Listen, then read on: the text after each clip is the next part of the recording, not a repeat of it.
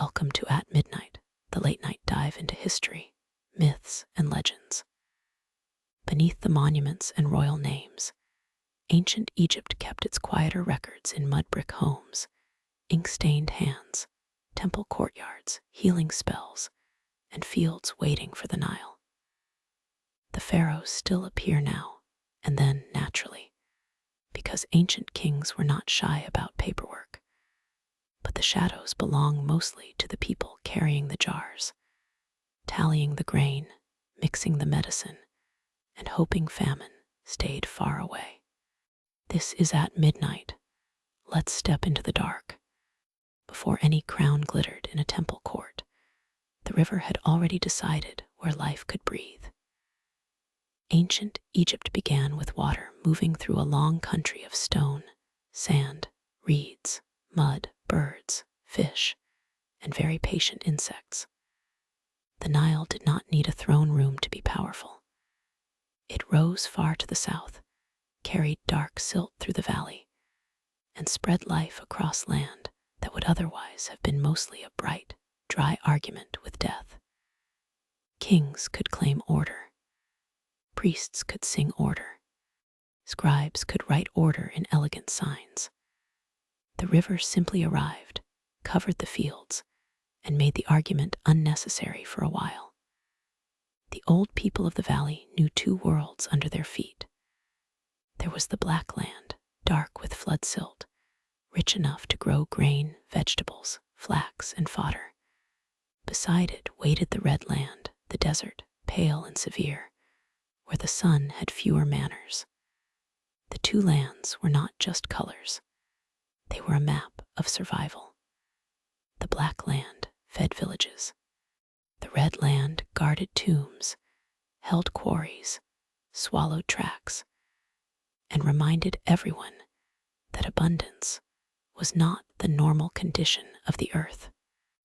Egypt was blessed, yes, but only in the way a household is blessed by a good roof and a cooking pot that has not cracked today. Villages gathered close to fields, canals, and raised ground, because sensible people do not build homes where the flood plans to sit down for weeks. Houses were made of mud brick, shaped from Nile clay and straw, dried by the sun, and stacked into walls that were practical, cool, and not especially interested in eternity. Stone was for temples, tombs, and royal statements.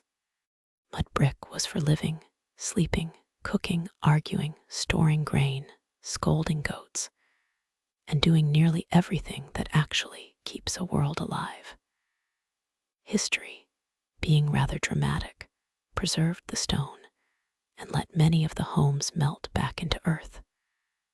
This was rude, but not surprising. Each year the river rose in its season. The inundation was not a surprise in the way a storm is a surprise. It was expected, watched, measured, praised, feared, and discussed in the practical tone, used for matters that can either feed children or ruin a village. Too little water meant cracked fields, thin stalks, hunger, hard bargains, and prayers with a nervous edge. Too much water could drown walls, damage canals, spoil stores, and make even the calmest farmer stare at the horizon like it had personally insulted him. A perfect flood was a gift.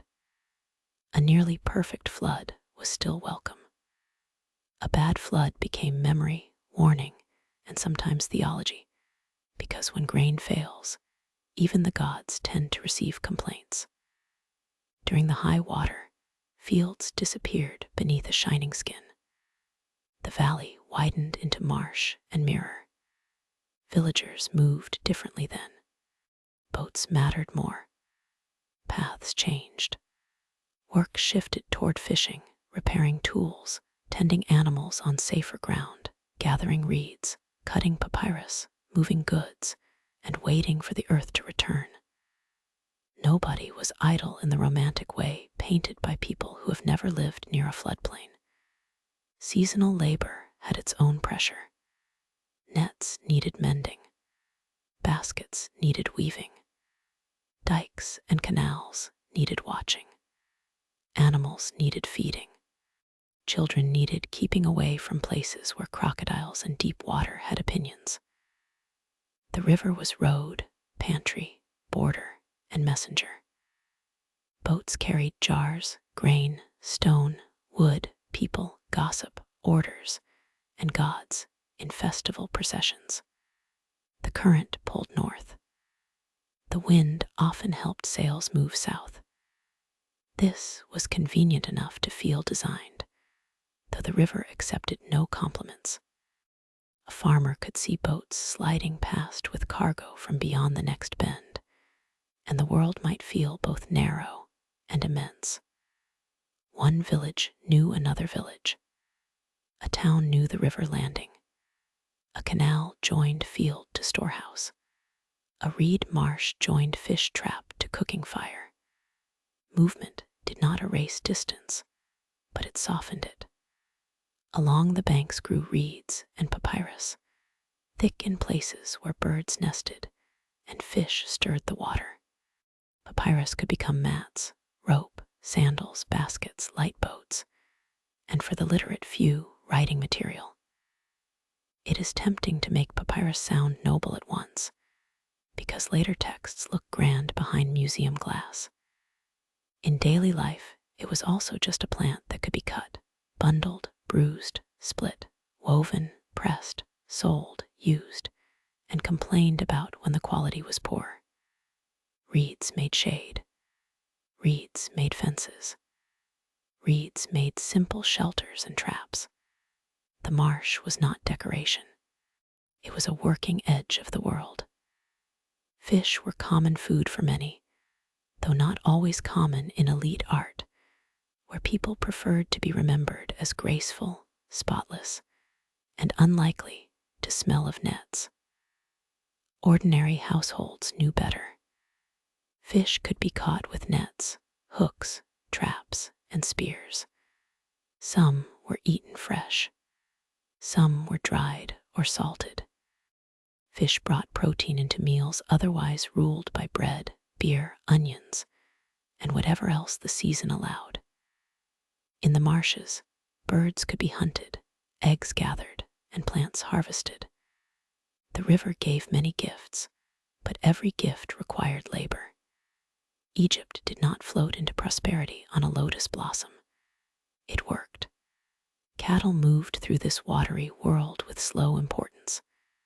They were wealth, muscle, milk, sacrifice, pride, and risk. Herds needed pasture and care. Oxen could help with plowing when the fields were ready.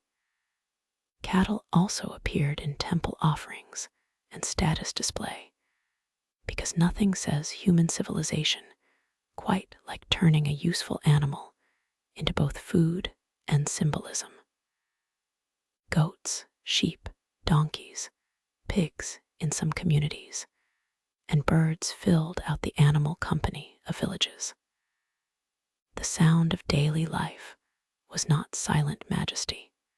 It was lowing, braying, splashing, grinding, coughing, barking, and someone calling for a child who had wandered too near the water again. The gods of such places were not distant decorations. Local powers lived in water, fertility, fields, dangerous animals, and the strange generosity of mud. A village might honor a god known across Egypt, but the god was also met in a local form, attached to a bend, a shrine, a spring, a hill, a memory.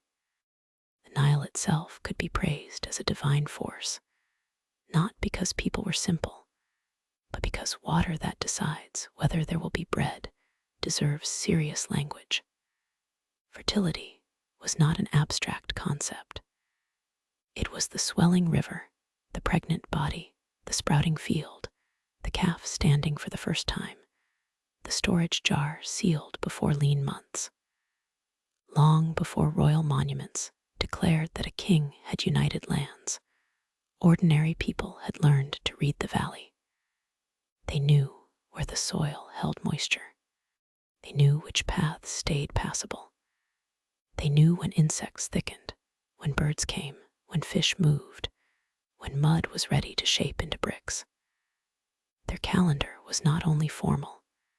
It lived in hands and backs, in the ache after clearing a canal, in the smell of wet silt, in the weight of seed grain guarded from hungry mouths. A village did not need an inscription to know time. Time came as water, work, heat, and harvest. The annual flood also made cooperation unavoidable. Canals silted up, dikes broke, boundaries blurred. A field edge could vanish beneath water and return as a matter for memory, measuring cords, and argument.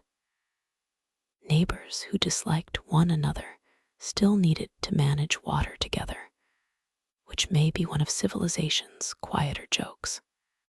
Irrigation demanded shared labor, and shared labor demanded rules, habits, pressure, and gossip. Gossip, naturally, is older than bureaucracy and often more efficient. Before a scribe arrived with ink, the village already knew who had not shown up to help. The floodplain trained people to think in layers. There was the immediate layer of mud on the feet and water against the bank. There was the household layer of jars, animals, seed grain, children, and repairs. There was the village layer of shared embankments, paths, shrines, and fields divided by memory as much as marks. Beyond that stood the larger layer of officials, temples, royal demands, and distant storehouses. A person did not need to describe these layers in formal language to live inside them. The body understood. The body knew when the river rose, when the soil softened, when the insects thickened, and when an official smile meant a request was coming. The sound of the river country changed with the season. During high water, oars dipped and poles struck mud beneath the surface. Frogs and birds filled the marshy edges. Reeds scratched in the wind. People called across water where paths had been. When the flood shrank back, the sounds shifted toward hooves, digging, shouted instructions, sickles being checked, and storage jars being moved from one shadowed place to another. There was no single eternal Egyptian silence. There were many working silences, broken by ordinary noises that rarely made it into royal inscriptions, probably because royal inscriptions had an inflated sense of dignity. Children learned the geography of survival by walking it. They learned where a bank crumbled, where reeds hid birds, where cattle should not wander, where older people said the water had reached in a famous year. Such memory was local and precise. It did not need a map drawn on papyrus. It lived in warnings, jokes, chores, and the sudden sharp command to come away from the edge. Later, a grown child might repeat the same warning in the same place, sounding exactly like the elder once mocked. Thus, civilization also survives through inherited irritation. Seasonal labor tied households to larger authorities. At times, men might be called for public works, canal maintenance, transport, or service connected to royal and temple demands. In a land where the flood interrupted fieldwork, rulers could draw on labor during certain seasons. This did not mean life was neatly scheduled like a polite administrative chart. Illness, animals, family needs, weather, and ordinary human reluctance all interfered. Still, the rhythm of water allowed the state to reach into villages. The crown did not create the river's pattern. It learned to lean on it, then took credit, because crowns are like that. The villages themselves were not isolated dots of charm. They were part of a living system of fields, canals, herds, storehouses, shrines, paths, and river landings. A household might grow grain, tend animals, make cloth, brew beer, shape bricks, repair tools, and join seasonal tasks. No one part stood alone. The river fed the field fed the house sent labor to canal and harvest. The harvest filled jars and granaries. The granaries drew scribes. The scribes drew taxes. Taxes drew complaints. Complaints drew more scribes, which seems unfair but historically consistent. Mud brick villages rose and wore down near the green line of cultivation. Walls needed repair. Roofs needed care. Flood damp, insects, heat, and use slowly unmade what hands had made. The same earth that built the house waited patiently to reclaim it. Yet inside these fragile walls, people lived lives as serious as any carved in granite. They married, buried infants, trained children, stored grain, feared hunger, honored gods, fed animals, quarreled with neighbors, and watched the sky for signs. The great temples may seem more permanent, but they depended on these smaller, fading places. Stone grandeur has always had a habit of standing on mud brick. At the edge of the fields, the desert watched. It was not empty in the full sense. Hunters, herders, miners, quarry workers, travelers, soldiers, and the dead all entered it. But for farming villages, it remained the harsh contrast to the river's mercy. Beyond the cultivated strip lay dryness, glare, cliffs, and tracks where water had to be planned. The nearness of desert made the river feel even more miraculous and perhaps more fragile. A person could stand with feet in green growth and see, not far away, the color of hunger. When the flood began to withdraw, the valley changed again. Mud glistened. Pools shrank. Birds picked through the shallows. Fish were trapped where water lingered. Fields emerged, dark and soft, ready for seed and hooves. The smell would have been heavy, fertile, not the clean perfume of a painted lotus, but the rich odor of wet earth, animals, rot, and promise. This was the true beginning of the agricultural year, the moment when hope became practical. Hands tested soil. Feet sank. Tools came out. People judged the level marks and the spread of silt, already calculating how much grain might rise. Families watched the water draw back from the land with a quiet attention older than kingship. Too high, too low, too fast, too slow, every sign mattered. A child might see only mud and birds. An elder saw bread, debt, tax, seed, cattle, weddings, burials, repairs, and the long mood of the coming year. The river had spoken without words. Now the village had to answer with labor. When the water left its dark gift on the fields, that same river entered the house in jars, bricks, dust, and the quiet worry stored with grain. The ordinary Egyptian home was not a palace reduced in size. It was its own practical creature, shaped by heat, work, privacy, family, pests, smoke, storage, and the endless need to keep daily life from falling apart before breakfast.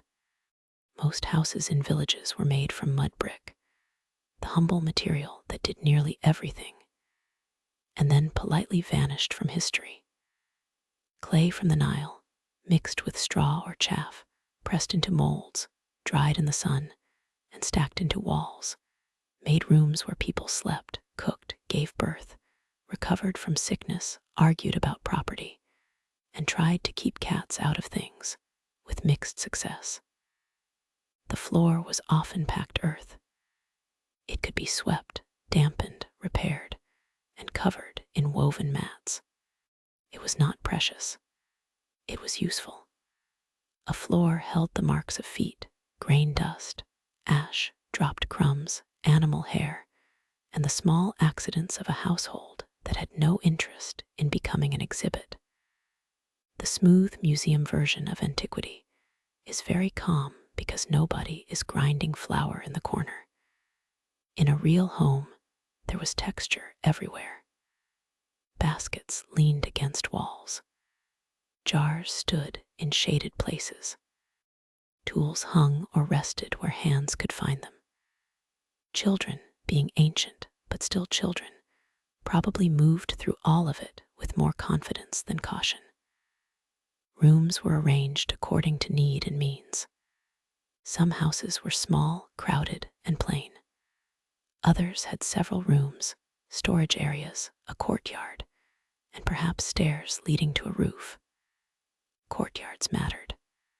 They brought light and air into the household, gave space for cooking, craft work, washing, mending, and quiet industry. A courtyard could be a place where grain was sorted, fish cleaned, vegetables prepared, linen handled, and stories exchanged in low voices. It was also a place where neighbors might hear more than anyone intended, which made privacy a delicate art rather than a guaranteed condition. Roofs were living spaces too. In hot weather, sleeping on the roof could be cooler than sleeping inside thick walls that had gathered the day's warmth. Mats, bedding, and tired bodies went upward when the night allowed it.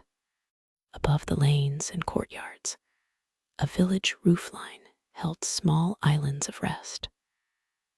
The stars were not romantic decorations. They were part of the ceiling when the air inside grew heavy. There might be conversation, the soft movement of children, the rustle of cloth, the distant sound of animals, and the ordinary miracle of a family lying down after work did not quite end, because work rarely has the decency to end completely. Heat shaped the house. Thick mud brick walls helped keep interiors cooler during the day. Small windows limited glare and dust. Openings could be placed high, screened, or shaded. Light entered carefully, not in grand floods. Egypt had enough sun outside. No one needed to invite all of it indoors like an honored guest with poor boundaries. Shade was a form of wealth, and even modest houses managed it through walls, mats, awnings, and timing. Tasks shifted with the hours. Some work belonged to early morning, some to evening, and some to shaded corners where patience survived. Water came home in jars.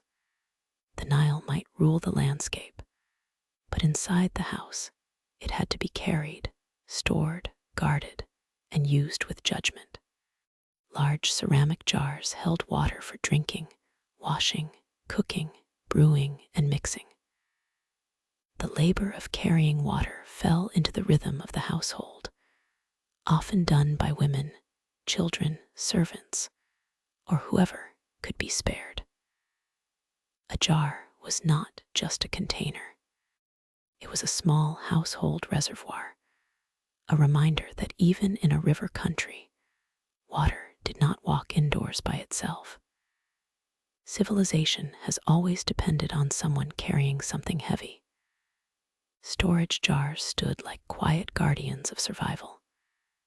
Grain, oil, beer, dried fish, dates, pulses, salt, and other supplies needed protection from damp, heat, insects, mice, and human temptation. Jars could be sealed, marked, stacked, tucked into storerooms, or watched with the wary tenderness given to food that must last. A full jar calmed the household. An empty jar spoke too loudly. The state might count grain in granaries, but a family counted its own life in smaller vessels. Clay, again, did the plain work that kept people alive. Bread ovens were central to the smell and schedule of the home. Some were simple hearths, others shaped structures of clay. Bread was not an occasional luxury. It was daily substance, the steady companion of beer, onions, fish, and whatever else could be gathered, grown, earned, or bartered. The heat of baking joined the heat of the day, which seems unkind, but uncooked grain is not dinner. Flour had to be ground, dough mixed, molds heated, loaves watched. The household was a small factory of survival, disguised as domestic life, because everyone was too busy to invent a better term. Smoke, ash, and soot belonged to this world. Cooking fires did not behave like polite modern appliances. They smoked, needed fuel, and marked walls. Dung, reeds, straw, brushwood, and other fuels might be used depending on place and availability. Fuel had to be gathered or managed. Nothing about a meal was simple once traced backward through labor. A warm loaf carried the work of field, harvest, thrashing, grinding, mixing, firing, carrying, storing, and perhaps arguing over who took the best piece. The household converted the river's silt into edible comfort, one smoky morning at a time. Woven mats softened the earth and defined space. Mats were bedding, seating, work surfaces, screens, and portable order. Baskets held food, tools, cloth, and the many small things that multiply whenever human beings settle anywhere. Linen cloth, simple or fine, moved through washing, mending, folding, wearing, and storing. A house was filled with fibers, flax thread, basket reeds, ropes, nets, cords, slings, and ties. These soft technologies are easy to overlook because they decay. The ancient world was not made only of stone and bronze.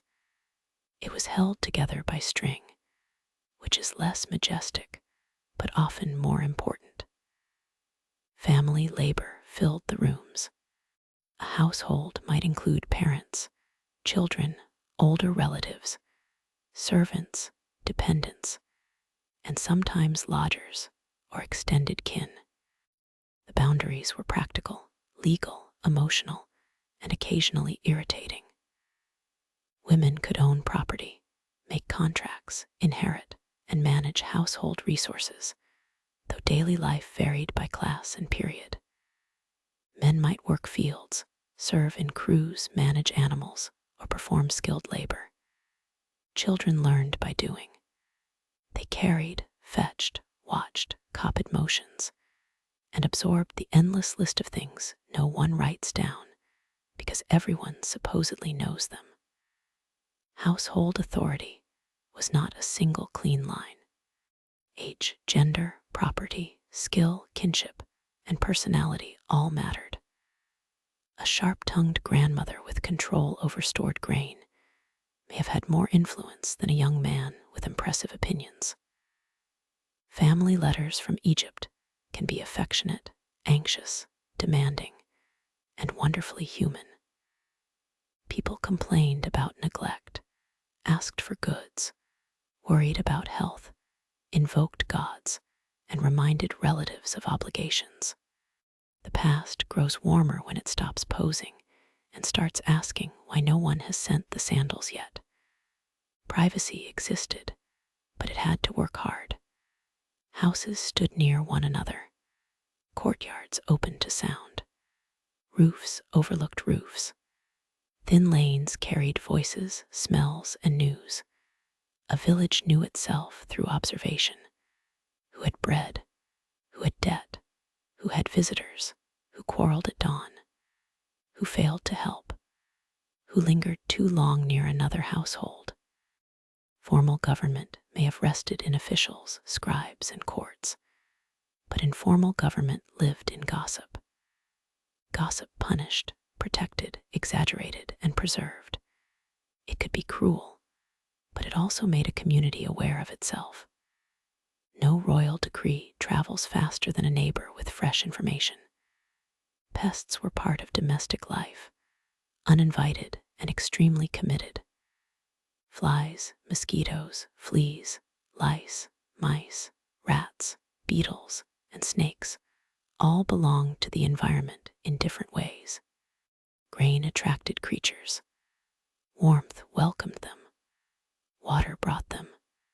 Mats and bedding could harbor them. Cats helped, though with the usual feline condition that help be offered on feline terms. Dogs guarded, scavenged, barked, and complicated the night.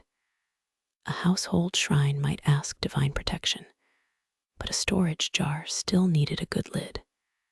Faith and practical maintenance were not enemies.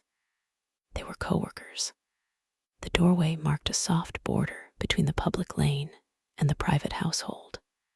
It did not make the house invisible, but it did give the family a threshold to manage. Goods passed through it. Brides and relatives crossed it. Officials might stand there with business. Neighbors might pause there with news dressed up as concern. The door could be shut, but sound and reputation moved more freely than wood. A household protected itself with walls, manners, kinship, and the careful art of not saying everything where the lane could hear.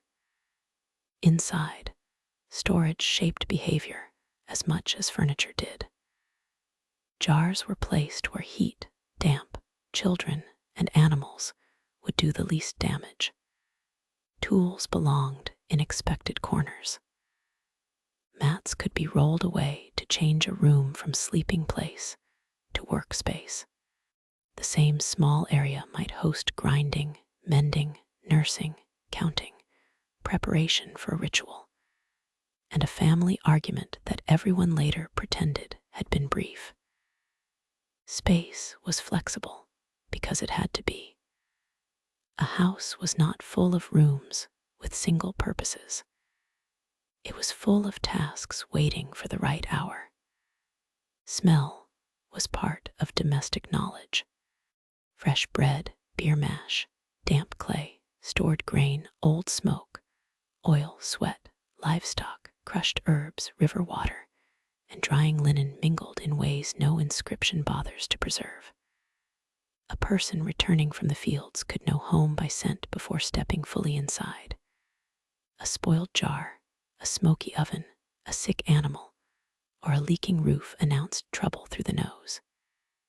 Ancient households were read by all the senses, not admired from a clean distance. The past, when allowed to be honest, was rarely odorless. Light also had a household rhythm. Morning entered slowly, catching dust and smoke before the heat hardened the lanes. By midday, shade became strategy. By evening, lamps and embers gave small circles of safety. The house did not defeat darkness. It negotiated with it patiently. Household shrines brought the sacred into small rooms. A family might honor ancestors, local gods, protective figures, fertility powers, or deities connected with childbirth and health.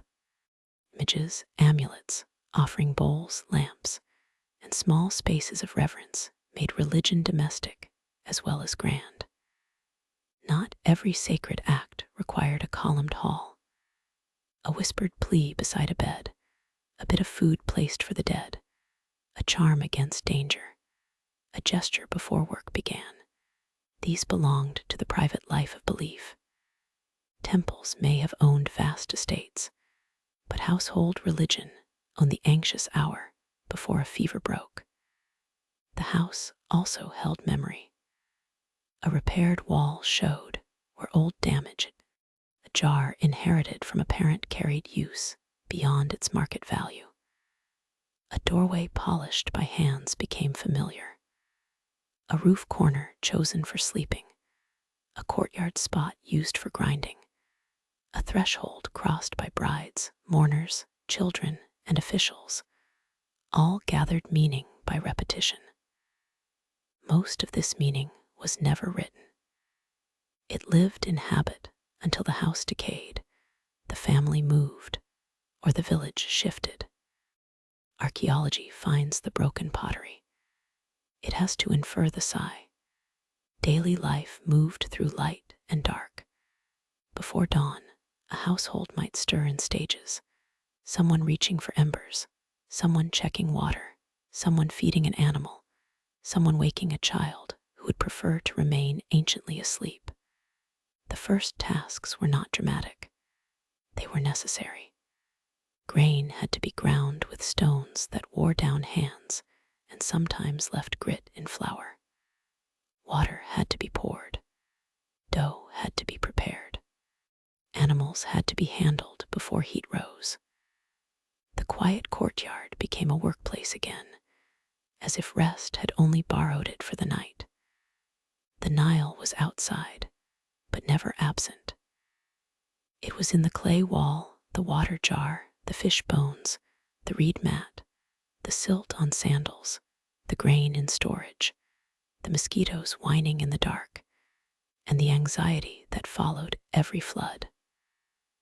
A home was the river made intimate. Its grand movement became bread crumbs, damp jars, cool walls, and the sound of a family beginning again. At dawn, the bread oven took the first heat, and the day opened in smoke, flour, and ordinary endurance. From the bread oven at dawn came the smell of the river changed into grain, heat, and the first comfort of the day. Food in ancient Egypt was never only food. It was labor made edible, field made domestic, tax made measurable, offering made sacred, and hunger held back for another morning. The ordinary meal began long before anyone sat down with bread and beer. It began with the flood, the silt, the seed, the plow, the harvest, the storage jar, the grinding stone, the hand that ached, the oven that smoked, and the household schedule that had little patience for romance. A loaf was simple only after everyone forgot how much work stood behind it. Bread was the steady center. Emmer wheat was one of the main grains, tough, ancient, and useful. Barley also mattered, especially for beer. Grain had to be threshed, winnowed, stored, measured, issued, stolen occasionally, because humans remain humans, and ground into flour. Grinding was slow work, often done with stone querns. The motion wore down bodies. It could also leave fine grit in the flour, which helped wear down teeth. Egyptian skulls have quietly reported this detail for a very long time. No official hymn to bread tends to mention dental abrasion. The dead, however, keep excellent records. Dough could be shaped and baked in several ways, depending on period, region, household means, and available equipment. Some loaves were made in molds, some were flat or conical, some were coarse, some finer.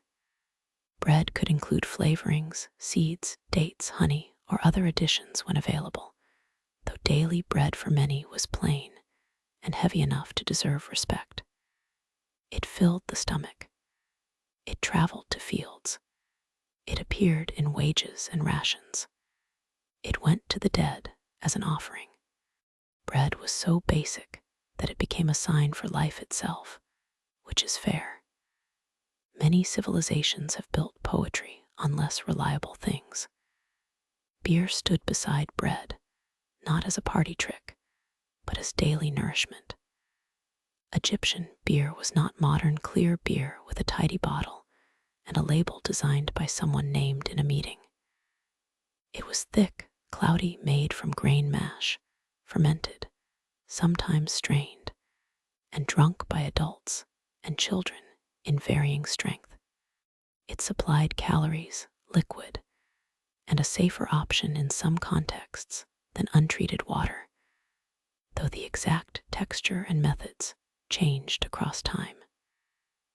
Beer was brewed in households and larger institutions. It could be paid as ration, offered to gods, shared at meals, and consumed during festivals with enthusiasm that temple walls sometimes treat as sacred rather than embarrassing. The relationship between bread and beer was close because both came from grain. A household that controlled grain controlled the base of daily survival. Grain could become loaves, mash, wages, taxes, offerings, and debt. It could sit in jars as reassurance or disappear too quickly in a bad season. A ration of bread and beer was not a luxurious gift from authority. It was a way to keep workers moving, which is what states often mean by generosity when examined closely. Still, to receive enough was better than the alternative, and the alternative did not write many cheerful letters. Onions and garlic gave sharpness to ordinary meals. They were practical, flavorful, and widely used. Their smell belonged to work, kitchens, fields, and bodies. Lentils, beans, chickpeas, in some periods peas, and other pulses added substance. Cucumbers, lettuce, leeks, radishes, and herbs could appear according to region and season. Dates and figs brought sweetness. Grapes were grown, and wine existed, especially among the better supplied. But beer remained the common drink. Honey was prized as sweetener, medicine, and offering, though not every household could pour it freely. Honey has always had the air of a small golden miracle and the price of one. Fish were a major source of food for many communities near water. The Nile and marshes offered tilapia, catfish, perch, mullet, and other fish, caught by net, hook, trap, or spear. Fish could be roasted, stewed, dried, or salted. Some kinds were avoided in certain religious contexts or by certain groups, because food rules have always enjoyed making ordinary life more interesting. For most people, practical availability mattered. A dried fish and a loaf could carry a worker through a long day better than a painted banquet scene ever could. Meat existed, but its presence depended on wealth, occasion, and access. Cattle, sheep, goats, pigs in some areas and times, ducks, geese, and other birds could be eaten. Beef was valuable and often associated with offerings, feasts, or elite provision. Goat and sheep meat may have been more accessible in some settings. Birds could be hunted or raised. The ideal meal painted in tombs often looks abundant, almost suspiciously so, with piles of bread, jars of beer, cuts of meat, vegetables, fruits, and flowers. Tomb art was less a grocery receipt than a wish for eternal catering. One cannot blame them. Eternity sounds long without snacks. Preservation mattered because seasons mattered. Drying, salting, smoking, fermenting, and sealing food in jars helped stretch abundance across time. Dates dried well. Fish could be salted. Grain could be stored if protected from moisture and pests. Oil, fat, and beer had their own limits and methods. A household lived between fresh food and stored food, between the meal of today and the fear of later. The ancient kitchen was not only a place of taste, it was a place of calculation. How much grain could be ground today? How much beer could be brewed? How much could be spared for a guest, a ritual, a worker, a child with a bigger appetite than expected? Salt was humble and important. It preserved fish, flavored food, and entered wider systems of exchange. Natron, the mineral salt mixture famous for mummification, belonged to a different but related world of drying, cleaning, and ritual use. Ordinary salt did not need funerary drama to be useful. It sat near the cooking fire, joined fish, sharpened stews, and made survival taste slightly less like obligation. The small things of a kitchen rarely receive monuments, which is why monuments must be watched carefully. They tend to exaggerate their own importance. Cooking could be as simple as roasting, boiling, stewing, baking, drying, or heating food over a fire. Stews allowed grains, pulses, greens, and bits of meat or fish to stretch together. A pot could feed several mouths from modest ingredients. Clay vessels absorbed smoke, heat, and repeated use. Bread molds carried char and memory. Fuel shaped what was possible. A household with limited fuel could not behave like a palace kitchen. Time also mattered. A worker leaving early needed portable food. A family meal after the day's tasks could be more settled, though not necessarily peaceful. Small children and hungry adults have never been reliable agents of serenity. Meals were often eaten with hands. Simple bowls, baskets, mats, jars, and low surfaces served daily needs. Formal banquets had servants, music, flowers, oils, perfumes, fine linen, and an atmosphere preserved in art as elegant leisure. Ordinary meals were quieter and more repetitive. Bread was broken. Beer was poured. Onions were bitten. Fish was picked apart. Lentils filled bowls. Conversation moved around whether work, relatives, animals, rations, debts, gods, and the neighbor who had somehow acquired better dates. A civilization is partly built from such small comparisons. Ration systems tied food to labor. Workers on state, temple, or large estate projects could receive grain, bread, beer, oil, fish, vegetables, or other goods as payment. Records from work communities show deliveries, shortages, complaints, and adjustments. The famous tomb builders of later sections will make this wonderfully clear, because they left records that make ancient administration sound both grand and deeply familiar. When rations were late, people noticed. When people noticed enough, work could stop. A hungry worker is not impressed by cosmic order written on a wall. Food moved through hands before it moved through mouths. Women are often shown or implied in grinding, brewing, baking, and household preparation, though men also worked in large bakeries, breweries, estate kitchens, and institutional settings. Children fetched fuel, carried small vessels, learned the feel of dough, and hovered near sweetness with the ancient discipline of children, which is to say not much. Servants and dependents might do heavy kitchen labor in wealthier houses. In poorer homes, the family absorbed the work itself. The meal was communal long before it was eaten. Institutional food production could be enormous. Temples, palaces, estates, and work sites needed organized baking and brewing to feed many people.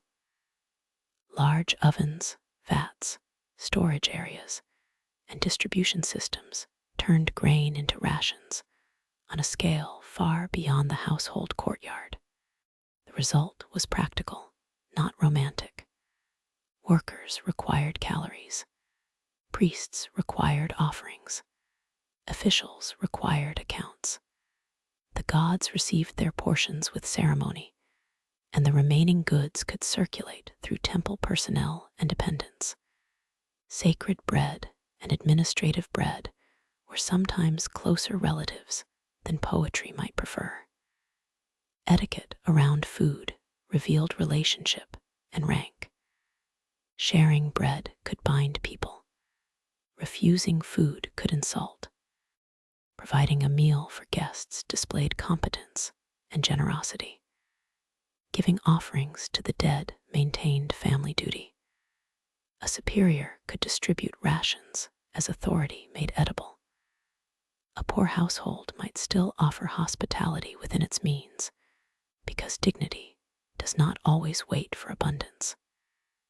Even a small portion given at the right time could carry meaning larger than the bowl. Food measured social life as quietly as grain measured taxes. Children learned taste as part of belonging. They learned which jar held dates, which adult guarded honey, which fish bones demanded care, and which bread was too stale for enthusiasm, but still too valuable to waste. Food trained memory through repetition. The same flavors returned with seasons, festivals, illness, mourning, and daily field work. A familiar household recipe did not need to be written to be strict. Offerings to gods and the dead mirrored real meals. Bread, beer, meat, fowl, vegetables, fruit, incense, water, and flowers could be placed before divine statues or tomb chapels. The offering list became formal, repeated, almost liturgical, but it rested on ordinary appetite. The dead needed food because the living understood need.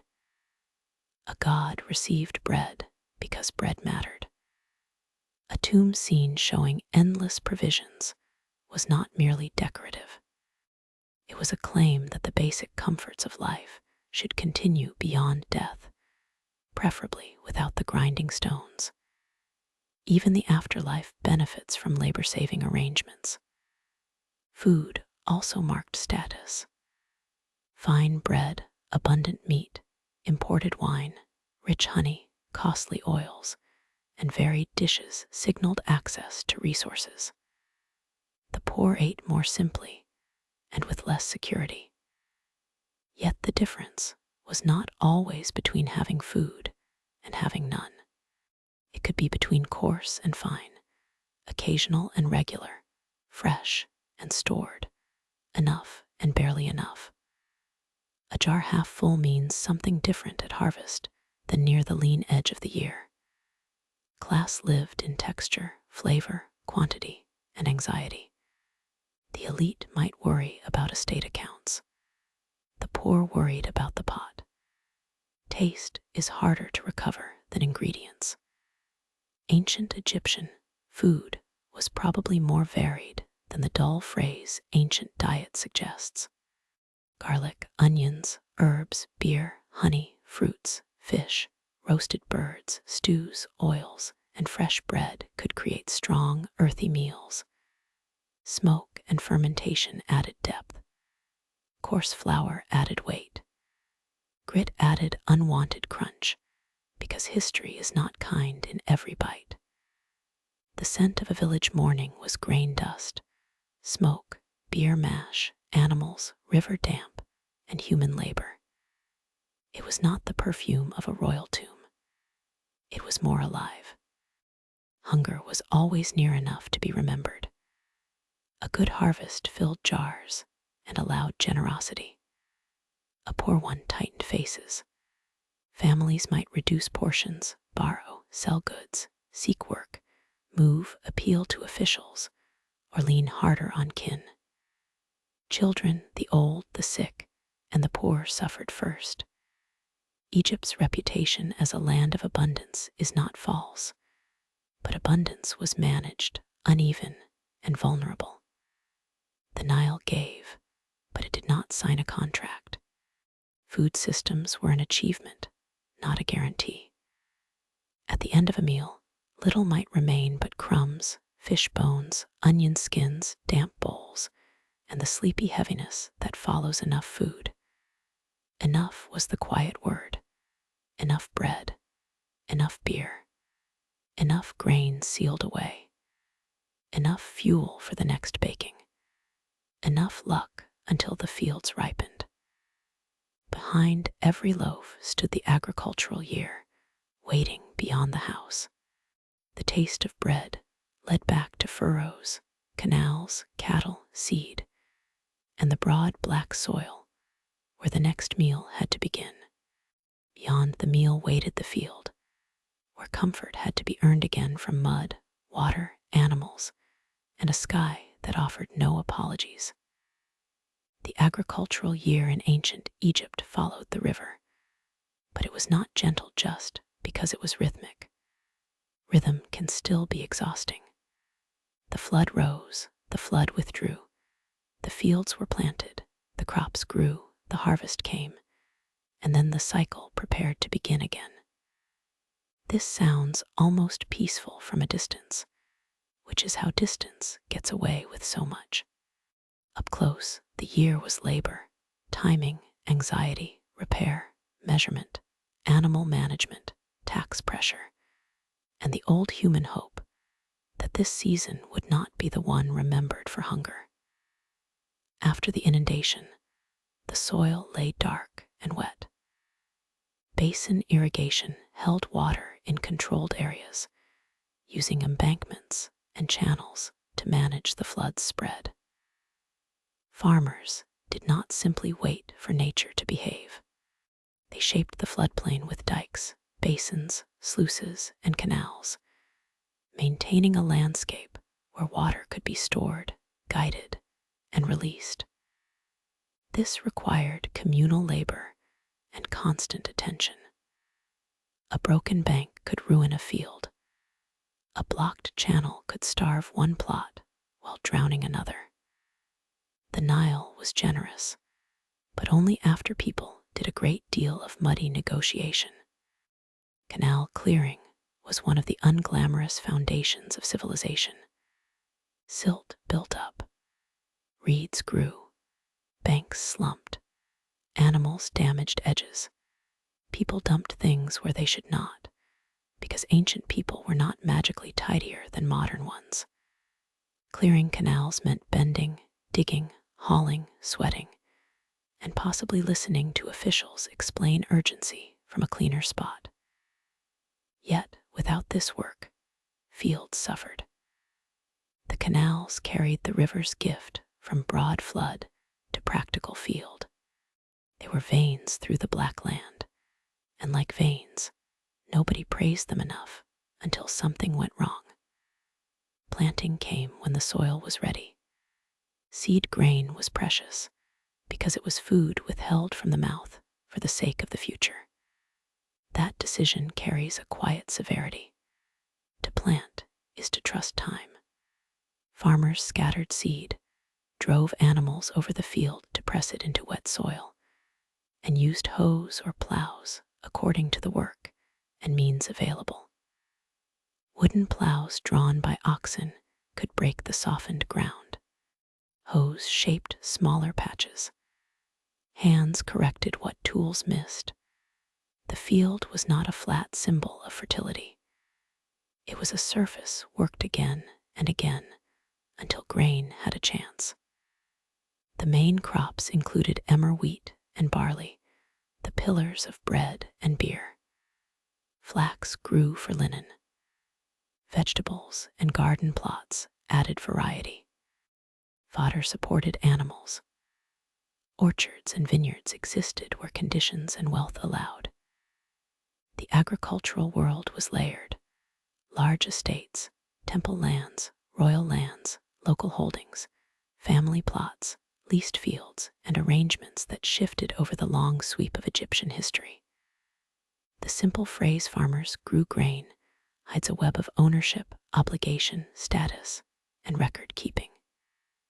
Grain was food, but also rent, tax, ration, wage, offering, and political muscle in a sack.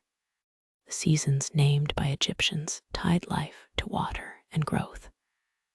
The flood season, the growing season, and the harvest season structured work and expectation. Later calendars placed order over these cycles, but the earth still kept its own mood. If mud dried too quickly, seedlings suffered. If pests came, worry spread. If animals broke into fields, tempers followed. If officials arrived with demands before a household felt secure, resentment could ripen faster than barley. Farming is often described as peaceful because fields are quiet in paintings. Actual fields contain flies, sore backs, damaged tools, and opinions. Livestock belonged within the farming system. Cattle could pull plows, provide milk, mark wealth, and become offerings or meat. Donkeys carried loads. Goats and sheep supplied milk, meat, hides, and wool in broader Near Eastern contexts, though linen remained central in Egypt. Pigs were kept in some communities and viewed differently across time and class. Birds were raised or hunted. Animals ate, strayed, sickened, bred, died, and required care. They were assets with legs, which is useful until the legs go somewhere inconvenient. As crops grew, fields needed guarding and tending. Birds could descend with shameless appetite. Insects could damage plants. Weeds competed. Irrigation had to be adjusted where water remained available. In later periods, the shaduf, a simple counterweighted lifting device, helped raise water from canals into fields or gardens. It did not belong equally to every era of Egyptian agriculture, but it became one of the recognizable tools of the landscape. Simple does not mean effortless. Raising water again and again is a fine way to discover every muscle in the body and resent several of them. Harvest brought urgency. Grain had to be cut at the right time with sickles, often fitted with flint blades in earlier periods, and later metal blades were available. Men and women could both participate in harvest tasks, though roles varied. Workers bent through the fields, cutting stalks, bundling sheaves, carrying loads, and moving quickly while the crop was ready.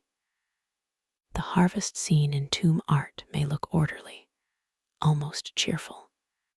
It leaves out the itch of chaff, the heat, the dust, the fear of delay, and the person who is always somehow standing in the wrong place. Thrashing separated grain from stalks. Animals might trample sheaves on a thrashing floor, or workers might beat and process the crop by hand. Winnowing used wind to carry away lighter chaff, while heavier grain fell back. This required timing and skill. Too little wind made the task slow. Too much scattered precious grain.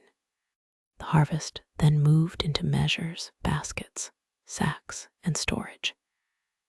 Each stage could lose some portion to pests, accident, theft, spillage, damp, or administrative enthusiasm.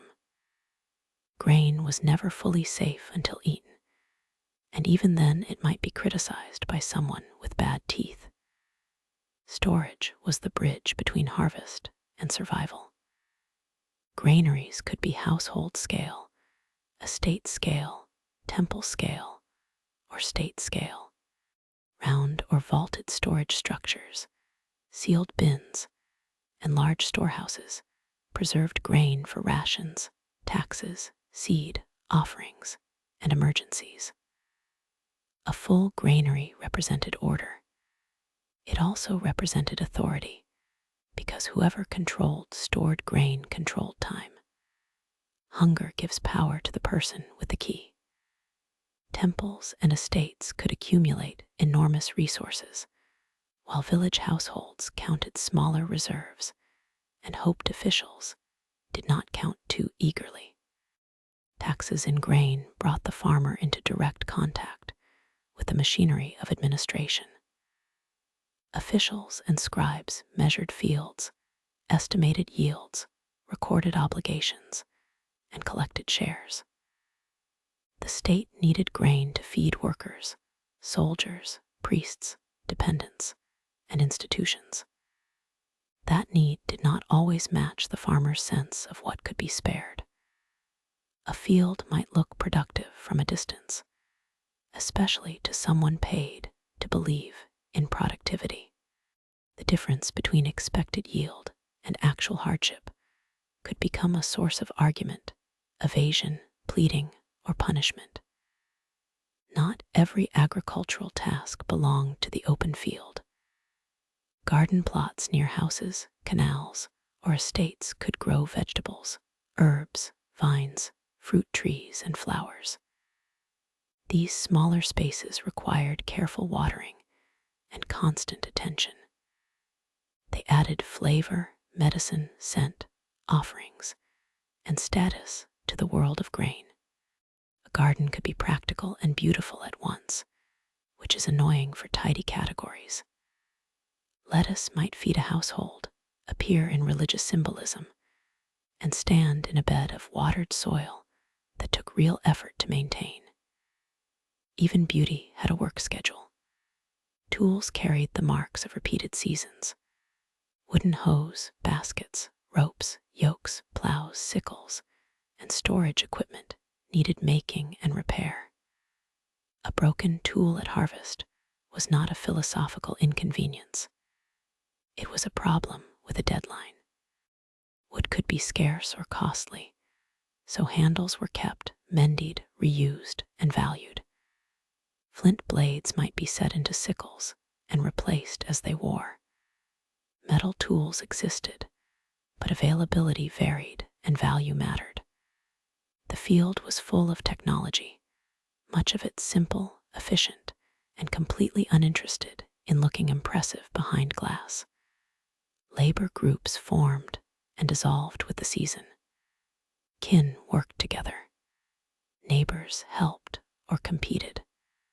Estate workers followed overseers. Hired hands and dependent laborers joined harvests. Songs may have paced work, though the body also kept its own rhythm. Meals were carried to fields. Water skins and jars mattered. Shade was scarce. The day could stretch under heat until the mind narrowed to the next bundle, the next row, the next drink, the next chance to stand upright. Agricultural abundance looked peaceful only after the workers left the picture. Weather beyond the flood still mattered. Hot winds could dry a field too sharply. Cool nights could slow growth. Dust could settle over leaves and skin. Farmers watched the sky with practical suspicion because the sky gave signs, but no explanations. When crops stood well, relief came cautiously. Boasting too early has never been safe around agriculture. Measuring cords entered the landscape with quiet authority. Surveyors and scribes marked boundaries, especially after floodwaters blurred them. The rope stretched across fields did more than define land. It translated mud into numbers and numbers into claims. This was necessary in a floodplain, but it was also dangerous because measurement can appear neutral while serving power. A farmer might know every uneven patch by memory. An official might know the area by record. When those two forms of knowledge disagreed, ink usually arrived with backup. Scribes recorded grain, land, labor, tools, animals, and deliveries. They stood at the edge of agricultural life, not as farmers exactly, but as converters of reality into marks. The farmer raised barley. The scribe made barley administrative. The farmer saw a crop damaged by birds. The scribe saw a figure that still needed accounting. This is unfair to some scribes, who were human, observant, and probably tired. Still, the writing palette could feel like a small weapon when pointed toward a hungry household. The good harvest brought relief, but not freedom from worry. Abundance had to be processed quickly and guarded carefully. It invited tax collectors, relatives, borrowers, thieves, pests, and celebration, roughly in that order depending on family temperament. A household might brew more beer, bake more bread, arrange marriages, repair walls, pay debts, or dedicate offerings. Yet, even a good year contained the seed of the next uncertainty. Some grain must be saved, some must be surrendered, some must be eaten, some must be planted. The arithmetic of survival was never finished. Bad harvest anxiety was not abstract. A low Nile meant poor watering. A high destructive flood damaged settlements. Crop disease, pests, conflict, or labor demands could worsen a season. Families might sell livestock, reduce meals, borrow grain, seek temple aid, move toward towns, or depend on kin. Famine was not constant, but the fear of it lived close enough to shape behavior. Prayers for abundance were practical. Offerings for fertility were practical. Watching the river gauge was practical. In Egypt, religion and administration both had mud on their feet. Farmers also lived under the shadow of corvée labor, service owed to state projects, canal works, transport, or construction. The timing often made use of seasons when fields required less attention, but life rarely arranged itself neatly. A household losing labor at the wrong moment could suffer.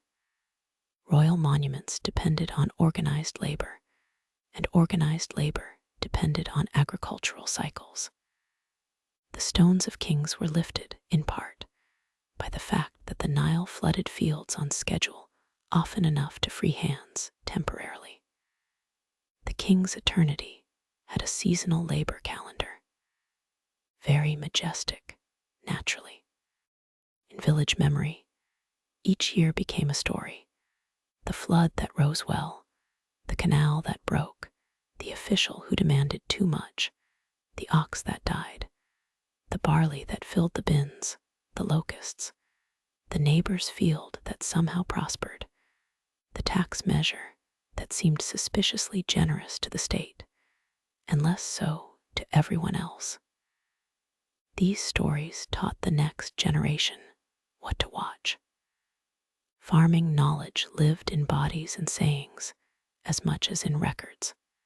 A child learned where soil stayed damp, which tool needed repair, when cattle grew restless, and how adults sounded when worried. As harvest entered storehouses, the field did not disappear. It became ledgers, seals, rations, legal claims, temple offerings, and household plans. Grain left the stalk and entered bureaucracy. This transformation may be one of Egypt's most enduring forms of magic, though nobody carved it quite that way. Mud became barley. Barley became bread and beer. Bread and beer became work. Work became monuments, temples, and more records.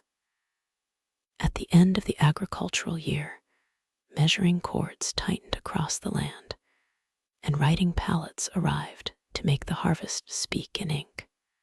Once the harvest spoke in ink, the field entered another world, one made of reed pens, black signs, red warnings, and ambition with sore fingers. The scribe stood at a narrow gate in Egyptian society. On one side lay the huge world of manual labor, fields, canals, workshops, quarries, boats, kitchens, storehouses, and construction sites.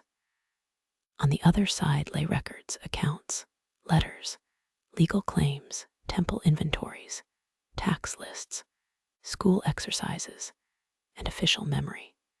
The gate was not wide. Literacy was limited, and writing took training, discipline, materials, time, and patronage. A scribe did not merely know signs. He belonged to a system that turned speech, grain, labor, and authority into marks that could travel farther than a shout. Egyptian writing had several forms. Monumental hieroglyphs were the most famous. the carved and painted signs that later visitors stared at with the confidence of people understanding absolutely nothing. For daily administration, scribes commonly used hieratic, a cursive script written with reed pens on papyrus, ostraca, wood, leather, or other surfaces.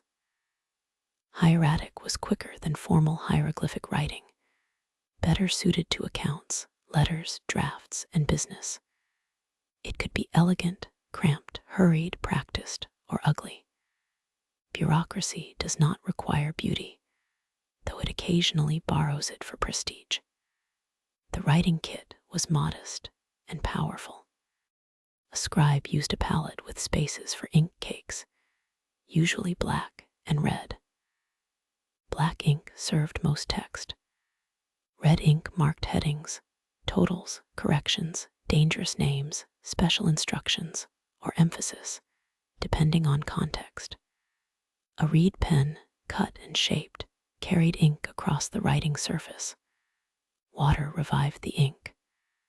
Papyrus sheets were valuable, so scraps, broken pottery, and limestone flakes became practice surfaces and temporary records. The humble ostrakhan, a potsherd or stone flake covered in writing or drawing, is one of history's better accidents. Broken trash became preserved thought. Very efficient, really. Training began with copying. Students learned signs, phrases, model letters, wisdom texts, accounts, and official formulas. They repeated lines until hand and memory obeyed. School was not imagined as a gentle meadow of curiosity. Discipline could be strict. Texts praised the scribal profession while warning students against laziness, distraction, and the misery of other trades. Some school compositions are wonderfully biased. They describe farmers bitten by insects, soldiers exhausted, washermen stinking, potters covered in clay, and metalworkers scorched by heat, while the scribe sits clean and respected. It is propaganda with ink stains, but propaganda can still reveal desire. The famous satire of trades does not mean every scribe lived in comfort, or every craft worker lived in misery. It means scribal culture knew how to advertise itself. The student was told that writing offered escape from backbreaking work, a path toward office, influence, and stability. This was partly true. A trained scribe could serve estates, temples, military units, courts, work crews, and royal administration.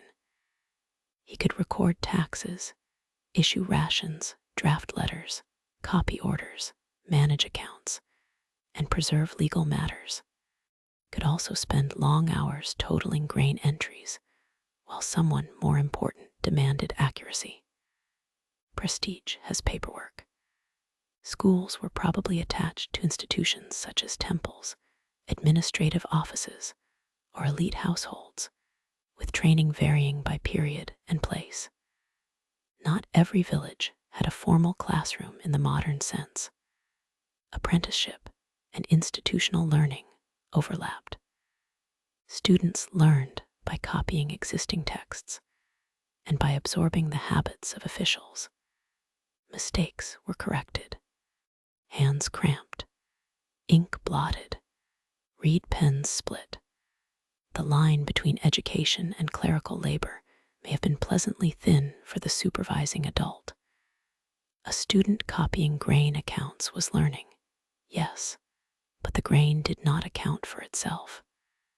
Writing carried authority because it outlasted the moment. A spoken promise could fade into disagreement. A written contract, witnessed and stored, had a harder surface. Legal documents recorded sales, loans, marriages, divorces, adoptions, inheritance arrangements, property transfers, complaints, and settlements. Letters carried requests, commands, affection, irritation, and threats across distance. Receipts marked deliveries. Lists organized workers. Calendars and rosters arranged time. Writing did not make people honest. That would have been too convenient. It gave dishonesty a surface on which to be challenged. Farmers met scribes through tax and measurement. A harvest became a number. A field became an area. A household became an obligation.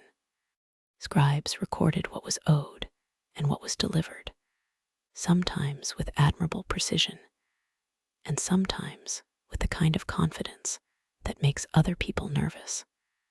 The farmer knew the weight of a sack. The scribe knew the entry on a list. Between those two forms of reality, many arguments could grow. Yet the system depended on both. Without farmers, scribes would have had nothing to count.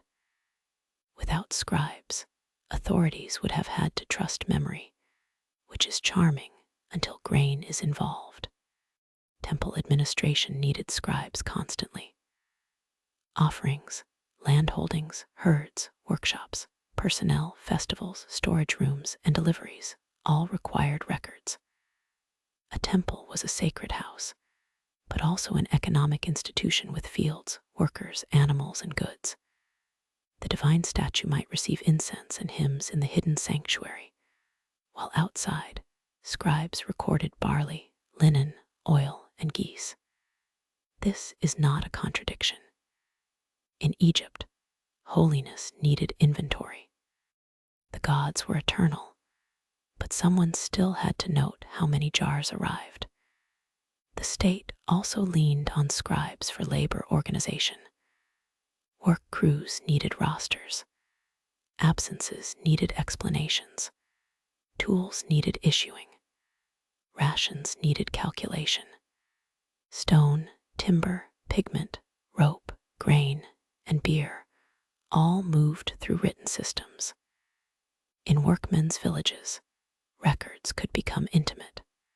They named individuals, tracked days missed for illness, family duties, festivals, brewing, and other reasons that make the past sound less like a carved monument and more like a workplace with attendance problems.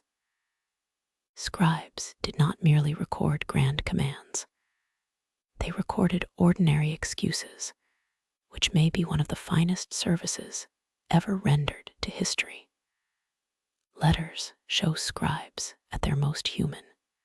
A letter could ask for supplies, complain about neglect, send greetings, demand repayment, express worry, or scold a relative with impressive skill. Some letters are formal and polished. Others feel immediate, even sharp. The written voice could cross the Nile, the desert road, the estate boundary, or the gap between family members. It carried tone imperfectly, as letters still do. The recipient might read it personally if literate, or hear it read aloud by another. Writing, in such cases, became speech delayed and made portable. The tools of writing were simple enough to fit in a small kit, but the social meaning was large. A scribe could sit while others stood. He could enter offices. He could know what was recorded before others did. He might manage access to goods, messages, or decisions. This did not make every scribe powerful. Many were minor officials, clerks, assistants, copyists, and overworked men close enough to authority to feel its heat, but not command the fire. Still, literacy created a distinction. Ink separated hands that counted grain from hands that carried it. The pressure was real. A mistake in an account could matter. A miscopied order could cause trouble. A damaged document could invite suspicion. A scribe had to know formulas, signs, measures, names, titles, dates, places, commodities, and expectations. He worked under superiors who might not be patient. he dealt with people who might not be cooperative. He navigated hierarchy, favor, competition, and the need to appear competent. The image of the serene scribe is calming, but serenity was not guaranteed. Even ancient paperwork could ruin an afternoon. Some scribes rose high, becoming overseers, stewards, priests, officials, or trusted agents of powerful households. Others remained modest clerks, essential but replaceable, known mainly by the trail of small records they left behind. The profession contained rank within rank. A fine hand, good family connection, reliable arithmetic, and the favor of a superior could matter. So could discretion, because anyone handling accounts and letters handled other people's weaknesses. The scribe who knew too much needed judgment. Ink could preserve a career or quietly bury one. The body of the scribe worked too, though scribal texts enjoyed pretending otherwise. Sitting for long periods, bending over a board, shaping signs with care, carrying pallets and rolls, traveling between fields and offices, and reading in weak light all took effort. The labor was different from plowing, not absent. Hands stained with ink could still ache. Eyes could tire. Backs could stiffen. The boast that scribal life spared the body was only partly true, which is the traditional amount of truth in professional advertising. Writing also demanded trust in materials. Papyrus could tear. Ink could fade or smear. A careless splash of water could turn careful thought into regret. Seals could break. Mice, insects, damp, fire, and human incompetence threatened archives. Storing documents was its own labor.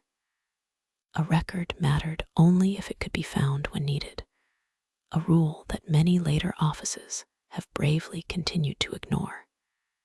Egyptian administration created order, then had to store the order somewhere, preferably away from goats. Silence suited the work, but offices were not silent. Pens scratched, sandals shifted, jars moved, names were called, and someone always needed a missing total. Red ink sharpened the page. It drew attention to divisions, headings, totals, and special terms. The contrast of black and red helped organize a document, much as a careful voice organizes a story. A column of entries could become legible order.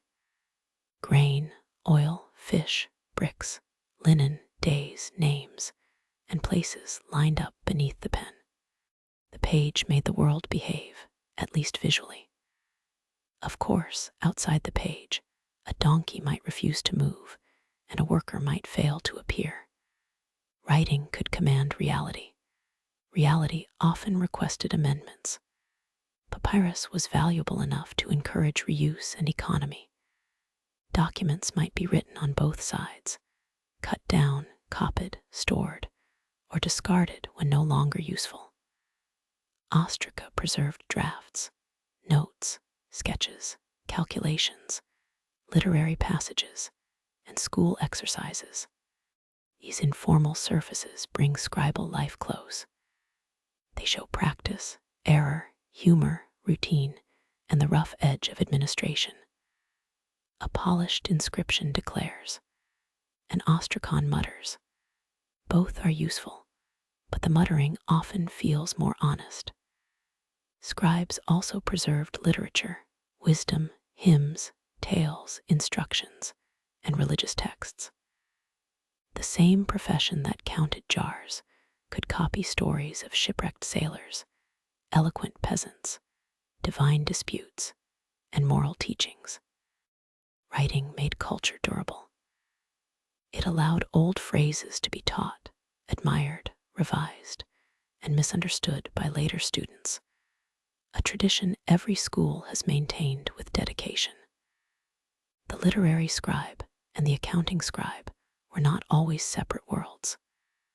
A trained hand could move between account and composition, between the measured delivery of barley and a tale about marvels. Egypt allowed both wonder and inventory to share ink. Ambition sat behind many scribal exercises. Student copying praise of the scribe may have imagined clean clothing, steady rations, respect, and escape from field labor. The dream was not foolish. Writing could open doors. Yet it also opened a lifetime of serving institutions that wanted more records. The student fleeing the hoe might find himself trapped by totals, petitions, and supervisors. Every profession has its little betrayal. The scribe avoided mud on the legs and gained ink on the fingers, which at least was easier to display proudly.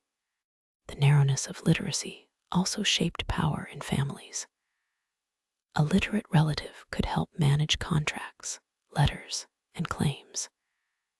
An illiterate person might still understand business, property, and law very well, but needed a writer to formalize matters. This created dependence, but not helplessness. Many people who could not write knew what documents meant, valued copies, summoned witnesses, and challenged unfair treatment. Writing was powerful, but it operated within a social world of memory, speech, oath, reputation, and community pressure. Ink mattered more when people agreed to fear it. At the edge of the fields, scribes made tax records. Near the storehouses, they checked deliveries. In workshops, they noted materials. In courts, they wrote disputes. In temples, they counted offerings. On training scraps, they copied lines about obedience while probably thinking private thoughts. Their world connected mud brick houses to royal projects, local quarrels to legal memory, and grain heaps to institutional appetite. The bureaucracy of Egypt was enormous, sleepy, persistent, and deeply fond of lists. It did not glitter like gold. It accumulated like dust. When a scribe closed his pallet and lifted a bundle of records, he carried more than papyrus. He carried fields translated into claims, labor translated into schedules, and lives translated into names. The path ahead led toward storehouses, workshops, crews, and places where skilled hands shaped the goods that filled the lists. Ink would follow the grain there too, because in Egypt, even the quietest tool eventually met a record. The records did not stay clean for long once they reached the places where hands were cutting, hauling, mixing, arguing, and trying to finish work before the heat became unreasonable. A scribe might arrive with a pallet, a bundle of notes, and the pleasant confidence of a person not personally lifting stone. Round him stood the people who made the official world visible: quarrymen, plasterers, carpenters, painters, draftsmen, rope makers, water carriers, and foremen, who had learned that a good crew could be harder to manage than a stubborn donkey, which was saying something in Egypt. Work in ancient Egypt was not one simple thing. There were fields, boats, households, temples, workshops, quarries, and construction sites, each with its own rhythm and its own small tyrannies. Some workers were seasonal laborers called in when the flood changed the agricultural calendar. Some were attached to estates or institutions. Some were skilled specialists with pride in the hand, the eye, and the exact line. The grand monuments that survived in stone can make labor look silent, but the records behind them are wonderfully noisy. They contain absences, excuses, ration lists, disputes, complaints, jokes, and names. History, for once, forgot to be dignified. most vivid window into skilled labor comes from the village now called Deir el Medina, set in the Theban hills on the west bank of the Nile. It was a village of tomb workers, not ordinary in every way, but ordinary enough in its frustrations to feel almost indecently familiar.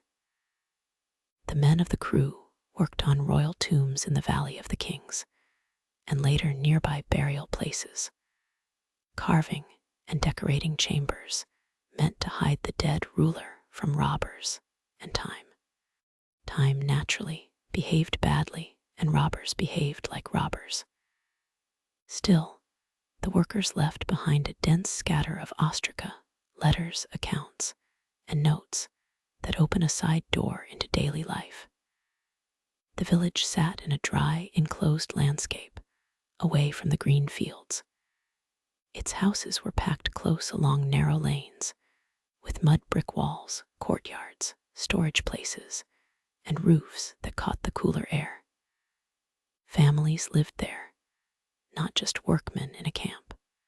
Women managed households, exchanged goods, wrote or dictated letters, pursued claims, and maintained the domestic threads that made a specialized community possible.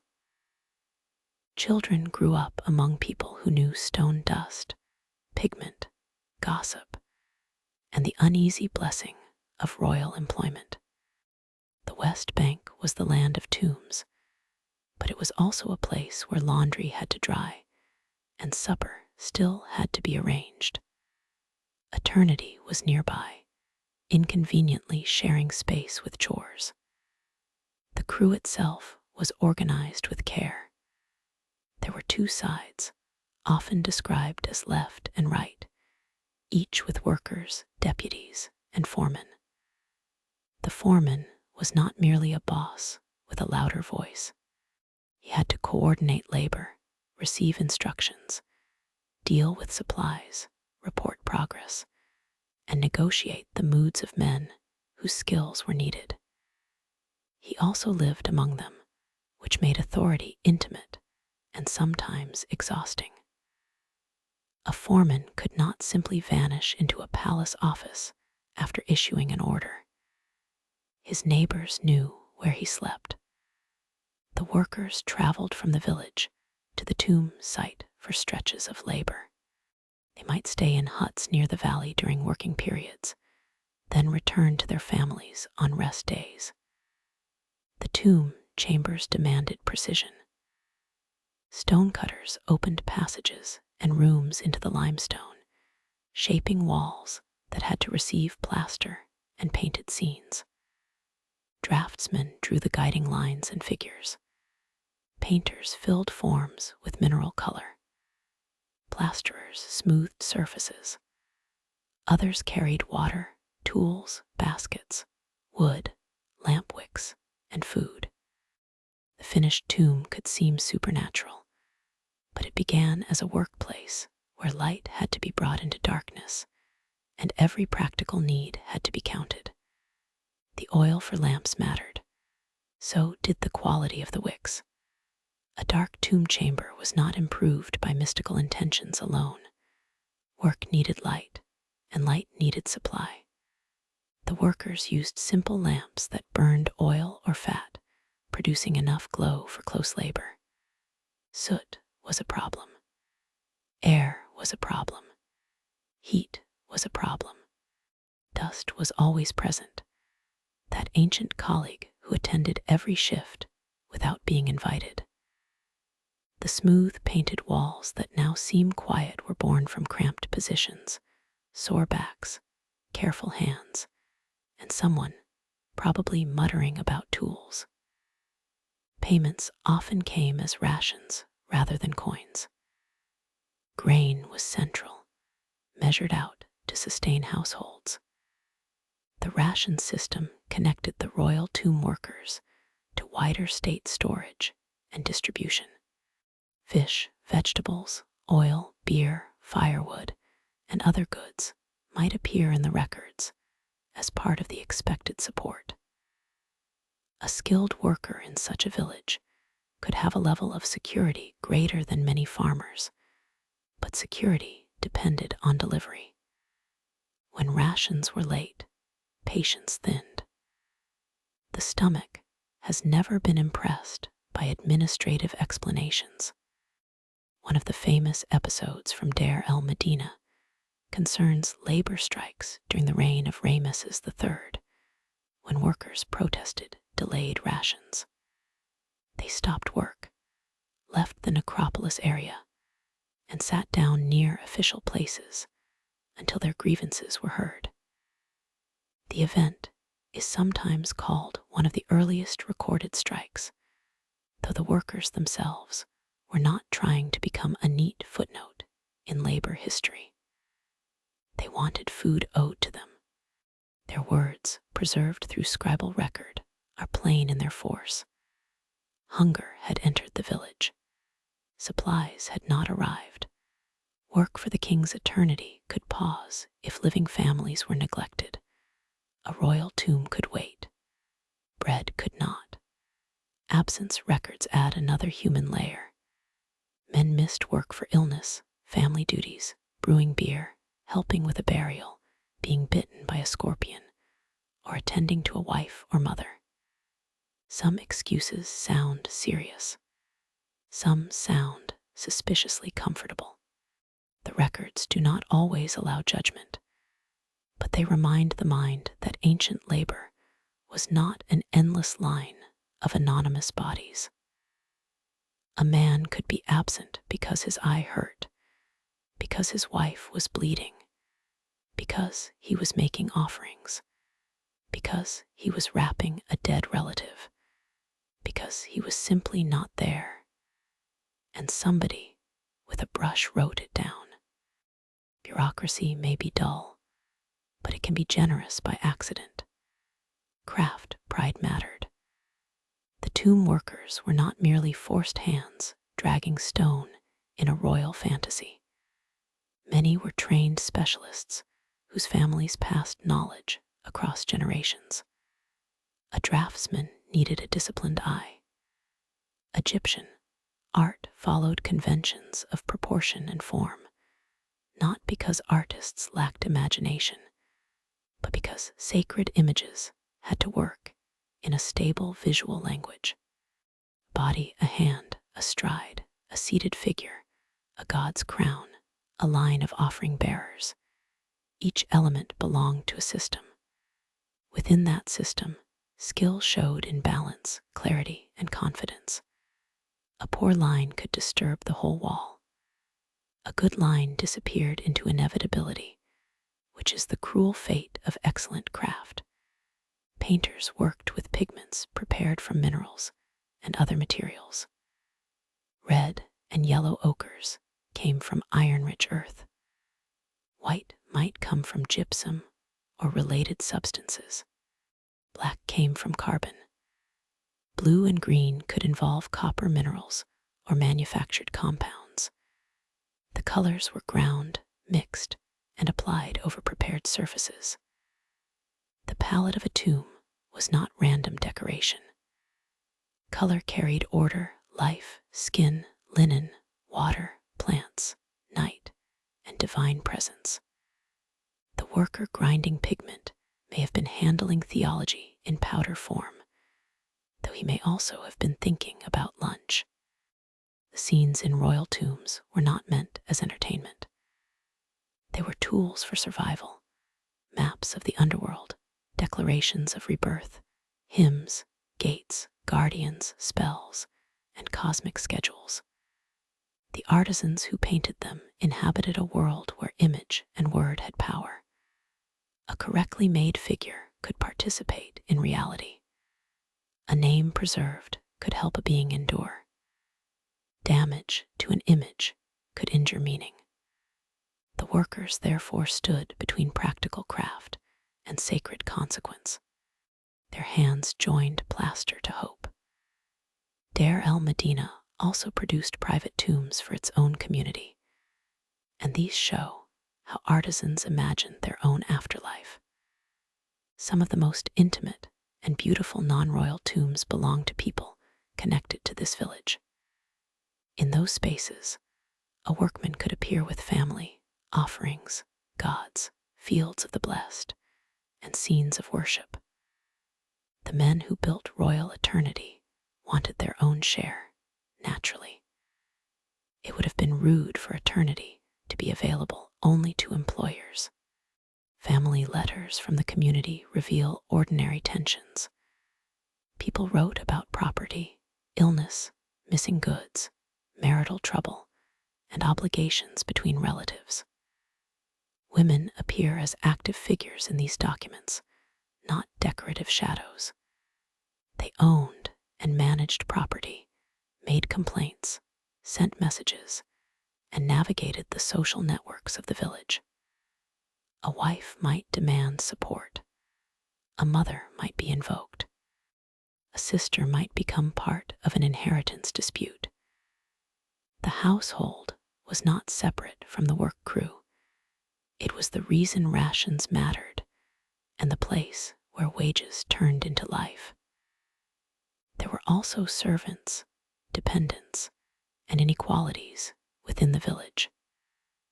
A skilled royal worker had status, but not everyone around him shared it. Some people carried water, ground grain, cleaned, cooked, and did the steady work that makes specialized labor possible while receiving less glory, which is a very old arrangement and not one of civilization's more charming inventions. The shining tomb wall rested partly on invisible labor performed in houses and lanes. Beyond Deir el-Medina, artisans worked in many settings. Temple estates needed carpenters, metalworkers, leather workers, potters, weavers, and painters. Palaces required furniture, chariots, jewelry, containers, and fine textiles. Villages needed repairs, tools, baskets, mats, jars, doors, sandals, and coffins. Some crafts were attached to large institutions, while others lived in household production and local exchange. The boundary between professional and domestic work could be soft. A woman weaving at home might be contributing to household use, payment, obligation, or local trade all at once. Large projects required organization on a scale that modern imagination often flattens into the phrase forced labor, then wanders away satisfied with itself. Egyptian labor systems were varied. There was corvée labor, where people owed work to the state. There were specialists supported by rations. There were captives and coerced workers. There were local teams assigned to tasks. There were skilled officials and foremen who had to make everything function. None of this should be made too gentle, and none of it should be made too simple. The ancient state could command bodies, but a wall still needed someone who knew how to make it straight. The tools were modest, but effective. Copper and bronze chisels, dolerite pounders, wooden mallets, ropes, levels, plumb bobs, measuring cords, baskets, sledges, and ramps made possible things that later ages preferred to explain with aliens, because apparently human patience and math were not dramatic enough. The work was slow, coordinated, and physically severe. A craftsman learned materials by resistance. Stone answered in chips and fractures. Wood split if mishandled. Plaster dried when it pleased. Pigment changed with surface and binder. Skill meant knowing not only what to do, but when the material was about to betray everybody. The village records preserve social life with similar texture. There were festivals, drinking, quarrels, accusations of theft, worries over tomb robbery, and appeals to officials. Men in a tomb builder's village knew exactly what grave goods could be worth. That knowledge could become dangerous when hardship sharpened temptation. Investigations into tomb robbery from the broader Theban necropolis show a world where sacred fear, poverty, corruption, and opportunity tangled together. Even the guardians of eternity sometimes had very earthly thoughts about silver. Yet it would be unfair to make cynicism the whole story. The artisan's work could be reverent, ambitious, and deeply learned. Many spent their lives near sacred texts and images. They understood the forms of gods, the roots of the sun in the underworld, the gestures of offering, and the protective arrangement of scenes. Their houses contained personal objects, sketches, practice pieces, and written scraps. The same hand might draw a divine figure on a tomb wall and a humorous animal sketch on limestone. A cat herding geese, a mouse in a chariot, a musician, a dancer, a quick trial of a line. These small survivals bring play back into a landscape of tombs. The workers were close to royal power, but not inside it. They served kings whose names filled stone, yet their own records sometimes feel more alive than the royal declarations. A king claimed cosmic order. A worker noted that someone was absent because of beer. Both statements belong to Egypt, but one is easier to trust at midnight. As the day's work ended, tools were gathered, lamps lowered, baskets emptied, and surfaces left to dry in the hidden chambers. Back in the village, families waited among mud brick walls and storage jars, under a sky that cooled after the sun's long argument with the desert. The royal tomb remained in darkness, holding lines not yet colored, figures not yet awakened, gates not yet named. In a workshop or courtyard, pigments were ground again: red, yellow, black, white, blue, and green. Each powder prepared for images that promised survival beyond breath. Those colors belonged not only to tomb walls, but to a much wider world of hands that shaped the practical things of daily life. Egypt was full of makers whose work rarely received the grand silence of a royal chamber. Potters, weavers, carpenters, metalworkers, leather workers, basket makers, bead makers, and jewelers filled the spaces between field and temple. Their objects were handled, worn out, broken, mended, traded, buried, and forgotten. Then archaeology came along and became very interested in the rubbish, which is one of archaeology's better habits. Pottery was everywhere. It held grain, beer, oil, water, ointment, offerings, leftovers, and sometimes the small administrative hopes of people who liked containers to behave. Clay came from Nile silt and desert marl, each with different qualities. Nile clay could be abundant and useful for common wares. Marl clays, fired well, could make harder, paler vessels. Potters shaped jars, bowls, plates, beer vessels, bread molds, storage containers, lamps, stands, and ceremonial forms. Some were plain and workmanlike. Others were burnished, painted, slipped, or carefully formed. A society can reveal itself through elite statues, yes, but also through how many jars it needed to keep beer from becoming a tragedy. Pottery production could happen at different scales. Some vessels were made locally for household and village use. Others came from specialized workshops, serving estates, temples, or broader exchange networks. The potter's wheel appeared in Egyptian history, but hand shaping and slow wheel techniques continued in many contexts. Forms changed over time, which is extremely useful for archaeologists, and probably not the main concern of the person who wanted a jar that did not leak. Broken pottery became ostraca, the writing scraps of the ancient world. A failed vessel could still become a receipt, a school exercise, a sketch, or a complaint. Clay had a long career, even after embarrassment. Weaving was just as central, though cloth survives less often than pottery. Linen was the great textile of Egypt, made from flax. Flax had to be harvested, retted, dried, beaten, combed, spun, and woven before it became the clean, pale fabric so strongly associated with Egyptian life. The process demanded patience and skill. Spindle whorls, loom weights in some periods and places, weaving tools, and tomb scenes help reconstruct the work. Women are often shown spinning and weaving, and household textile production likely formed a major part of domestic labor.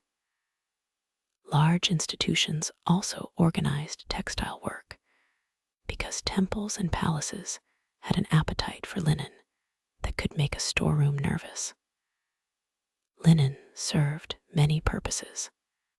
It clothed bodies, wrapped infants, covered beds, shaded spaces, bound wounds, packed goods, served as offerings, and eventually wrapped the dead. Fine linen could signal status. Coarser linen served ordinary needs.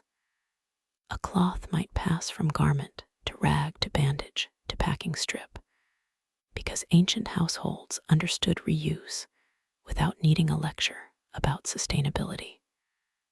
White linen also carried ideas of purity, especially in temples.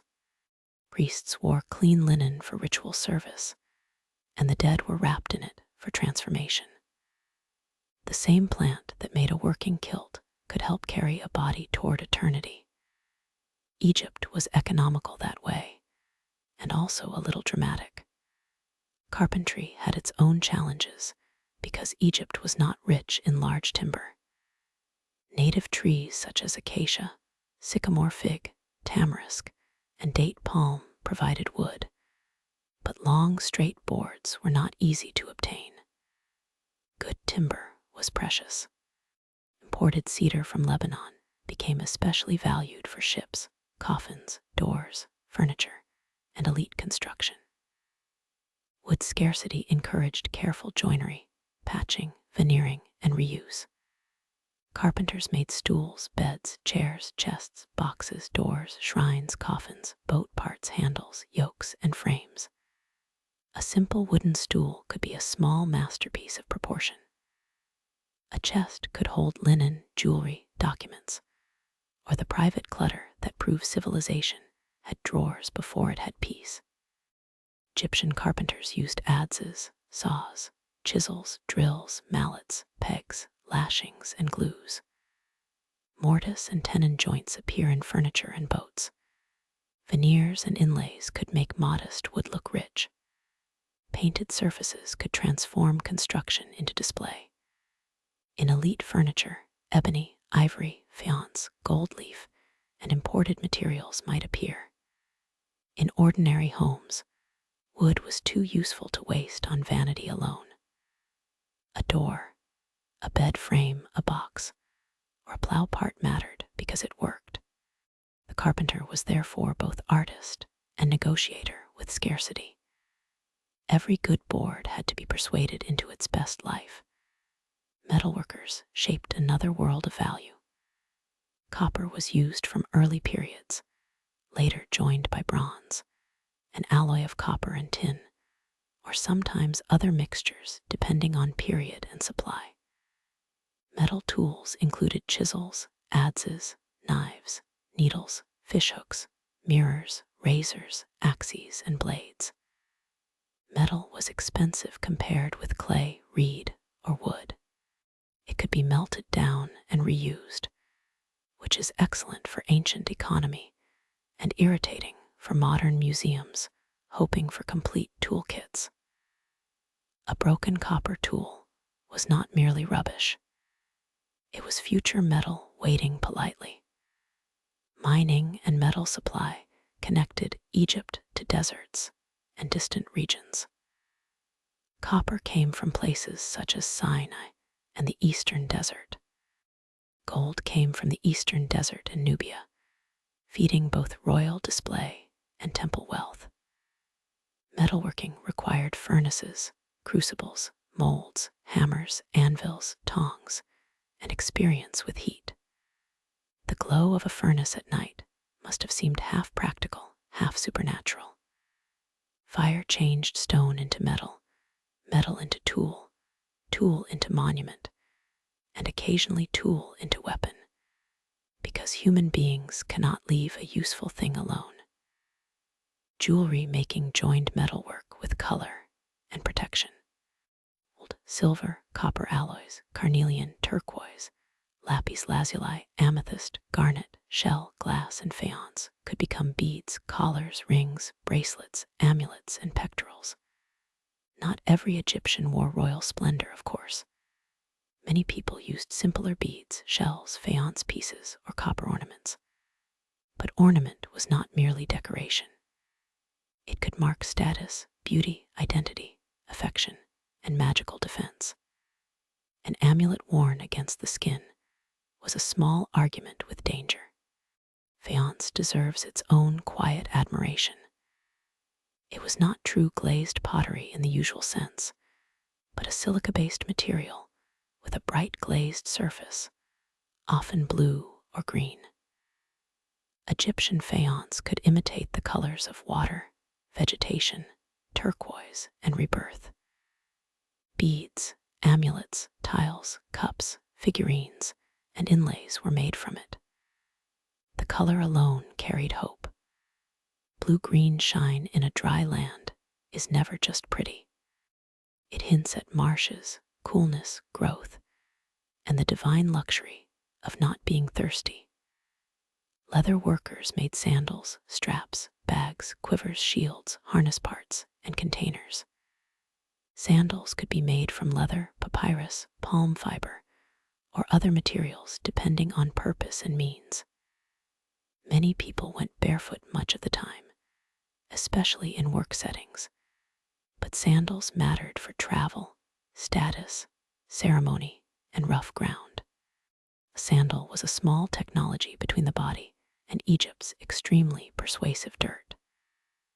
The price of such an item could enter records and disputes, because even humble objects lived inside systems of value. Basket makers used reeds, grasses, palm leaves, and fibers to produce containers, mats, sieves, trays, fish traps, sandals, and household goods. Basketry rarely receives the admiration given to gold, which is unfair. A basket carried grain, laundry, tools, food, bricks, and offerings. It shaped labor. It helped move the world in handfuls. The basket was light, flexible, repairable, and everywhere. Without baskets, the pyramids themselves would have had to become much more patient. Reed work also joined craft to landscape. The marshes gave papyrus, rushes, and fibers that could become mats, ropes, boat bundles, screens, sandals, and writing material. A reed cut near water might later lie beneath a sleeper, hold a loaf, shade a doorway, or carry a formal letter from one official to another. This is the sort of transformation Egypt performed constantly, turning river plants into furniture, paperwork, and mild bureaucratic menace. Basketry and matting also made poverty more survivable, because not every useful object required metal, imported timber, or a workshop attached to an estate. Apprentices learned by watching, carrying, preparing, repeating, and being corrected. Formal schooling existed for scribes, but craft training often lived in families and workshops. A young person might begin with simple tasks, then move toward finer work as the hand learned. The body became an archive. Pressure, angle, timing, the sound of a tool the feel of wet clay, the right twist of fiber, the smell of overheated glue. Such knowledge does not fit neatly into a royal inscription. It survives in objects that work. Mistakes were part of that education. A pot collapsed because the clay was too wet. A thread broke because the twist was wrong. A bead cracked in firing. A board split along a hidden weakness. The apprentice learned that materials had moods, though no sensible artisan would phrase it too romantically while sweeping up failure. Workshops could be stern places. Waste cost time and goods. Yet trial pieces, practice sketches, discarded molds, and uneven objects show learning in progress. Skill was not born fully formed from the forehead of a god, however convenient that would have been for production schedules. Households produced many goods for themselves. Women spun thread, made cloth, prepared food, repaired garments, shaped simple items, and managed stores. Men repaired tools, made fittings, worked fields, joined construction labor, or practiced trades. These divisions were real, but not absolute in every situation. Poverty, need, season, and opportunity rearranged tasks. A household that waited for perfect specialization would soon discover that hunger was not impressed by job titles. Workshops could cluster around institutions. Temples needed ritual equipment, offering vessels, furniture, textiles, incense containers, metal fittings, and images. Palaces demanded luxury goods. Funerary industries required coffins, masks, amulets, linen, resin, pottery, offering tables, and tomb decoration. The dead were excellent customers in the Egyptian economy, being unable to haggle but requiring many things. Their families, unfortunately, had to pay. Markets and exchange connected these makers.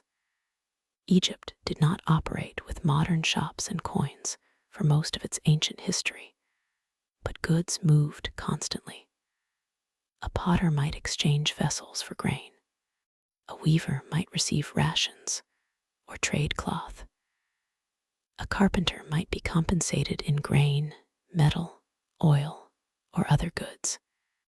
State and temple systems gathered and redistributed materials. Local exchange depended on trust, memory, witnesses, and sometimes scribes. A fair price could be argued by weight, quality, custom, and desperation. The crafts also reveal social differences. Elite objects used rare materials and refined labor. Ordinary objects used local resources and practical forms.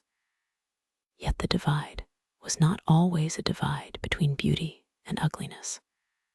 A simple pot can have elegant shoulders. A common basket can show perfect rhythm. A workman's stool can be more graceful than a throne trying too hard. Ancient Egyptian design often found dignity in usefulness. The hand that made a tool comfortable was practicing a quiet art. Children in craft households absorbed this world early. They saw clay drying, thread twisting, wood shavings curling, metal cooling, beads sorted, and baskets begun from damp fibers. They heard arguments over payment and praise for a clean finish. They learned which materials were valuable and which scraps could be reused. The workshop was a place of labor, instruction, danger, and gossip. Sharp tools, hot furnaces, heavy jars, and fragile goods filled it with risks. Still, it offered identity. A person could be known by a craft, by a line of skill, by the reliability of a hand. Artisans were practical problem solvers. Broken handle, a cracked jar, a warped board, a dull blade, a torn garment, a missing sandal strap, a shipment delayed, a material shortage, a customer with impossible expectations. All these belonged to the daily education of the maker. The ancient world was not primitive in the sense of simple. It was complicated in material ways. It demanded repair more often than replacement. It made people attentive to texture, weather, scarcity, and timing. That attention created quiet standards. A jar had to balance properly. A lid had to fit well enough to keep out pests. A woven edge had to hold. A knife needed a useful shape, not merely a shiny one. A coffin board had to meet another board without leaving an embarrassing gap for eternity to notice. Even humble goods carried judgments about competence. A maker's reputation could travel with objects from hand to hand, praised in one courtyard and doubted in another. No inscription was required for quality to become known. As goods left the workshops, they carried traces of the hands that made them. A jar moved toward a kitchen or storeroom. A length of linen entered a chest, a temple, a market, or a burial. A copper chisel returned to stone. A bead joined a necklace at a child's throat. A sandal set out along a dusty lane, already beginning its argument with wear. The makers did not always sign their work. Most names are gone. But the objects moved from workshops into markets and storehouses, where value had to be measured, remembered, and sometimes disputed with impressive seriousness over something as humble as a sandal. A sandal once made did not float freely through the world on charm alone. It entered the thick web of exchange, obligation, storage, trust, debt, and complaint that kept Egyptian communities supplied. Ancient Egypt did not have a modern cash economy for most of its long history. There were no neat little coins passing from hand to hand in the village market during the great ages of pharaohs. Value still existed, of course. It always does. People simply found other ways to measure it, move it, argue over it, and pretend the argument was entirely reasonable. Grain stood at the center of ordinary value. It fed households, paid workers, filled state granaries, supported temples, and gave administrators something to count when they felt lonely. Wages and rations could be issued in grain. Taxes could be assessed in grain. Storehouses could receive, hold, and redistribute grain.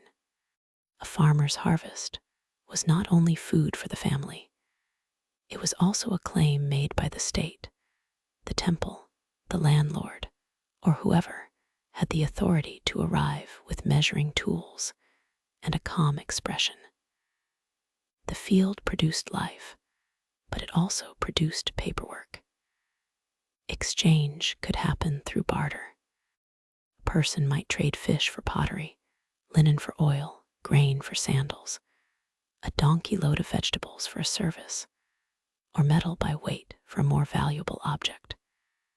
But barter was not always a crude swap made without standards. Egyptians used units of value and systems of equivalence.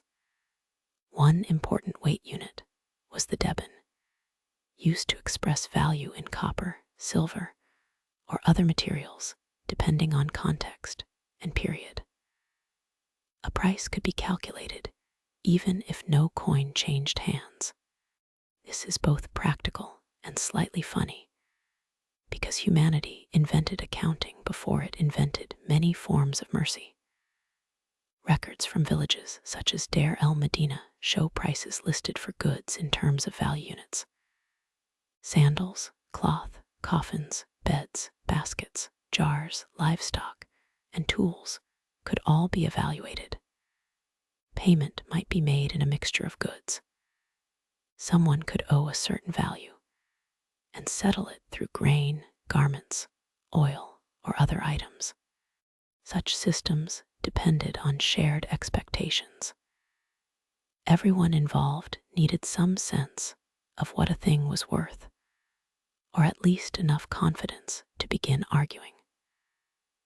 Markets were therefore not only places of exchange, they were theaters of memory. The word market can be misleading if it suggests rows of permanent shops with cheerful signs and fixed prices. Egyptian exchange often took place in open spaces, near river landings, outside institutional areas, around festivals, near work sites, or through household networks. People brought goods, negotiated, carried news, inspected quality, and measured trust. A woman might exchange surplus cloth. A fisherman might offer a catch. A gardener might bring onions, lettuce, cucumbers, or fruit. A potter might bring stacks of vessels that looked sturdy until the moment one cracked, because pottery enjoys comic timing. There was no need for every exchange to feel like a formal public event. Much trade happened through neighbors, relatives, workmates, servants, and people known through repeated dealings. A household might borrow oil, repay in grain, lend a tool, receive fish, promise cloth after weaving, or settle an old favor with a new basket. This kind of economy leaves fewer grand monuments because favors rarely carve themselves into stone. Yet it kept daily life flexible.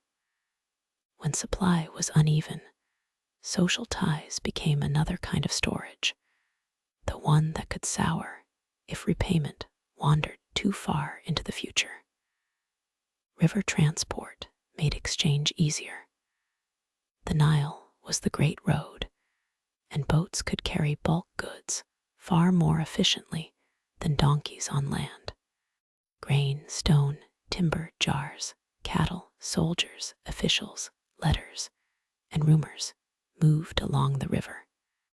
The current helped northbound travel. Sails helped southbound travel when winds cooperated.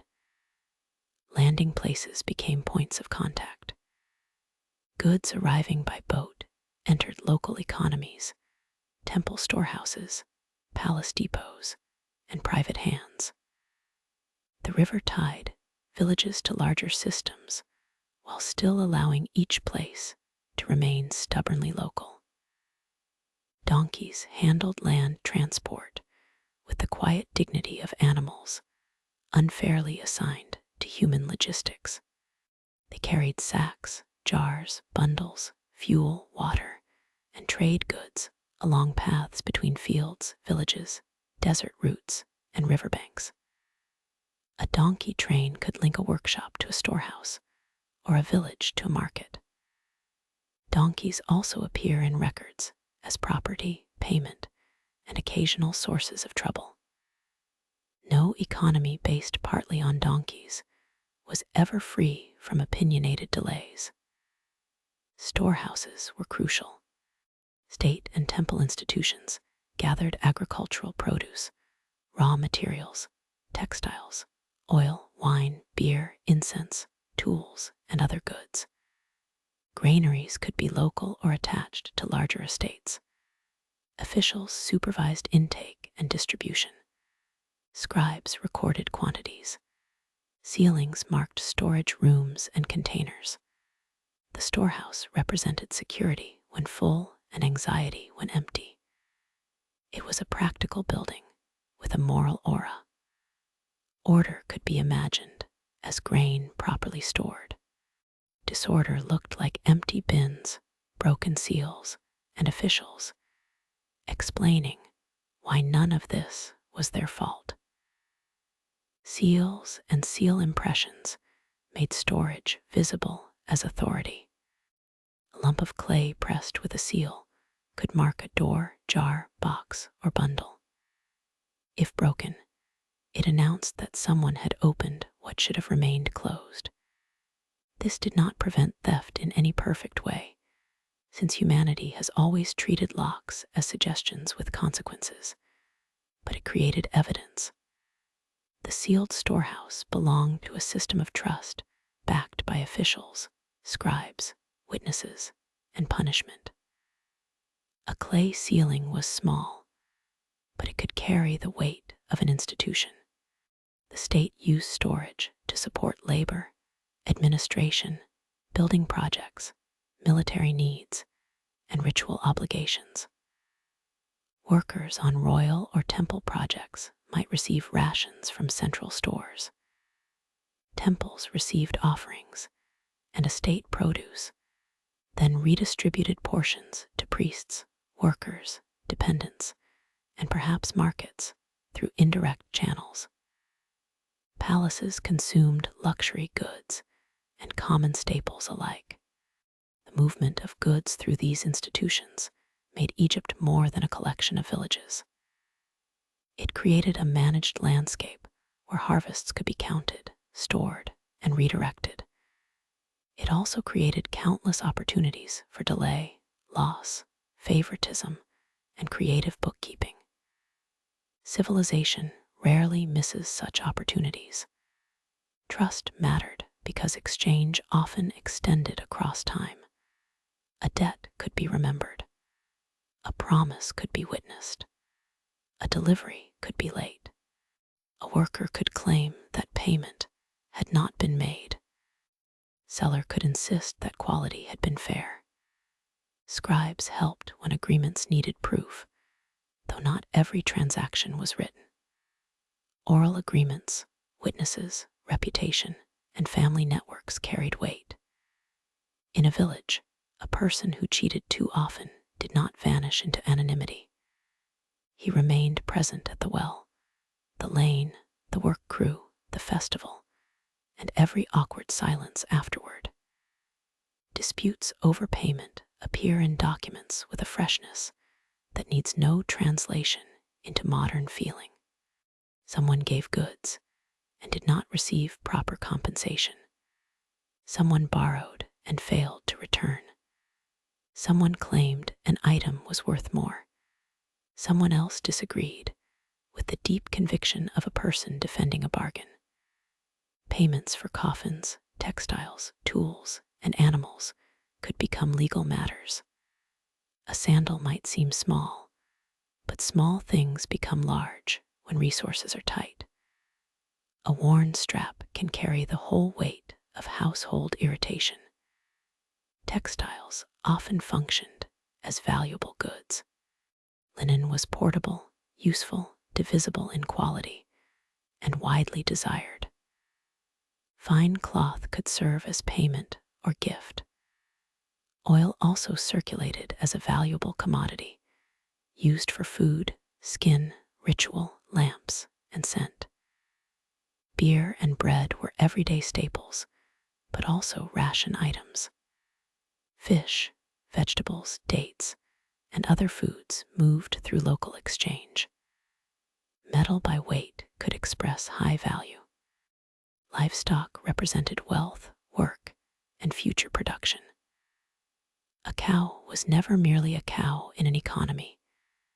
It was milk, calves, dung, status, risk, and a large animal with plans of its own. Merchants existed, though their role varied by period and context. Some traded locally. Others were attached to institutions or moved goods over longer distances. Long-distance exchange brought cedar, silver, lapis lazuli, incense, oils, resins, metals, and luxury materials into Egypt through complex networks involving the Levant, Nubia, the Red Sea, desert routes, and Mediterranean contacts. Ordinary people might not handle such goods often, but distant exchange shaped the world around them. A piece of imported wood in a shrine, a bead from far away, or incense burned in a temple could bring the outside world into a local room. Local trade had its own sounds and textures. There would be bargaining, laughter, suspicion, praise too generous to be trusted, and careful inspection. A jar had to be checked for cracks. Cloth had to be felt. Grain had to be measured. Oil had to be smelled. Fish had to be fresh enough not to begin a theological crisis. The market was not a separate economic sphere detached from religion, family, and status. It was embedded in all of them. A festival could draw sellers. A temple could create demand. A funeral could require goods. A marriage could move property. A household crisis could force sale or debt. Because coinage was absent for so long, economic life remained strongly material. Value had weight, volume, texture, smell, and storage problems. Grain could spoil. Oil could leak. Cloth could be eaten by pests. Metal could be stolen. Livestock could die. A written account might preserve the idea of value, but the goods themselves still had to survive the world. This made storage and trust inseparable. A promise to pay in grain after harvest depended on the river, the field, the measurer, the household, and possibly the honesty of several people who had never been invited to become saints. Credit was therefore a delicate matter. A debt might be useful when harvest was distant, a tool was needed, or a family crisis pressed hard. It could also become a chain. Written acknowledgments, witnesses, and oaths helped define what was owed, but they did not make repayment painless. Debt brought the future into the present and demanded that later grain answer for today's need. In a good year, that might be manageable. In a bad year, the future arrived looking thin and annoyed. Weights and measures tried to make exchange less slippery. Grain measures, metal weights, and standard units gave people shared language for value. Of course, the existence of standards did not remove argument. It merely gave argument better furniture. Was the measure full enough? Was the copper pure enough? Was the cloth as fine as claimed? Was the donkey as healthy as advertised? Such questions turned exchange into performance, with each side defending reality from the other side's suspiciously convenient version of it. Taxes drew the household into larger structures. Agricultural produce could be assessed and collected. Labor obligations could be demanded. Craftspeople attached to institutions might receive supplies and rations while producing required goods. The line between tax, rent, offering, wage, and redistribution could blur depending on status and setting. The same sack of grain might be food, payment, obligation, or sacred provision, as it moved from field to granary to worker to altar to storeroom again. Egypt did not separate the economy from the sacred as cleanly as modern categories might prefer. Modern categories may complain quietly in the corner. Temples were especially important economic centers. They owned land, employed workers, stored goods, commissioned crafts, fed priests and staff, and received offerings. A temple's religious role cannot be peeled away from its material power. The god needed food, clothing, incense, music, and a maintained house. The institution needed fields, herds, workshops, scribes, and storehouses. Ordinary people might encounter the temple not only as a holy place, but as an employer, landlord, creditor, festival sponsor, or distributor of goods. Sacred presence had an administrative footprint. The household remained the basic unit where exchange became life. Rations arrived and had to be turned into meals. Cloth had to be stored, cut, worn, and repaired. Oil had to be stretched. A debt might mean less grain in a jar. A good bargain might mean sandals for a journey or linen for a burial. The economy was not abstract.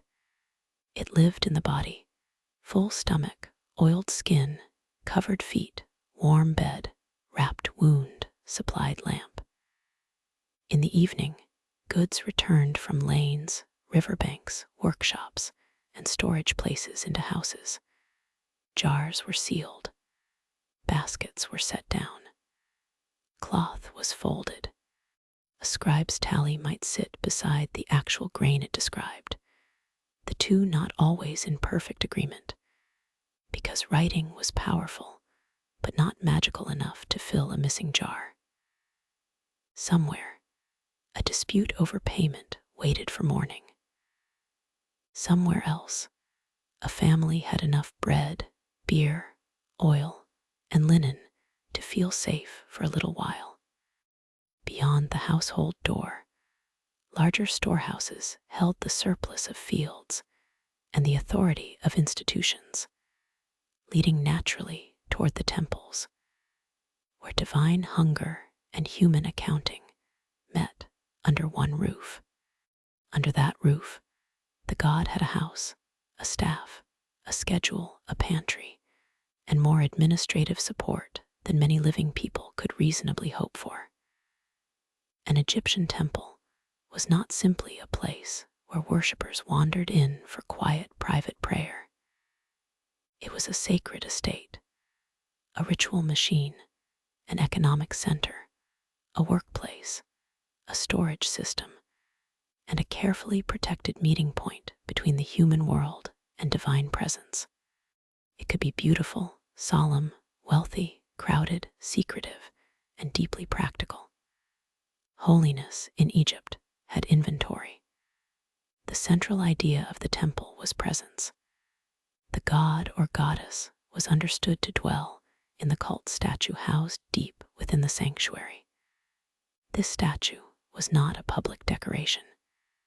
It was the focus of daily ritual life, hidden in the most restricted rooms, approached by purified priests according to rules of service.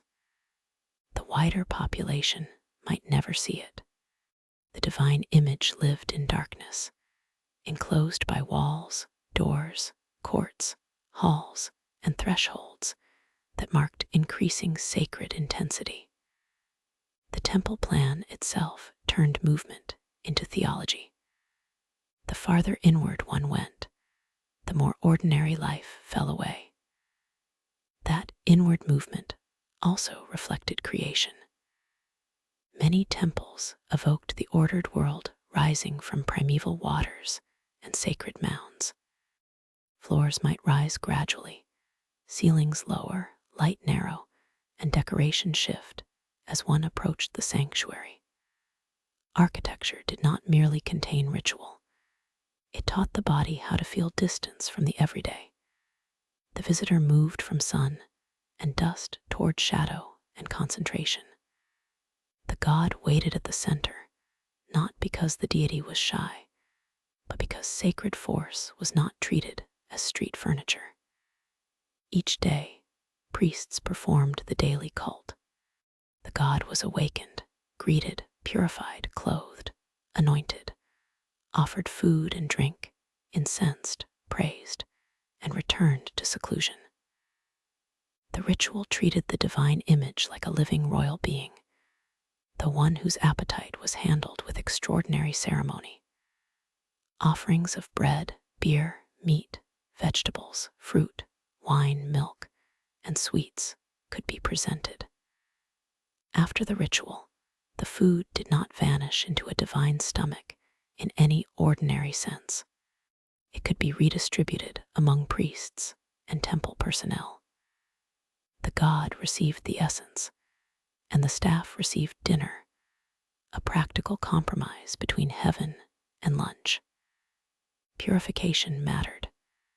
Priests shaved body hair, washed, wore clean linen, abstained from certain activities during service, and followed rules meant to keep ritual space orderly.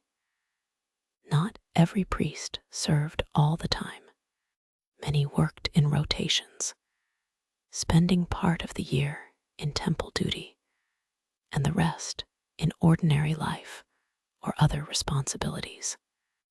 This rotation system connected temple service to broader society. A priest could be both sacred specialist and household member, both servant of the god and person, concerned with property, family, and possibly the quality of beer. The temple staff was diverse. There were high priests, lower-ranking priests, lector priests who recited ritual texts, wab priests associated with purity, singers, musicians, doorkeepers, scribes, craftsmen, farmers, herdsmen, brewers, bakers, gardeners, and laborers. Women served in temple music and ritual roles, especially as singers or chantresses in many contexts. The temple required voices, hands, records, food, cloth, incense, repairs, and supervision. A god's house was never maintained by belief alone. Belief needed brooms. Offerings connected temples to households. The foods placed before a god resembled ideal meals, grander and more abundant than most daily tables, but rooted in the same staples: bread, beer, meat, vegetables, fruit, oil, and sweets.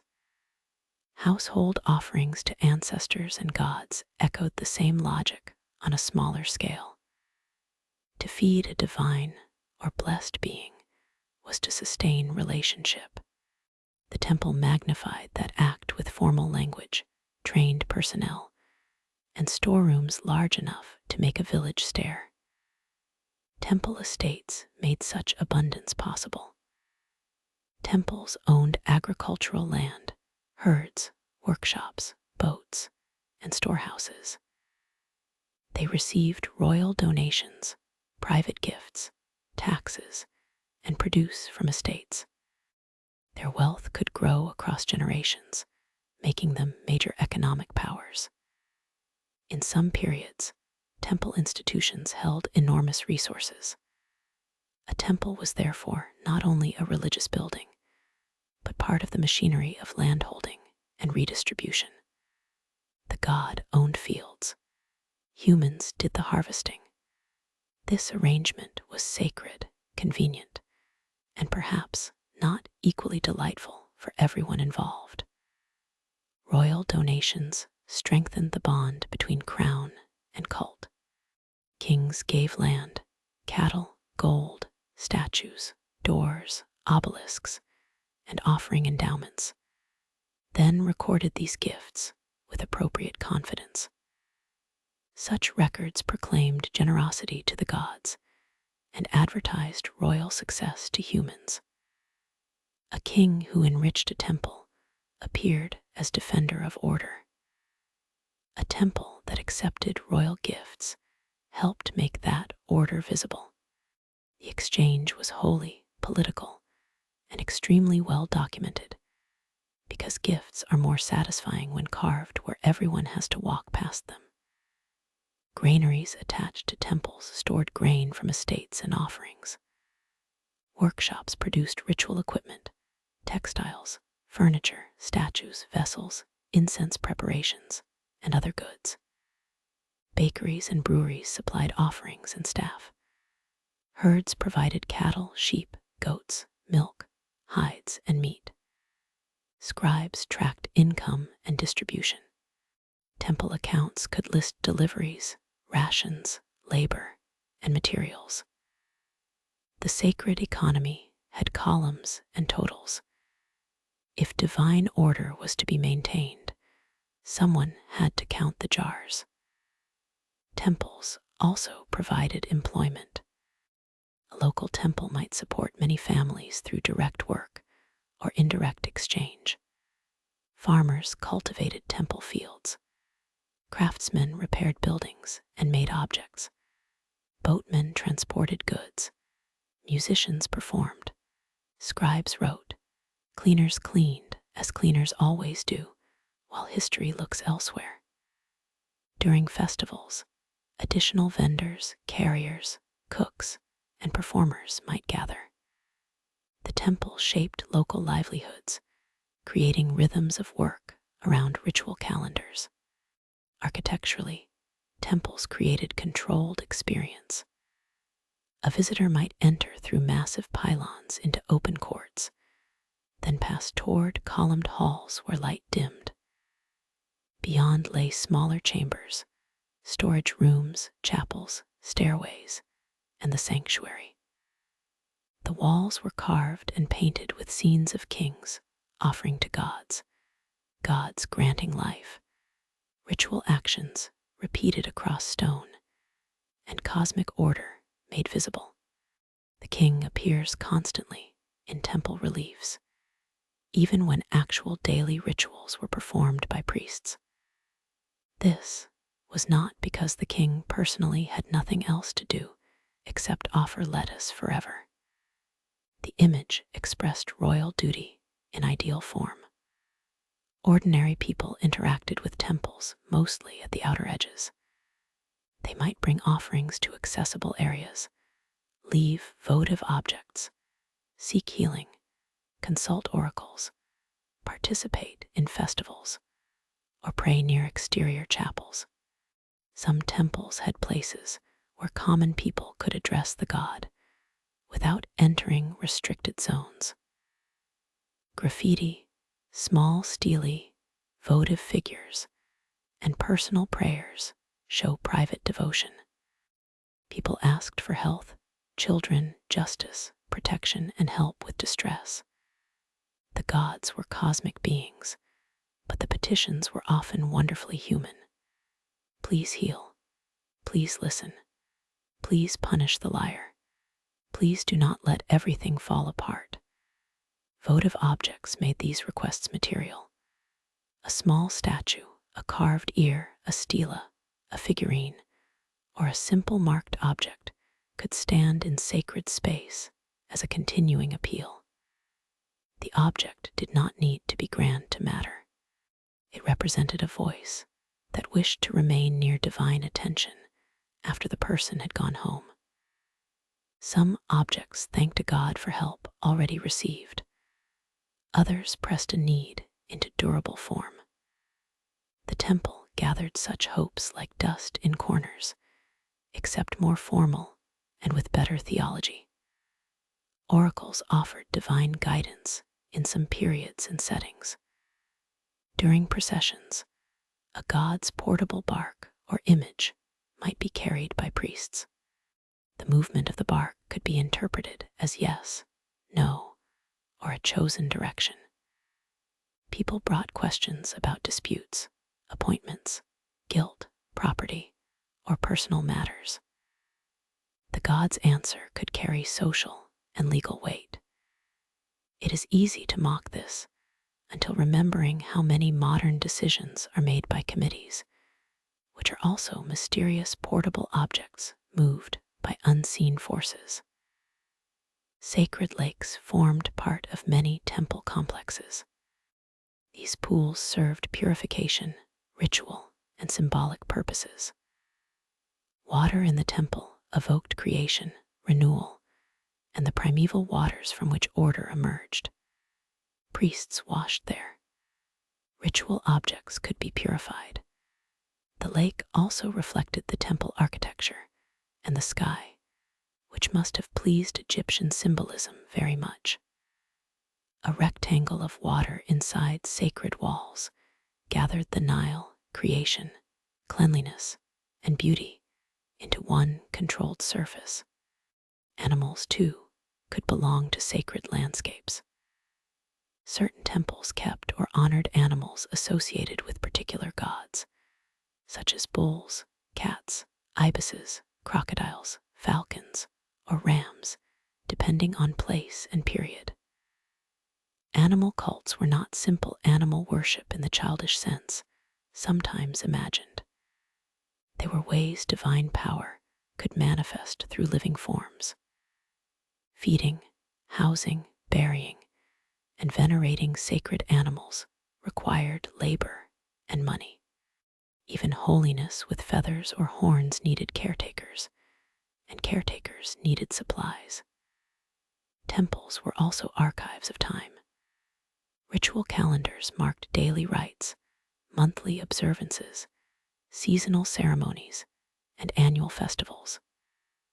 Agricultural cycles, lunar rhythms, mythic events, and royal commemorations all entered temple schedules. The year was not a blank line of days. It was patterned with offerings, processions, fasts, feasts, and reenactments. By repeating rituals, temples renewed the world. That was the theory, and after all, the sun did keep rising, which helped the argument. Hidden sanctuary gave the temple its charged center. There, the cult statue stood in a shrine, often made of precious materials, or housed within nested protective structures. Only select priests could enter, and even they did so through ritual preparation. The darkness was not neglect. It was privacy, intensity, and separation. The god's image did not need casual spectators. Sacred power in Egypt was often most potent when veiled. Outside that secrecy, temple walls proclaimed abundance. Reliefs show offerings piled high, kings smiting enemies, gods embracing rulers, fields yielding produce, and foreign lands bringing tribute. These images expressed ideal order more than daily reality. A carved offering table never spoiled. A relief harvest never failed. A stone enemy remained conveniently defeated. The temple made a stable version of the world, which actual life then tried to imitate with mixed results. Temples could also become political powers. Their wealth and priesthoods mattered in struggles over authority. Royal patronage built and endowed temples, while temple support helped legitimate kings. In some periods, powerful priestly families controlled substantial resources. The relationship between crown and temple was therefore cooperative, tense, and mutually useful. The king gave to the gods. The gods upheld the king. The temples managed the gifts. Everyone looked very solemn about the arrangement. Local gods gave each temple a distinct identity. Amun at Thebes, Ptah at Memphis, Hathor at Dendera, Horus at Edfu, Khnum at Elephantine, Neith at Sais, and many others anchored regional devotion. Yet the details of theology could be flexible, layered, and overlapping. Egyptian religion was not bothered by every contradiction. Gods merged, separated, borrowed traits, and appeared in families. A temple could honor one main deity while acknowledging many others. The divine world was crowded, but organized enough to function, rather like a large household before a festival. This local identity gave communities a sacred address. A town could be known through its god, its festival, its temple estate, and its myths. People might feel pride in the deity who protected their place, just as they felt concern when temple fortunes changed. A damaged temple, neglected cult, or interrupted offering schedule was not only a religious problem. It threatened the imagined balance between locality and cosmos. The village field, the town street, and the god's sanctuary belonged to the same moral weather. Temple libraries and scriptoria preserved another kind of wealth. Ritual texts, hymns, medical knowledge, calendars, mythological compositions, and administrative records could be copied and stored by trained scribes. The temple was one of the places where learned tradition endured. Some knowledge was practical, some sacred, and much was both, because Egypt did not always divide usefulness from holiness. A written spell, a festival calendar, and an account of grain might share the same institutional world, each claiming that order depended on correct words. For ordinary people, the temple's power was felt in sound and schedule. Bells are not the right image for most ancient Egyptian temple ritual, but there were voices, chants, rattles, sistrums, drums, footsteps, doors, animals, workers, and the murmur of gathered crowds during public events. Incense moved through air, linen rustled, offerings were carried, priests entered and withdrew. Most days, much remained hidden. Then festival days opened the sacred house outward. When a festival came, the god could leave the dark room. The divine image, enclosed in a portable shrine or bark, emerged from the sanctuary and moved through courts, gates, streets, or across the river. The hidden presence became public movement. Crowds gathered, musicians played. Vendors appeared because devotion and snacks have always found each other. The temple, usually guarded by thresholds, released a controlled flood of sacred energy into the community. The god who had been fed in secrecy was carried into light, and the city or village answered with noise, incense, and expectation. Expectation was part of the festival long before the sacred bark appeared. Word moved through households, workshops, river landings, and temple courts. Food was prepared, clothes were cleaned, instruments readied, garlands gathered, boats inspected, and market stalls arranged near the paths where crowds would pass. Egypt knew how to make public religion feel like motion. After so many quiet rooms, sealed jars, measured rations, and hidden sanctuaries, a festival brought bodies into the open and gave the community permission to become loud for sacred reasons, which is often the best kind of loud. Festivals were not interruptions of religion. They were religion in another form. Daily temple ritual fed and cared for the god in secrecy, but festival processions allowed divine presence to travel outward. The god might leave the sanctuary in a portable bark shrine carried by priests, or set upon a ceremonial boat. Curtains and coverings could still hide the image itself, preserving mystery even in public. The crowd did not need to see everything. In Egypt, concealment was not a failure of access. It was part of power. Preparation could begin well before the visible event. Priests purified themselves. Ritual equipment was checked. Garments and coverings were made ready. Roots were cleaned or marked, and offerings accumulated. Scribes noted supplies because even holy excitement had to be provisioned. Musicians rehearsed. Boatmen inspected ropes and hulls. Bakers and brewers faced the ancient truth that celebration is easier to announce than to feed. By the time the procession appeared, many invisible hours had already been spent making joy possible. The Apit festival at Thebes offers one of the great examples. During this celebration, Amun, often joined with Mut and Khonsu, traveled from Karnak toward Luxor Temple. The route could involve processional roads, river movement, barks, priests, musicians, soldiers, officials, and gathered people. The festival renewed kingship, divine vitality, and the bond between temples.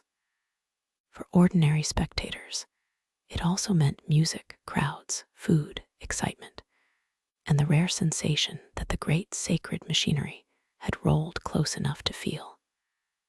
A theological event became a public day. The beautiful festival of the valley brought another kind of movement. Images of Amun crossed to the west bank of Thebes, the land of tombs, where the living visited the dead. Families went to tomb chapels with food, drink, flowers, and memory. They feasted near ancestors, spoke names, poured offerings, and joined the gods' journey into the necropolis landscape. The festival linked temple, household, and tomb. The dead were not abandoned in silence. They were included in the social calendar, which is considerate, if slightly demanding for the catering. Music shaped these events. Sistrums rattled with a bright, shaking sound associated especially with goddesses such as Hathor. Men and women sang hymns, clapped, played drums, harps, flutes, lutes in later periods, and other instruments. Rhythm organized movement and emotion. A procession without sound would have been merely a line of people trying not to trip. Music turned walking into ritual. It helped the crowd feel that divine motion was happening not only in space, but in the chest. The words of hymns could praise the gods' beauty, power, mercy, arrival, or victory over disorder. Repetition helped carry them through the crowd. A phrase sung by trained voices might be answered by clapping, cheering, or murmured prayer. Not everyone understood every ritual layer, and not everyone needed to. Festivals worked through sound, nearness, smell, food, and shared timing. Theology became breathable. The crowd did not have to read a temple library to feel that something important was passing. Dancers and performers added energy. Egyptian art shows musicians, acrobats, clappers, and dancers in religious and banquet scenes. Movement could honor the gods, delight the living, and stir the atmosphere of celebration. Hathor, goddess of music, love, beauty, joy, intoxication, and dangerous divine power soothed into delight, hovered over many festive moods. The line between sacred and sensual was not drawn in the same place modern nervousness might place it. Joy could be a religious instrument. So could perfume, song, and a cup filled once too often. Incense thickened the air. It marked sacred presence, purified space, pleased the gods, and made the invisible noticeable. Resins and aromatic substances arrived through trade and temple supply systems, then rose in smoke during rites. Smell is powerful in memory, and festival incense would have clung to clothing, hair, temple walls, and recollection. The crowd might remember the god's passage through scent long after the bark disappeared through a gate. Public feasting was central. Festivals often meant extra food and drink, either distributed through temples and institutions, or prepared by families and vendors. Bread, beer, meat, onions, fruit, cakes, and other foods could accompany celebration. Meat was not an everyday food for many people, so festival distribution mattered. The sacred calendar could briefly improve the diet, which is a persuasive theological argument. A god who brings roast meat will rarely lack attention. Beer and wine could carry ritual meaning, not merely social relaxation. Egyptian festivals sometimes embraced intoxication as part of myth and religious experience, especially in celebrations connected with Hathor, Sekhmet, and the pacification of divine fury. Myths tell of a dangerous goddess, soothed or transformed through red beer that resembled blood. Ritual drinking could reenact or echo the turning of violence into joy. Drunkenness, in such contexts, was not always treated as simple misbehavior. It could be framed as participation in divine mood, though surely some participants used theology with impressive enthusiasm. Crowds changed the feeling of a town. People came from nearby settlements, fields, workshops, and river traffic. Families moved together. Children watched animals, banners, boats, priests, musicians, and officials. Vendors sold food, drink, garlands, amulets, cloth, sandals, and small goods. Beggars, opportunists, storytellers, and thieves may have joined, because no large gathering in human history has been free from practical improvisers. Officials had to manage routes and access. Priests had to maintain ritual order. The god traveled through a human sea that was reverent, excited, sweaty, hungry, and not always perfectly disciplined. Clothing and scent made the crowd brighter than ordinary workdays. Clean linen, fresh oil, flowers, jewelry, and perhaps a carefully arranged wig could appear among people who normally dressed for heat, dust, and labor. Festival display did not belong only to elites, though wealth certainly improved the wardrobe. Even a modest household could try to appear renewed. A washed garment, a string of beads, a garland, or a dab of scented fat could mark the day as different. Ordinary bodies became part of the offering. Festival markets grew around sacred events because crowds create demand. A person who had walked from a village might need food, water, a mat, a charm, a replacement strap, or a small offering. Traders understood this. The boundary between devotion and commerce was porous. Buying a garland near a temple root did not make the act less religious. It made religion fragrant and economically active. The gods moved, and so did goods. Processional boats were among the most striking festival objects. Divine barks could be carried on poles by priests or placed on actual boats for river journeys. Their forms echoed the deep Egyptian connection between water, travel, and cosmic movement. The sun god crossed the sky and underworld by boat. The Nile carried life through Egypt. A god in a boat was therefore not just being transported. The image resonated with creation, kingship, and renewal. Also, boats were practical, which the Nile appreciated. The presence of the king might be emphasized in festival imagery and theology, even if the living ruler was absent from many local experiences. Reliefs could show him offering, receiving life, or joining the divine procession. In practice, priests and officials carried out the rites. The image of royal participation maintained cosmic order. The actual crowd cared about the visible procession, the sound, the food, the blessing, the chance to be near power, and perhaps whether the children had wandered too close to a donkey. Some festivals included visits to tombs and ancestors. Families brought offerings to burial places, refreshed chapels, spoke to the dead, and ate nearby.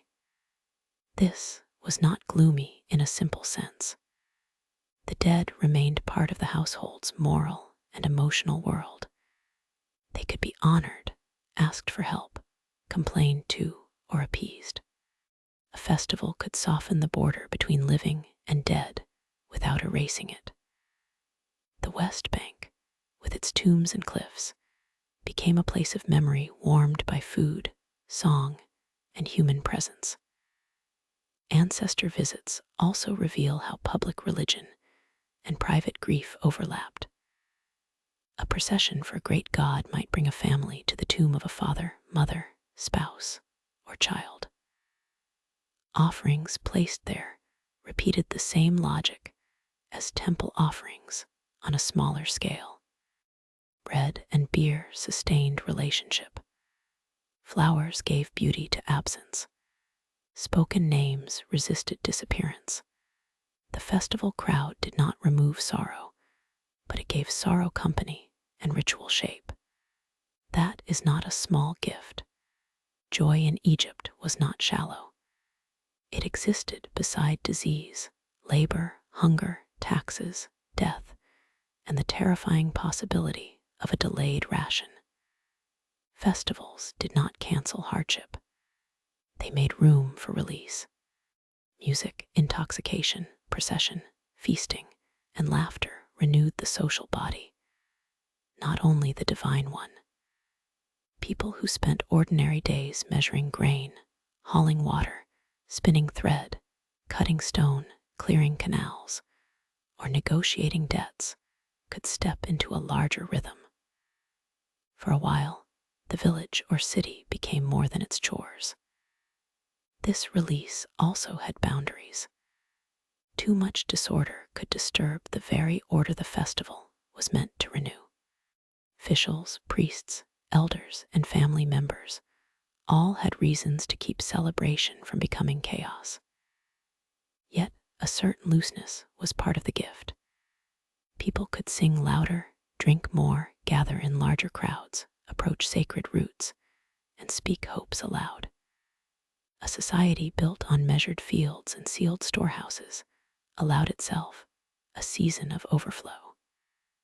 The overflow was not accidental. It was managed disorder, which sounds like a contradiction until any festival is considered carefully. Some celebrations stretched across days. Processions, offerings, meals, visits, music, and returns could unfold in stages, giving the community repeated moments of anticipation and release. A festival was not always a single burst. It could be a tide. People moved between sacred events and ordinary needs, feeding children, tending animals, guarding goods, greeting relatives, and returning to the root when the next moment came. Even joy had errands. The state and temples benefited from this joy. Festivals displayed wealth, generosity, divine favor, and institutional power. A temple that fed people, staged processions, and brought the god into public view strengthened loyalty and awe. Officials could show order. Priests could show access to the sacred. The crowd could feel included without entering the deepest rooms. It was a brilliant arrangement, spiritually charged and politically useful. Ancient institutions did enjoy a multi-purpose ritual. Yet the crowd was not merely passive. Public response mattered. Acclamation, prayer, song, offerings, movement, and presence completed the event. People watched for signs. The motion of a bark during an oracle could answer questions. The timing of a procession could stir expectation. A successful festival lived in memory and story. Later, in houses and workshops, people could speak of what happened, who was there, what was eaten, what the god seemed to do, who behaved badly, and whose new linen was perhaps a little ambitious.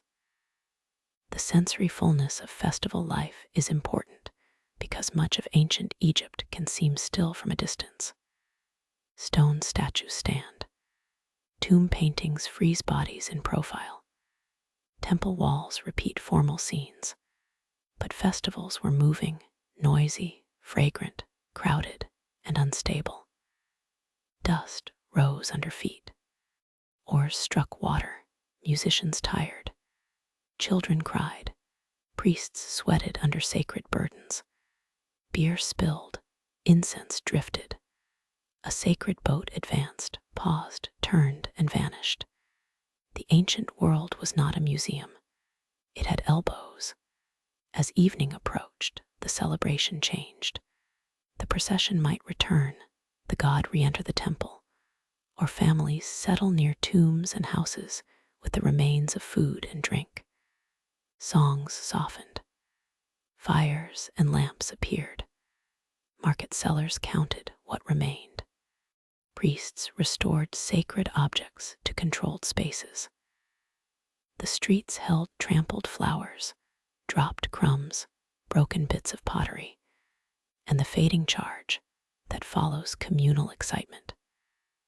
Public joy did not end all at once. It thinned into stories. After the god disappeared again behind doors, ordinary religion returned to smaller places.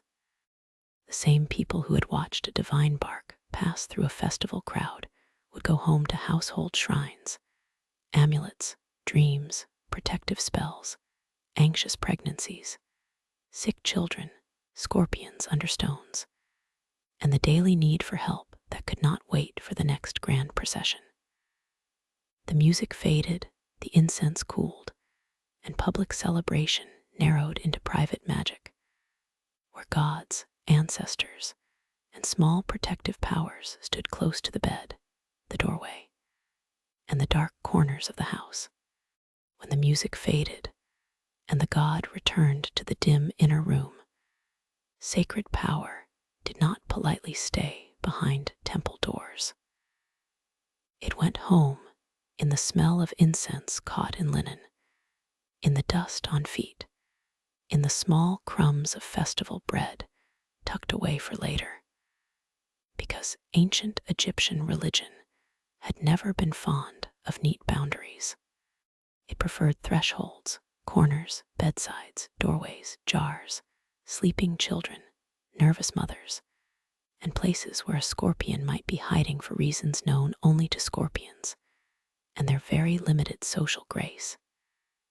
In the smaller rooms of Egypt, protection had a face very different from the solemn falcon, the solar disk, or the enthroned goddess carved on a temple wall. Protection could grin.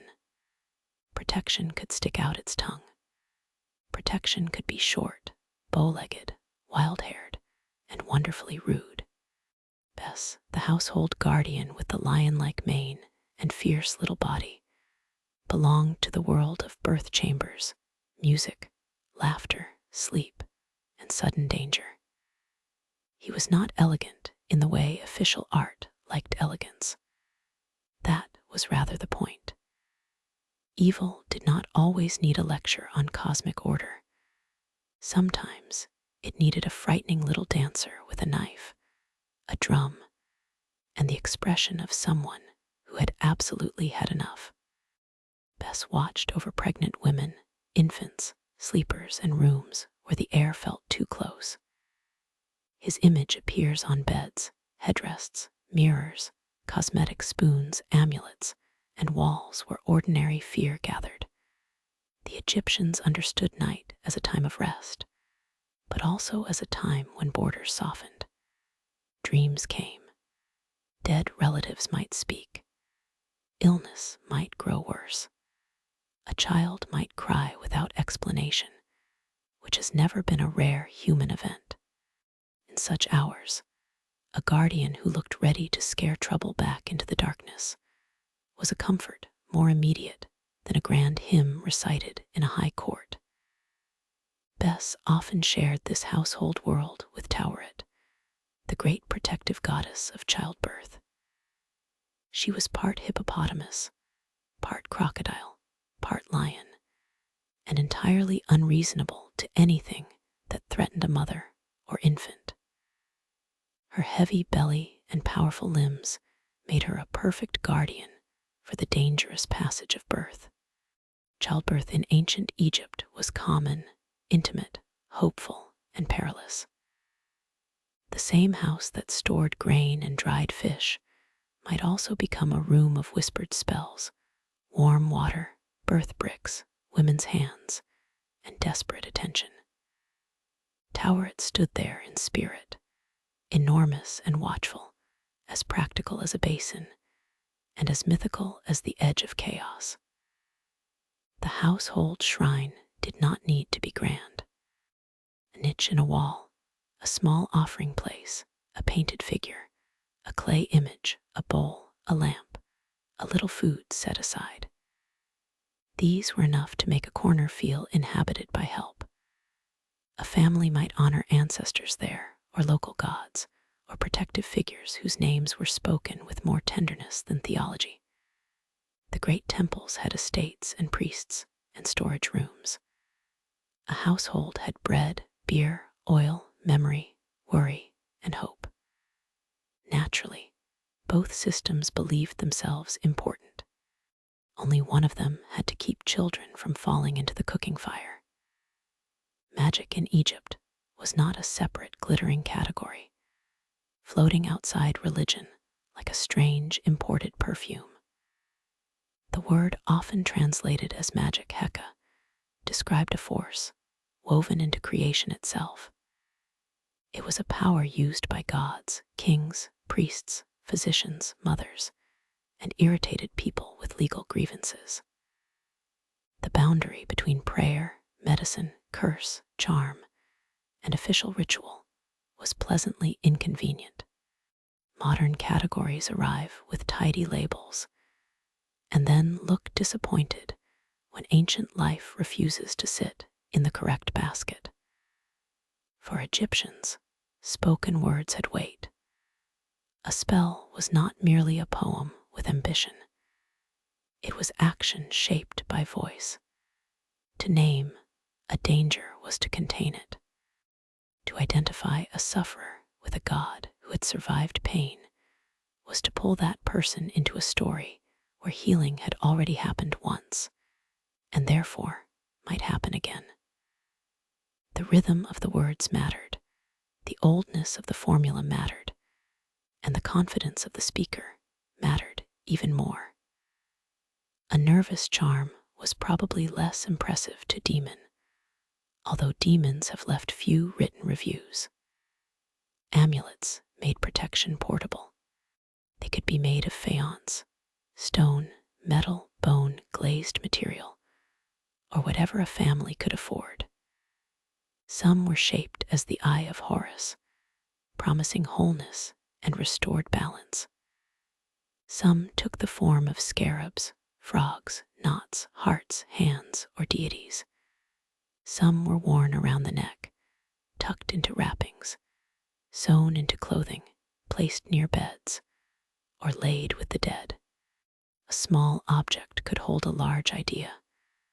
That danger had limits, that the body could be guarded, that words and images could persuade the unseen world to behave itself for once. The eye of Horus, often called the Wedget eye, was especially beloved.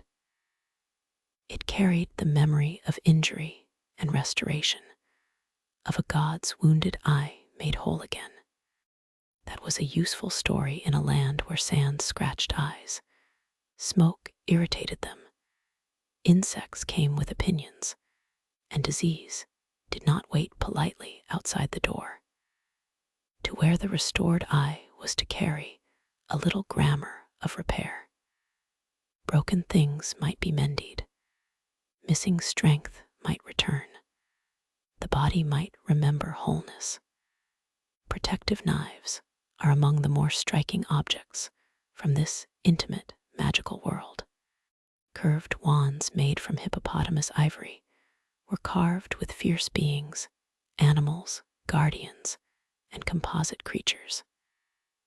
They were likely used around birth and infancy, perhaps drawn around beds, bellies, thresholds, or spaces that needed a protective border. The ivory came from an animal both dangerous and associated with the watery force of life. The carvings assembled a small army of guardians. There's something deeply human in that. When danger cannot be removed, surround the vulnerable with every helpful monster available.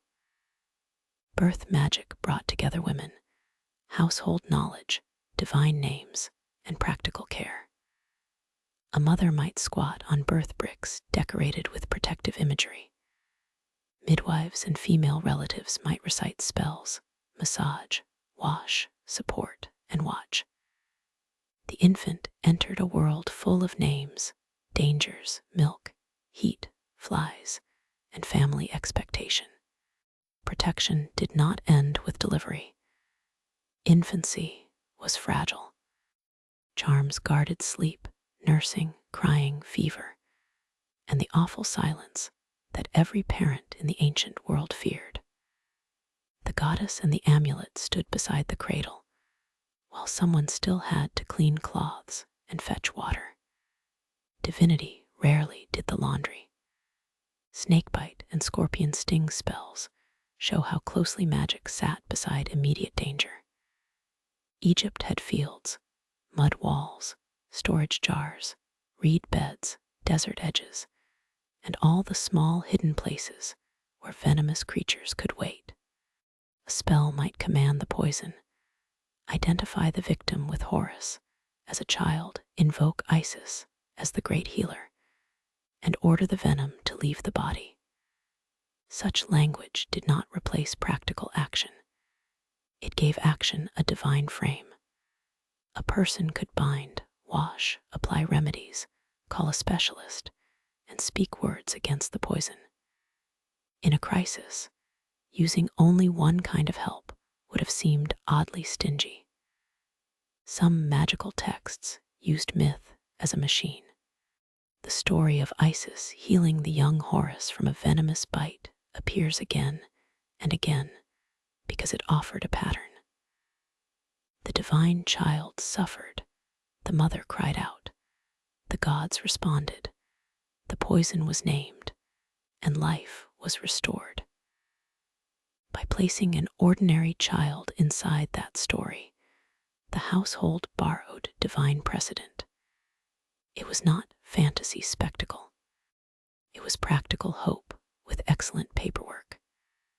Letters to the dead reveal another side of household magic. The family did not always stop being useful at burial. The dead, if properly cared for and properly addressed, could intervene in the lives of the living. A person might write to a deceased spouse, parent, or relative, asking for help with illness, inheritance trouble, fertility, nightmares, or injustice. The letter might be placed in a tomb or on an offering vessel. The tone could be respectful, pleading, wounded, or frankly annoyed. Death did not erase family dynamics. It merely made replies slower. These letters show grief and complaint living together. A widower might ask why a dead wife allowed suffering to continue. A son might request protection. A relative might remind the dead of offerings already made, because even in the afterlife, apparently, receipts mattered. The dead were powerful, but not distant. They belonged to the household memory, and memory in Egypt was an active thing. To speak a name was to feed existence. To neglect a name was to let a person fade. So the living gave bread, water, words, and expectations. Dreams also opened a door between worlds. Some dreams were ordinary scraps of the mind, probably as confusing then as now. Others carried messages, warnings, or divine contact. Dream books collected interpretations, sorting images into favorable and unfavorable signs. Seeing certain animals, foods, actions, or places could mean prosperity, danger, conflict, or relief. The categories can feel strange, but the habit is familiar. People have always woken in the dark and wondered whether the mind was only wandering or whether something had leaned close and spoken in symbols. Temples could offer formal dream incubation in some periods and places, where a person slept in a sacred setting, hoping for guidance or healing. But dreams also belong to homes. A troubling dream might call for charm. A favorable dream might strengthen resolve. A dead relative appearing in sleep might be a comfort, a warning, or an awkward reminder that offerings had been neglected. The sleeping body was still part of the social world. Even rest had obligations. Egypt was thorough that way. Household magic also guarded thresholds. Doors, windows, beds, storage rooms, and sleeping places were vulnerable because they marked transitions. Outside and inside, waking and sleep, hunger and food, life and birth, health and sickness. A charm might be recited over a doorway. A figure might be placed near a bed. A knot might be tied. A name might be written. The gesture could be small, but small gestures repeated over generations become architecture of the mind. The magic of ordinary life was not only defensive. It could help with love, fertility, success, anger, and persuasion. It could settle a restless heart, or at least try. It could also be used against enemies, which is where the calm household world develops sharper teeth. Execration rituals, in which names or figures of enemies were broken, bound, or buried, belonged more to official and elite practice, but the principle was clear.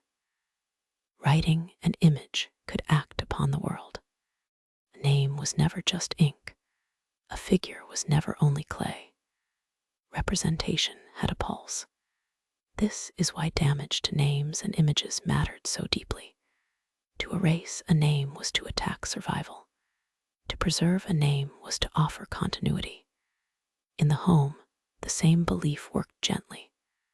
A child's name spoken with affection, an ancestor's name remembered with bread, a god's name whispered over a fever, all formed part of the same universe. The world was made and maintained by speech, image, offering, and care. None of this means Egyptians were foolishly unable to separate cause from comfort. Their world simply did not demand the separation in the same way. If a child had fever, herbs might be used, cool cloths might be placed, a specialist might be summoned, and a spell might be spoken. Each act belonged to care. The charm did not make the bandage silly.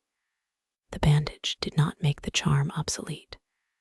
Both sat on the same bench, probably beside a bowl, a lamp, and someone trying not to panic. In that bench-side world, magic looks less like spectacle and more like responsibility.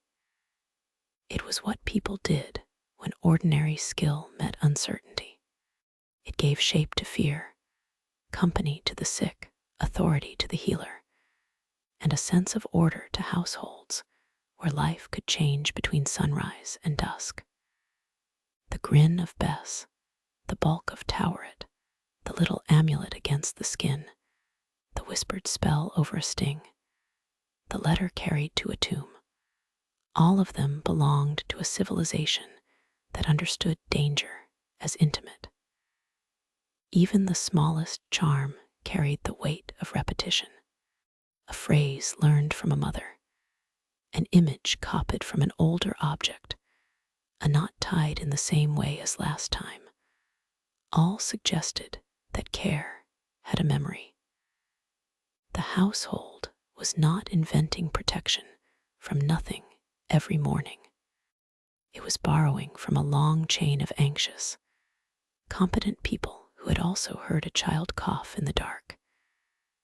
And once danger entered the body, once pain, birth, venom, infection, and exhaustion settled into flesh, the same hands that tied amulets reached for honey, linen, oil, herbs, and the calm, practical art of healing. The healer's bench was crowded, because in Egypt a spell, a jar of honey, a strip of linen, and a very sensible look at the wound could all be present without anyone feeling intellectually embarrassed. Egyptian medicine was neither pure science in a modern coat, nor pure superstition wandering around with incense in its hair. It was a practical craft shaped by observation, tradition, temple learning, household care, and ritual speech. The body was treated as something that could be examined, touched, smelled, bandaged, cooled, warmed, purged, soothed, and commanded. That is a broad program, but bodies have always been demanding landlords. Medical papyri preserve some of this world in careful lists of cases, remedies, diagnoses, and incantations. The Edwin Smith surgical papyrus, copied in a later period from older material, is famous because it looks with remarkable steadiness at wounds. It describes injuries to the head, neck, shoulders, and upper body, and often proceeds in a calm pattern. Examine, diagnose, declare whether treatment is possible, then prescribe care. Some cases are treatable, some are uncertain, some are not to be treated. There is a terrible mercy in that honesty. Not every wound could be persuaded back into life by skill, honey, or divine paperwork. The Ebers Papyrus holds a wider collection of remedies for internal troubles: eyes, skin, digestion, parasites, pain, and many complaints that made ordinary life less graceful. It includes ingredients from plants, minerals, animals, oils, resins, beer, milk, and honey. Some prescriptions seem useful. Some seem symbolic. Some seem like the kind of thing that would make a patient reconsider the original illness. Still, behind the strangeness lies a serious attempt to match symptoms with action. Honey deserves its calm fame. It was used on wounds because it helped keep damaged flesh clean and protected. Its thickness covered a surface, and its qualities discouraged corruption in ways Egyptian healers could observe even if the invisible causes were unknown. Honey also belonged to offerings, sweetness, luxury, and divine care. So it could be both practical and meaningful, which is an efficient arrangement. A wound covered in honey and linen was not receiving a metaphor instead of treatment. It was receiving treatment that also made sense inside a sacred world. Linen bandages were equally important. Egypt produced linen in great quantity, from coarse household cloth to fine material fit for elites and statues. Strips of clean fabric could bind wounds, hold dressings in place, support injured limbs, and absorb fluids. Cleanliness mattered, even if germs were not imagined in modern terms. Washing, shaving, purification, and the use of fresh material belonged to many kinds of care. Egyptian healers noticed what happened when wounds were left open to dirt, flies, and heat. The results were not subtle. Resins, fats, oils, and plant preparations also appear in medical recipes. Some soothed skin, some sealed, some perfumed. Some may have reduced infection or irritation. Others probably offered comfort more than cure. But comfort is not nothing. Pain changes breathing, sleep, appetite, and strength. A treatment that calms pain can help the body endure. Ancient practitioners did not need a laboratory vocabulary to notice that. Diagnosis began with attention. The healer looked at swelling, bleeding, color, stiffness, heat, discharge, breath, movement, and speech. Hands pressed, probed, and compared. A wound might be described as gaping, inflamed, broken, or cool. A patient might be asked what hurt when it began, and whether the bowels, eyes, skin, or limbs had changed. The body was read like a document. Although unlike papyrus, it complained when handled. Egyptian texts also speak of channels within the body, sometimes translated as vessels. These channels were thought to carry blood, air, fluids, and other substances. The heart held a central role, not only emotionally and spiritually, but physically. The pulse was noticed, though not understood as modern circulation. The body was imagined as a network of paths, and illness could be blockage, invasion, imbalance, decay, or attack. Such models guided treatment, even when the model was partly wrong. Medicine has often advanced by useful errors wearing practical sandals. Digestive complaints filled many prescriptions because the ancient belly was a constant workplace. Bread, beer, water, fish, vegetables, grit from grinding stones, parasites, heat, and hard labor all passed through or pressed upon the body. Remedies addressed constipation, diarrhea, pain, worms, and mysterious internal discomforts. Some treatments used castor oil, figs, dates, beer, herbs, or unpleasant mixtures designed to move what had become stubborn.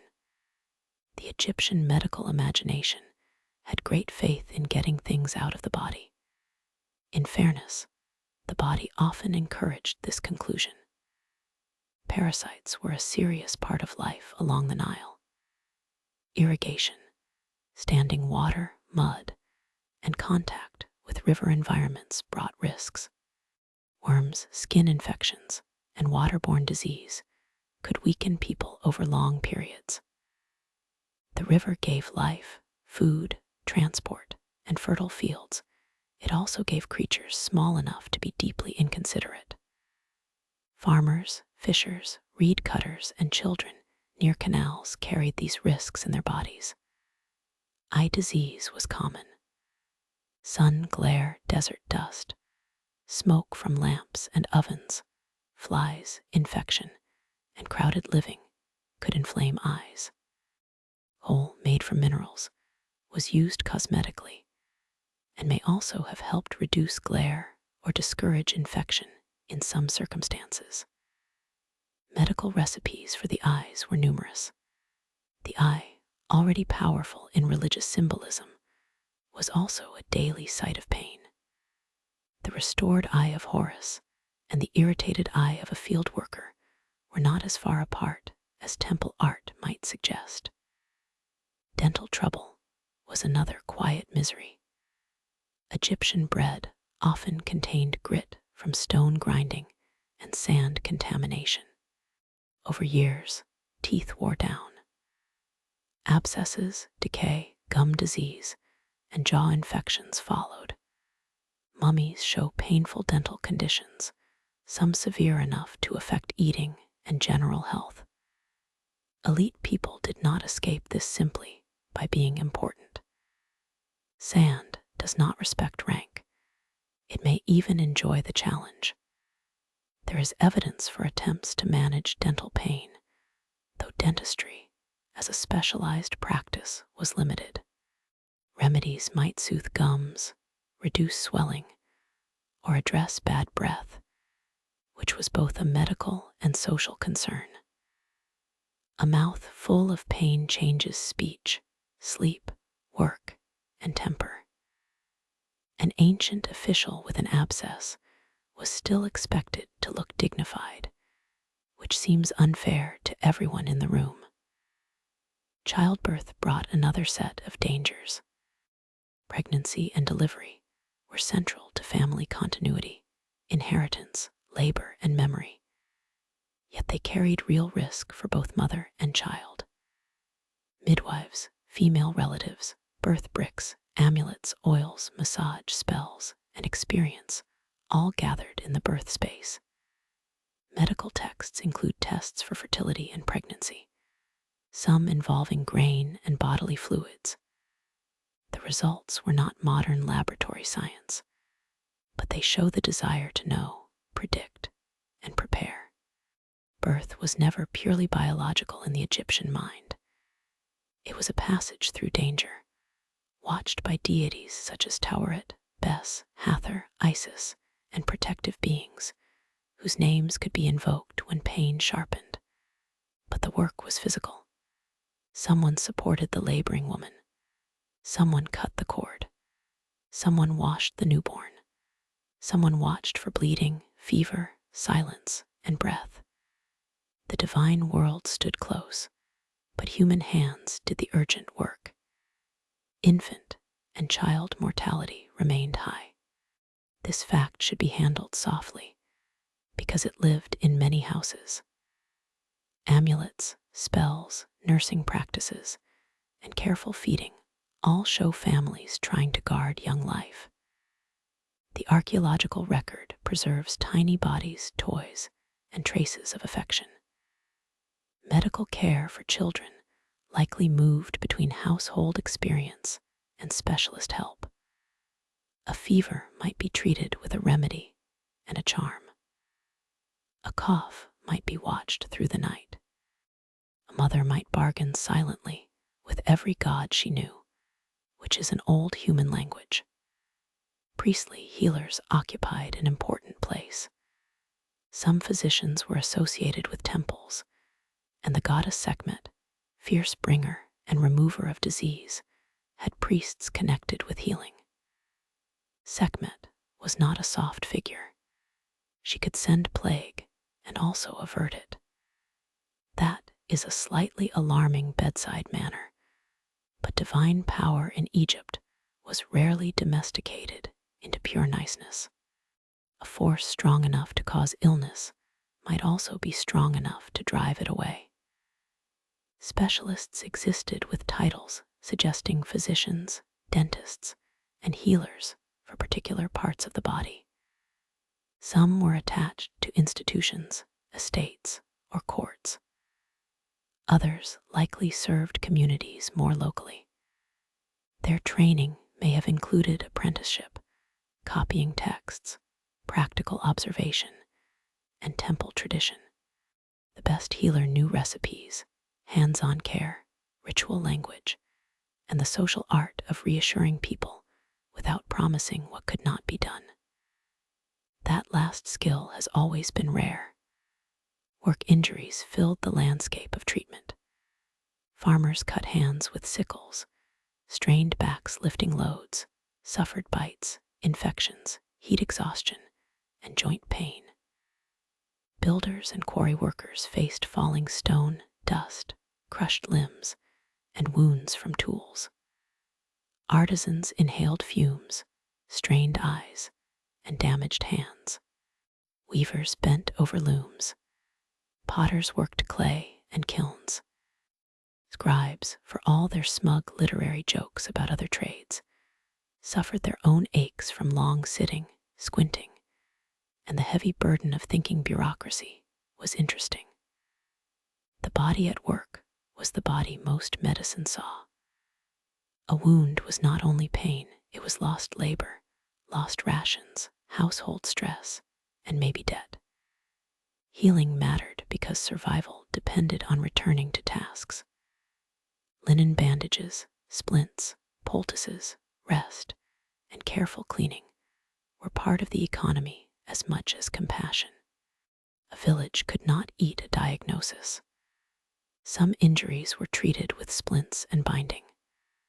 Fractures could heal well if aligned and immobilized. Mummified remains and skeletal evidence show both healed injuries and untreated trauma. The survival of a broken bone depended on the break, the care, the patient's strength, and plain luck. That ancient physician who accepts no offerings and explains nothing. Burns, bruises, bites, cuts, and infections were probably more common than the grand injuries that make dramatic museum labels. A cook could be burned by an oven. A brewer could slip near a vat. A fisherman could be cut by tools or bitten by something with poor manners. A child could tumble from a roof where the family slept in cooler air. Most medicine did not begin with spectacle. It began with someone saying that the hand had swollen, the eye would not stop watering, the belly hurt again, or the foot had gone wrong after the last journey. The healer also had to read the patient's place in a household. Rest was easier to prescribe than to arrange. A farmer near harvest, a mother with infants, a servant under orders, or a workman on a ration list could not simply become delicate for several peaceful weeks. Treatment had to fit labor, food, weather, and obligation. This made medicine social as well as physical. A bandage might cover a wound, but someone still had to fetch water, grind grain, and explain the absence to a foreman who had already heard every possible excuse and probably invented several himself. Mental distress is harder to trace, but grief, fear, nightmares, anger, and exhaustion appear in letters, spells, and stories. The Egyptian heart was the seat of thought, feeling, memory, and moral weight. A troubled heart could be addressed through prayer, ritual, counsel, and family care. Sleep itself was a form of healing, though night could bring dreams and anxieties. The calm household, the protective charm, the physician's words, and the presence of relatives all helped hold a person together. Egyptian medicine therefore lived in a wide field. It observed wounds clearly. It used materials that could genuinely help. It also spoke to demons, gods, poisons, and invisible forces. It accepted that illness could be physical, social, spiritual, and moral at once. That may sound untidy, but sick rooms are untidy places. Bowls, cloths, smells, prayers, fear, and practical decisions gather there together. The quiet achievement of this medicine was not that it always cured. It did not. Its achievement was that it looked closely and acted with the tools available. It cleaned, wrapped, soothed, named, invoked, measured, and waited. It gave the sick person a place inside human attention, which matters when pain makes the world shrink to one burning point. When the bandage was tied and the spell finished, the patient still belonged to a household. The recovered child returned to play and chores. The injured worker returned, if able, to field, shop, or quarry. The mother held the newborn among relatives, already thinking about names, milk, inheritance, and future work. Medicine led naturally back into family, because no Egyptian body healed in isolation for long. Once the fever passed or the wound closed, life returned to the crowded business of kinship, where affection, duty, property, and complaint all shared the same sleeping room. Family was the center of ordinary Egyptian life, not as a soft decoration around history, but as the structure that held labor, inheritance, old age, childhood, memory, and quarrels in place. A household could include parents, children, grandparents, servants, apprentices, widowed relatives, and others tied by work or dependency. Some houses were modest, some larger, some full of storage jars, some full of people pretending there was enough space. Ancient domestic life was intimate in the practical sense. Privacy existed, but it did not always win. Children were wanted, cherished, useful, noisy, vulnerable, and expensive in ways that did not always involve coin. They carried family continuity. They would help with work, maintain offerings for the dead, inherit property, and remember names. A child was hope with muddy feet, yet childhood was dangerous. Disease, poor nutrition in bad years, accidents, infection, and childbirth complications meant many families knew loss early. The evidence of tiny burials, protective amulets, and household spells gives that fact a quiet weight. Egyptian art often shows children with the side lock of youth, a finger near the mouth, and a smaller body beside adults. This convention is not a full portrait of childhood, but it preserves the idea of a distinct stage of life. Children played with balls, dolls, animal figures, toy weapons, and little objects shaped by household materials. They also watched adults constantly, which is how useful knowledge leaks from one generation into the next. A small child near a bread oven learned heat, smell, patience, and the serious tragedy of waiting. Work began gradually. Children helped carry water, gather fuel, watch younger siblings, herd animals, clean grain, twist fiber, fetch tools, and run errands. In farming families, the agricultural year trained bodies early. In artisan families, children saw clay, thread, wood, pigment, metal, and stone handled by familiar hands. A child of scribal ambition might learn signs, copying, discipline, and the strange pride of making ink behave. Most children did not attend formal school, but all were educated by labor. Names mattered deeply. A name gave identity, tied a person to gods, family hopes, circumstances, and memory. Some names invoked deities, some praised life, beauty, strength, or parental affection. Some were practical and simple. To speak a name after death helped sustain the person in memory. In life, a name placed the child within a web of belonging. The household that named a baby also made a claim against disappearance. Nursing and early care fell largely to women, though family networks supported survival. Mothers, grandmothers, sisters, servants, and neighbors could all be involved. Wet nurses appear in some records and elite contexts, and nursing could create bonds of obligation. Milk was life, but milk also belonged to status, labor, and availability. A mother working at household tasks did not step outside economic life simply because she held an infant. She carried both burdens because history has rarely been generous about scheduling. Marriage in ancient Egypt was usually a social arrangement rather than a heavily formal religious ceremony.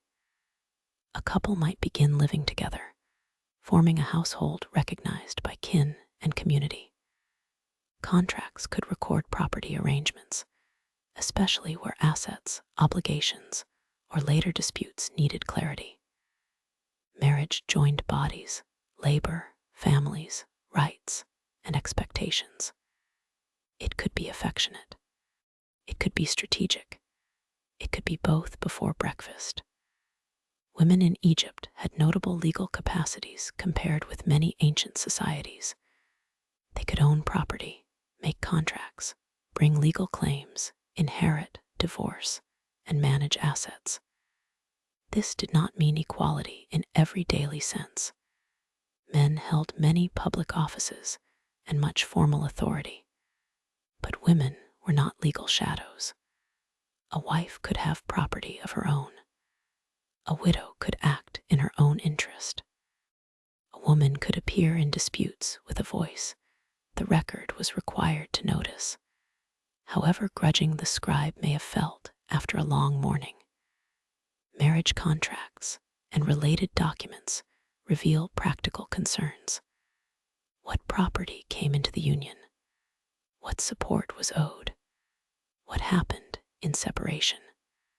What children might inherit? These documents are not romantic in tone, but romance has never been the main talent of legal writing. They show that families understood love and security as different questions. A household might be warm, but grain, land, cloth, tools, and rights still needed names attached. Divorce was possible. Either partner could separate, though the consequences depended on agreements, property, children, and local practice. Texts reveal disputes over support, belongings, and obligations. The existence of divorce does not mean separation was easy. Families were economic structures. Leaving a marriage could reshape housing, labor, inheritance, and reputation. Still, the option mattered. Egyptian domestic life had rules for broken arrangements, because arrangements broke often enough to require them. Inheritance could be orderly or spectacularly irritating. Parents wished to pass property to children, spouses, or chosen heirs. Documents might specify shares, gifts, houses, fields, servants, tools, or rights to income. Disputes emerged when relatives disagreed over promises, favoritism, adoption, remarriage, or the proper interpretation of a dead person's wishes. Death did not end argument. It sometimes made argument better documented. Adoption and chosen inheritance show that family could be made through law and care, as well as birth. A person without children might adopt someone to provide support in old age and funerary offerings after death. A child might be brought into a household through obligation, affection, or practicality. The central concern was continuity. Who would care? Who would inherit? Who would speak the name? Who would pour water for the dead? It was occupied a vulnerable but legally visible position. A widow might control property, manage children's interests, pursue claims, or depend on relatives. The household after a husband's death could become a place of protection or pressure. Documents show widows defending rights, negotiating support, and appearing in disputes. Grief and administration walked together, as they always have, with grief carrying the heavier basket. Family letters are among the most revealing sources for ordinary feeling. They carry requests, news, accusations, affection, impatience, and practical instruction. A person might ask after health, complain about neglect, demand goods, explain delays, or scold a relative for poor behavior. The tone can feel startlingly familiar. Someone far from home wants supplies sent. Someone feels forgotten. Someone insists that another person has failed in duty. Humanity, given papyrus, immediately invents the disappointed message. The letters from communities such as Deir el-Medina show spouses, parents, children, and siblings managing work absences, rations, debts, illness, and family tension. A workman away from home might write to a wife. A woman might press for grain or complain about treatment. A relative might ask for help in a case. These were not grand philosophical statements. They were domestic survival in ink. Affection appears in small forms. Terms of endearment, concern for health, gifts, shared offerings, and the desire to be remembered all show bonds that were not merely economic. Tomb scenes often idealize family closeness, presenting husbands and wives side by side, children near their parents, offerings laid out forever. Such scenes are formal, but the ideal itself mattered. To be shown with family was to declare that the self continued through relationship. Complaint appears just as strongly, which gives the evidence balance. Relatives failed to send things. Siblings contested property. Couples separated. Children disappointed parents. Parents favored one child over another. In-laws likely performed their ancient duty of being complicated, though the texts do not always grant them the full stage they deserve. The family was sacred in principle and messy in practice. This is not a contradiction. It is the usual arrangement. Old age depended heavily on family support. There was no modern retirement system waiting with a tidy form and an indifferent office. Aging parents looked to children, property, household position, and community ties.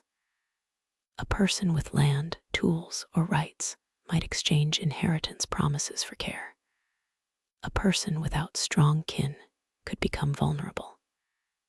The duty to honor parents was moral, practical, and religious.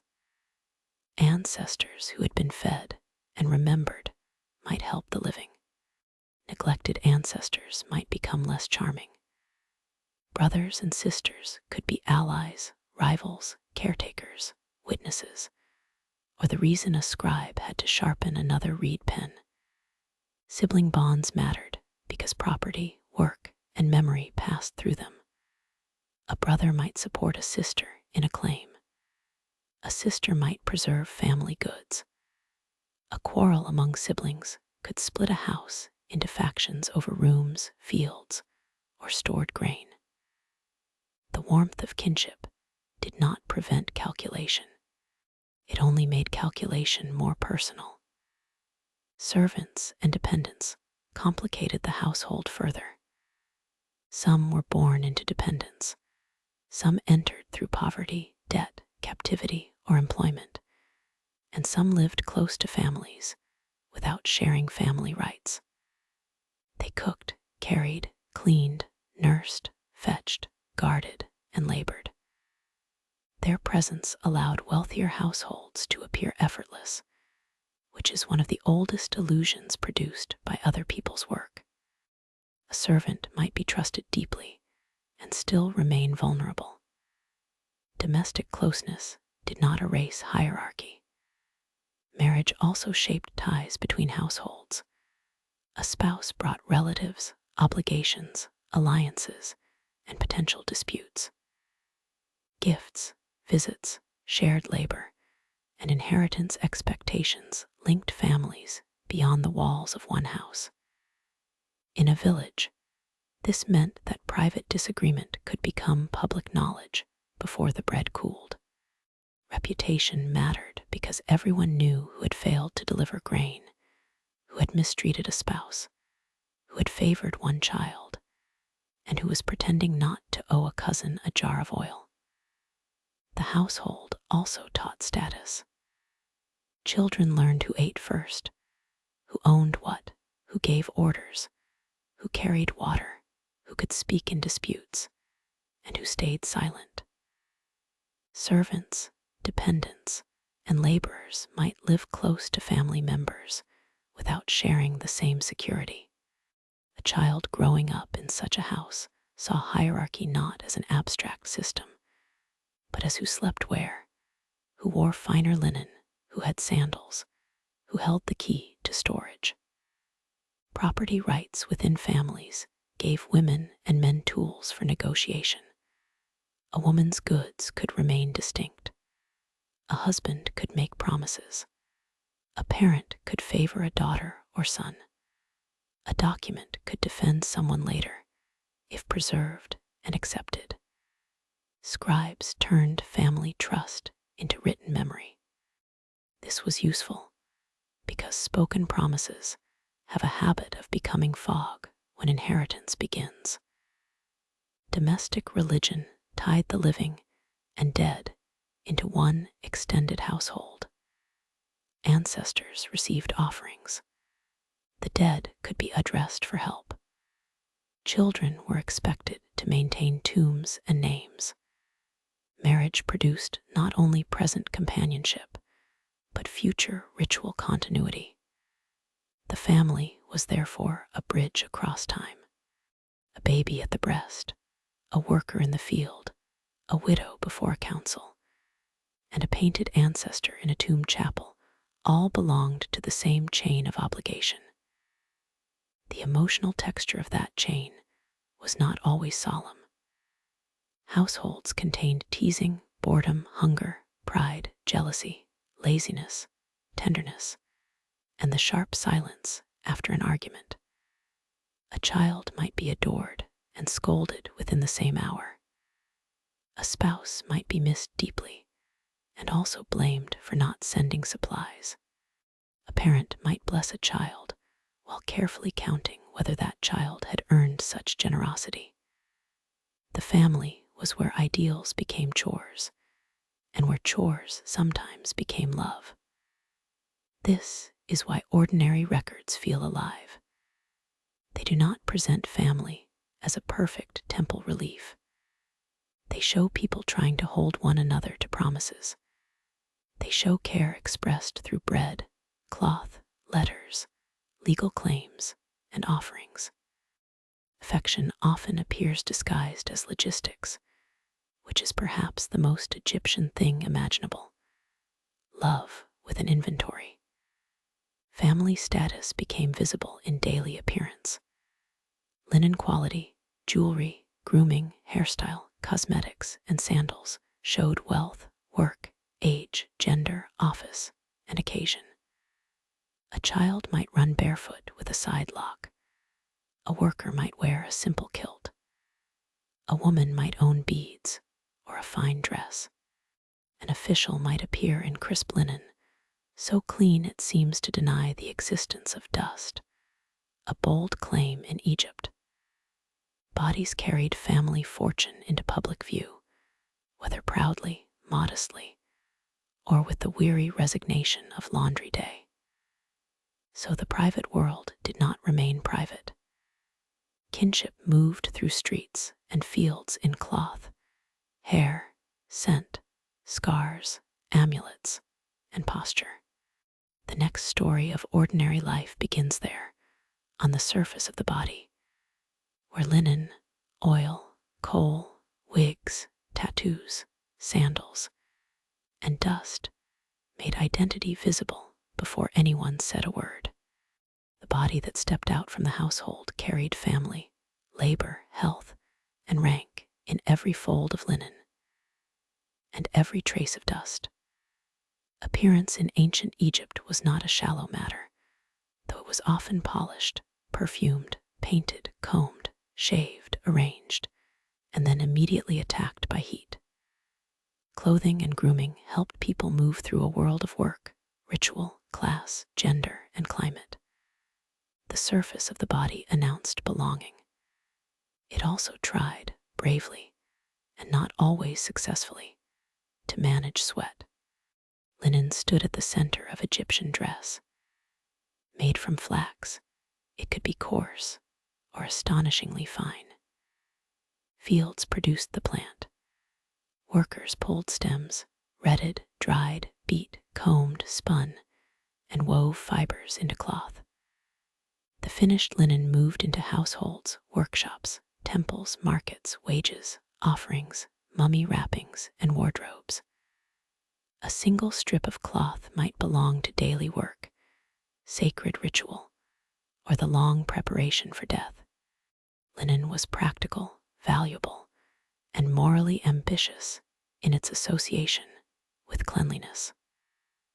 White linen carried ideas of purity. Priests wore clean linen for temple service. Statues were dressed in fine cloth. The dead were wrapped in it. The living wore it against heat, skin, and social expectation. A freshly laundered garment in Egypt must have been a small miracle with a short lifespan. Dust, smoke, oil, food, children, animals, and work all conspired against perfection. The laundry never ended, which may be one of the oldest truths of civilization. Men commonly wore kilts or wraparound garments of varying length and quality. A laborer's kilt was simple, allowing movement in fields, workshops, boats, or building sites. Officials and elites might wear finer, pleated, or layered linen, with more fabric than strictly necessary for survival, which is often how status announces itself. The extra folds said that someone else was probably doing the roughest work nearby. Women wore dresses, wraps, and fitted garments in styles that shifted across periods and regions. Art often shows elegant sheath dresses, straps, fine linen, and graceful lines. Daily reality was more flexible. Working women needed clothing that allowed grinding grain, carrying jars, weaving, nursing, cooking, cleaning, and managing children. Elite art loved smooth bodies and perfect drapery. Life preferred cloth that could survive a courtyard. Children often wore little or no clothing in early years, especially in heat, sometimes with jewelry, amulets, or the side lock of youth. This was practical, not a statement of philosophical simplicity. Cloth was labor. Children were messy. The calculation hardly required a priest. Weaving belonged heavily to women's labor, though organized workshops and institutional production also existed. Spinning with spindle whorls, preparing thread, setting up looms, and weaving cloth required skill, patience, and time. Household production could supply family needs, while larger operations served palaces, temples, estates, and trade. The quiet rhythm of spinning and weaving was part of the soundscape of Egyptian life, as important as grinding grain or shaping bread. Laundry was hard work. Linen could be washed, beaten, rinsed, dried, and folded. Natron and other cleaning substances helped. Water had to be fetched or used near river and canal edges. Clothing absorbed sweat, dust, oils, and smells. Clean linen signaled care and status because maintaining it required labor. Behind every crisp garment stood someone with tired arms. History rarely paints that person at the center, which is rude but predictable. Hair carried meaning too. Some people wore natural hair long, braided, curled, or bound. Others shaved the head for cleanliness, comfort, ritual purity, or lice control. Priests shaved body hair as part of purification. Children's side locks marked youth. Wigs were common in elite and formal contexts, made from human hair, plant fiber, or combinations. They could be elaborate, scented, curled, braided, heavy, and impressive. They also must have been warm, but dignity has often required suffering under strange headgear. Wigs served fashion, status, ritual, and possibly hygiene. A shaved head under a removable wig made sense in a hot climate where lice were a constant nuisance. Elite men and women appear in art with carefully arranged wigs that frame the face and shoulders. These images are formal and idealized. The real world included tangled hair, broken combs, dust, sweat, and hurried mornings. Even so, grooming mattered. Combs, razors, hairpins, oils, and mirrors show attention to the body as a social surface. Cosmetics were widely used by men and women. Kohl around the eyes is among the most recognizable features of Egyptian appearance.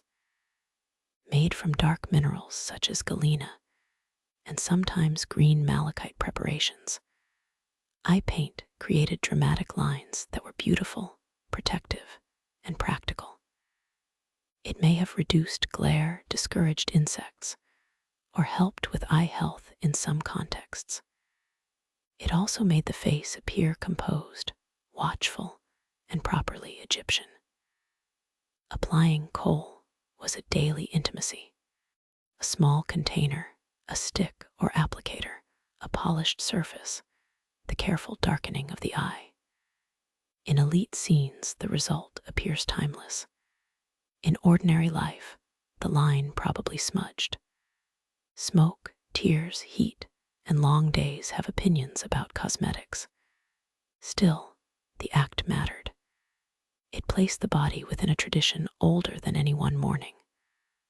Oils and unguents softened skin, protected against dryness, and carried scent. Perfumed oils could mark status and occasion. In art, cones of scented fat appear on the heads of banquet guests, though how literally to read these cones remains debated. Whether actual perfumed cones, artistic symbols, or something in between, the idea is clear. Scent belonged to beauty, pleasure, ritual, and refinement. A room of music, wine, flowers, linen, and perfume was a carefully made atmosphere. The fact that ancient rooms also contained smoke, sweat, and food scraps is less often carved into tomb walls. Art has standards. Jewelry crossed class lines. The materials varied sharply. The wealthy wore gold, silver, carnelian, lapis lazuli, turquoise, faience, glass, and elaborate beadwork. Ordinary people might wear simpler beads, shells, copper, bone, or faience. Jewelry decorated, protected, signaled status, and invoked divine power. An amulet could be beautiful and useful. A necklace could be family property, personal pride, and magical defense all at once. Faience deserves attention because it gave bright color to many who could not own rare stones. Its blue and green surfaces evoked water, fertility, rebirth, and shine. Beads, amulets, rings, and small figures made from faience brought a glimmer of sacred color into daily life. The material was not merely imitation. It had its own symbolic force, sparkling like something pulled from between river and sky. Sandals marked another boundary. Many people went barefoot much of the time, especially at work or within familiar spaces. Sandals made from reeds, leather, or palm fiber protected feet on hot ground, rough paths, or formal occasions. Owning good sandals could matter. Texts that record prices and exchanges mention them as valued goods. A pair of sandals was simple until a road was long, a courtyard was hot, or status required not arriving with feet that told the whole agricultural truth. Cleanliness had practical and ritual dimensions. Washing the body, shaving, wearing clean linen, using oils, and removing pests all helped health and comfort. Priestly purity required repeated washing and careful avoidance of pollution. Household cleanliness was more uneven because work, animals, children, smoke, and storage all lived close together. The Egyptian ideal of clean, fragrant order stood in constant negotiation with mud, flies, and daily life. Mott met laundry. Laundry had amendments. Tattoos appear on some Egyptian bodies, especially women, though interpretation remains careful. Patterns of dots or figures may relate to protection, fertility, music, dance, ritual roles, or identity. Some tattooed women may have been associated with Hathor, childbirth, performance, or healing. The evidence is fascinating, but not simple. A tattoo was a mark in skin, not a footnote explaining itself for later scholars. Very inconsiderate of it. Elite art created a powerful visual grammar. Men and women appear youthful, balanced, clear-skinned, proportioned, and composed. Officials stand firm. Women are graceful. Servants are smaller. Laborers bend. Foreigners are marked by hair, clothing, and posture. These images communicated order more than daily mess. They told how society wished to be seen and remembered. Work-stained body, the aching back, the wrinkled face, the torn hem, and the smudged eye line lived beside that ideal, whether or not artists gave them equal attention. Class could be read in cloth quality, jewelry, grooming time, cosmetics, and bodily condition. A wealthy person could avoid some sun, own finer linen, wear imported materials, and have servants maintain appearance. A laborer's body showed work more plainly. Calloused hands, rough feet, sun-darkened skin, scars, missing teeth, strained joints. Yet even modest people cared about presentation. A clean garment, a bead necklace, a bit of coal, a combed child, or an amulet at the throat could carry dignity without luxury. Health also marked appearance. Swollen joints, clouded eyes, worn teeth, skin irritation, parasites, scars, and weight loss could not always be hidden by linen. A person recovering from illness moved differently. A woman after childbirth carried exhaustion in the body. A quarry worker's shoulders and hands told a story no official inscription bothered to carve. Egyptian art preferred timeless vigor, but the street contained knees, coughs, limps, and backs that had opinions about yesterday's labor. Age changed the surface too. Children with side locks, youths with smoother skin, adults marked by work, and elders with thinning hair or bent posture all moved through the same lanes. Formal art often reduced age into signs of status rather than honest time. But families saw the body changing day by day. A mother watched a child grow into work. A son watched a father's strength slow. An elder watched younger bodies hurry with the confidence of people not yet familiar with sore joints. Time wrote quietly, but it wrote everywhere. Scent formed part of the social surface. Oils, smoke, sweat, fish, beer mash, incense, animals, flowers, damp linen, and cooking fires mingled in houses and streets. Perfume could elevate the body for festival, intimacy, or ritual, but ordinary smell was unavoidable. Cleanliness did not mean the absence of all scent. It meant managed scent, chosen scent, respectable scent, scent that suggested care rather than neglect. The nose was an ancient social critic and apparently never unemployed. Tools of grooming were small but significant possessions. Combs, razors, tweezers, mirrors of polished metal, cosmetic jars, palettes, and applicators belonged to routines of care. A mirror did not give the clear glass reflection familiar later, but it was enough to guide kohl, hair, and inspection. Such objects could be personal, intimate, and valuable. They sat near the boundary between body and identity, where a person prepared to be seen. Appearance also changed by occasion. Work clothes differed from festival dress. Temple service required purity. Funerary preparation transformed the body entirely. A woman at a banquet, a farmer in a field, a scribe at an office, a priest at dawn, and a child in a courtyard all inhabited different surfaces. Clothing and grooming helped people cross from task to task, from ordinary time to sacred time, from private room to public street. The cost of appearance was paid in time. Flax had to be grown before linen could exist.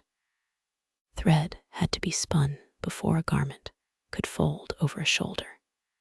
Oil had to be pressed, scent prepared, beads strung, razors sharpened, sandals repaired, and jars refilled. A polished body was therefore never only personal. It represented fields, workshops, trade routes, household labor, and the quiet discipline of maintenance. Beauty had supply chains long before anyone made the phrase unpleasant. This made appearance a meeting point between desire and economy. People wanted to look clean, protected, respectable, attractive, or sacred. They also had limited cloth, limited oil, limited time, and a climate that treated elegance as a temporary suggestion. The result was not failure. It was daily negotiation, the human art of doing enough. Sometimes enough was a combed head, a washed hem, and the dignity of trying. The body was therefore a moving document. Linen spoke of labor and purity. Hair spoke of age, hygiene, and fashion. Coal spoke of beauty, health, and protection. Jewelry spoke of status and divine help. Sandals spoke of roads, rank, and practical pain. Scars spoke whether invited or not. Together these signs made identity visible in village lanes, market edges, temple courts, ferry landings, and dusty paths. And those decorated, washed, sweating, perfumed, barefoot, sandaled bodies did not remain still. They moved outward through streets and along the Nile, carrying letters, rumors, goods, commands, family news, and the wider world into the local imagination. The dressed body entered the lane, but the lane was never the edge of the world, because Egypt was always being carried somewhere by water, feet, animals, and ink. The Nile made movement possible on a scale that would have been exhausting by land. Its current flowed north toward the sea. Winds often allowed boats to sail south. This convenient disagreement between water and air gave Egypt a natural highway with two moods. Going north, a boat could ride the current. Going south, a sail could catch the wind. It was not effortless, because boats are stubborn objects and sailors are never paid enough in any century. But it made the valley feel connected. Riverboats carried grain, stone, cattle, officials, soldiers, priests, festival images, jars of oil, bundles of linen, papyrus, timber, fish, letters, and people with opinions. Some boats were small craft made of reeds or wood for local crossings and fishing. Others were larger cargo vessels with crews, sails, steering oars, and serious responsibilities. A village near the river was not isolated in the way a desert hamlet might be. News could arrive with a mooring rope. Boat travel shaped daily imagination. Farmers watched vessels pass with goods from elsewhere. Children saw sails move like pale wings against the river light. Officials arrived by boat, which was less charming when they came to measure grain or collect dues. Priests transported divine statues during festivals. Mourners crossed toward western cemeteries. Traders moved between towns. The same river that watered fields also carried authority straight to the landing place, because convenience is not always kind. Wood was precious. Egypt had native trees, but large timber was limited, and fine cedar came from the Levant. Boat building required skillful use of available material, ropes, planks, pegs, and seams. Papyrus boats served lighter tasks and symbolic traditions, while wooden vessels bore heavy loads. Repair was constant. Water, sun, cargo, and time worked against every hull. A boat was not just an object. It was maintenance with a sail. Navigation depended on river knowledge, currents, sandbanks, channels, winds, mooring places, flood conditions, and local hazards. The Nile changed with season. During inundation, waters spread, fields vanished under flood, and routes shifted. At low water, boats could ground or require careful handling. Sailors knew where to wait, where to push, where to unload, where officials might be lurking, and where a tavern or cousin might make delay more pleasant. Land roads mattered too. Desert tracks connected the valley to oases, quarries, mines, military posts, and foreign routes. Donkeys carried loads along paths where boats could not go. People walked because most people have done most traveling on feet, a historical fact that deserves more sympathy. Roads across the desert could be dangerous exposed, and dry. Wells, way stations, cairns, and known tracks made movement survivable. Losing the path was not a metaphor. It was a crisis. Quarry roads stretched into harsh landscapes where stone was cut for temples, statues, tombs, and official monuments. Workers, guards, scribes, water carriers, cooks, and animals moved along these routes. Expeditions to places such as Wadi Hammamat or the eastern desert required planning, supplies, and command. Inscriptions left along routes record officials proud of getting stone from difficult places. They rarely dwell on the person carrying water, which is unfortunate, since pride becomes thirsty very quickly. Oases opened another kind of world. They were not empty dots in a blank desert, but inhabited landscapes with water, palms, gardens, roots, and local identities. They connected Egypt to Western desert movement, trade, exile, military control, and stories of distance. For villagers in the Nile Valley, oases may have seemed both familiar and strange, Egyptian in some ties, remote in feeling, surrounded by desert silence. Messengers carried commands and news through this connected world. A message might move by boat, donkey, runner, or a combination of methods. Official letters were folded, tied, sealed, and delivered through administrative networks.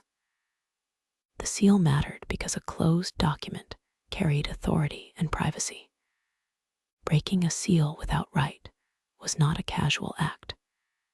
Ink, clay, string, and impression turned words into controlled movement. Letters were the veins of the state and the nerves of families. Officials sent instructions about grain, labor, taxes, appointments, deliveries, investigations, and supplies. Families sent requests, complaints, greetings, and reminders sharp enough to cut papyrus. A man away on work might ask for clothing.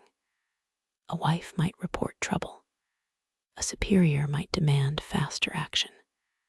A subordinate might explain, with all the careful humility available, why faster action had not occurred. Scribes made this movement possible. They recorded dispatches, copied orders, addressed letters, listed goods, noted sealings, and preserved trails of responsibility. A written command could travel farther than a shouting official, and with less damage to the throat. The scribe's palette, reed pen, and ink linked villages to estates, temples, garrisons, and royal offices. Writing made distance manageable, though never entirely pleasant. Seals protected jars, bags, storerooms, papyrus rolls, and doors. A seal impression could identify an office, official, institution, or owner. It showed that goods had been counted, closed, and placed under authority. When a seal was broken, someone could be blamed. This is one of bureaucracy's oldest comforts. It may not prevent theft, but it improves the paperwork afterward. News did not travel only through formal channels. Rumor moved faster, lighter, and with less respect for accuracy, as rumor prefers. Boat crews, traders, soldiers, festival visitors, quarry workers, servants, and relatives carried stories from town to town. Low flood upstream, a new official, a foreign raid, a temple scandal, a generous employer, a delayed ration, a strange illness, a magnificent wedding, a theft, a miracle, a foolish speech by someone important. All could become talk along the river. Marketplaces and landing places were natural theaters for news. Goods arrived from elsewhere, and so did claims about elsewhere. A jar of oil, a bolt of cloth, a basket of dates, or a piece of imported wood could carry a story with it. People judged the world through objects before they ever saw distant lands. The wider world entered village life as scent, texture, accent, price, and rumor. Nubia to the south was deeply tied to Egypt through trade, conflict, settlement, intermarriage, military control, and cultural exchange. Gold, cattle, ivory, ebony, incense, and people moved through southern routes. Egyptian forts in Nubia controlled movement during some periods, and Nubian communities influenced Egypt in return. The relationship was not simple domination in one direction.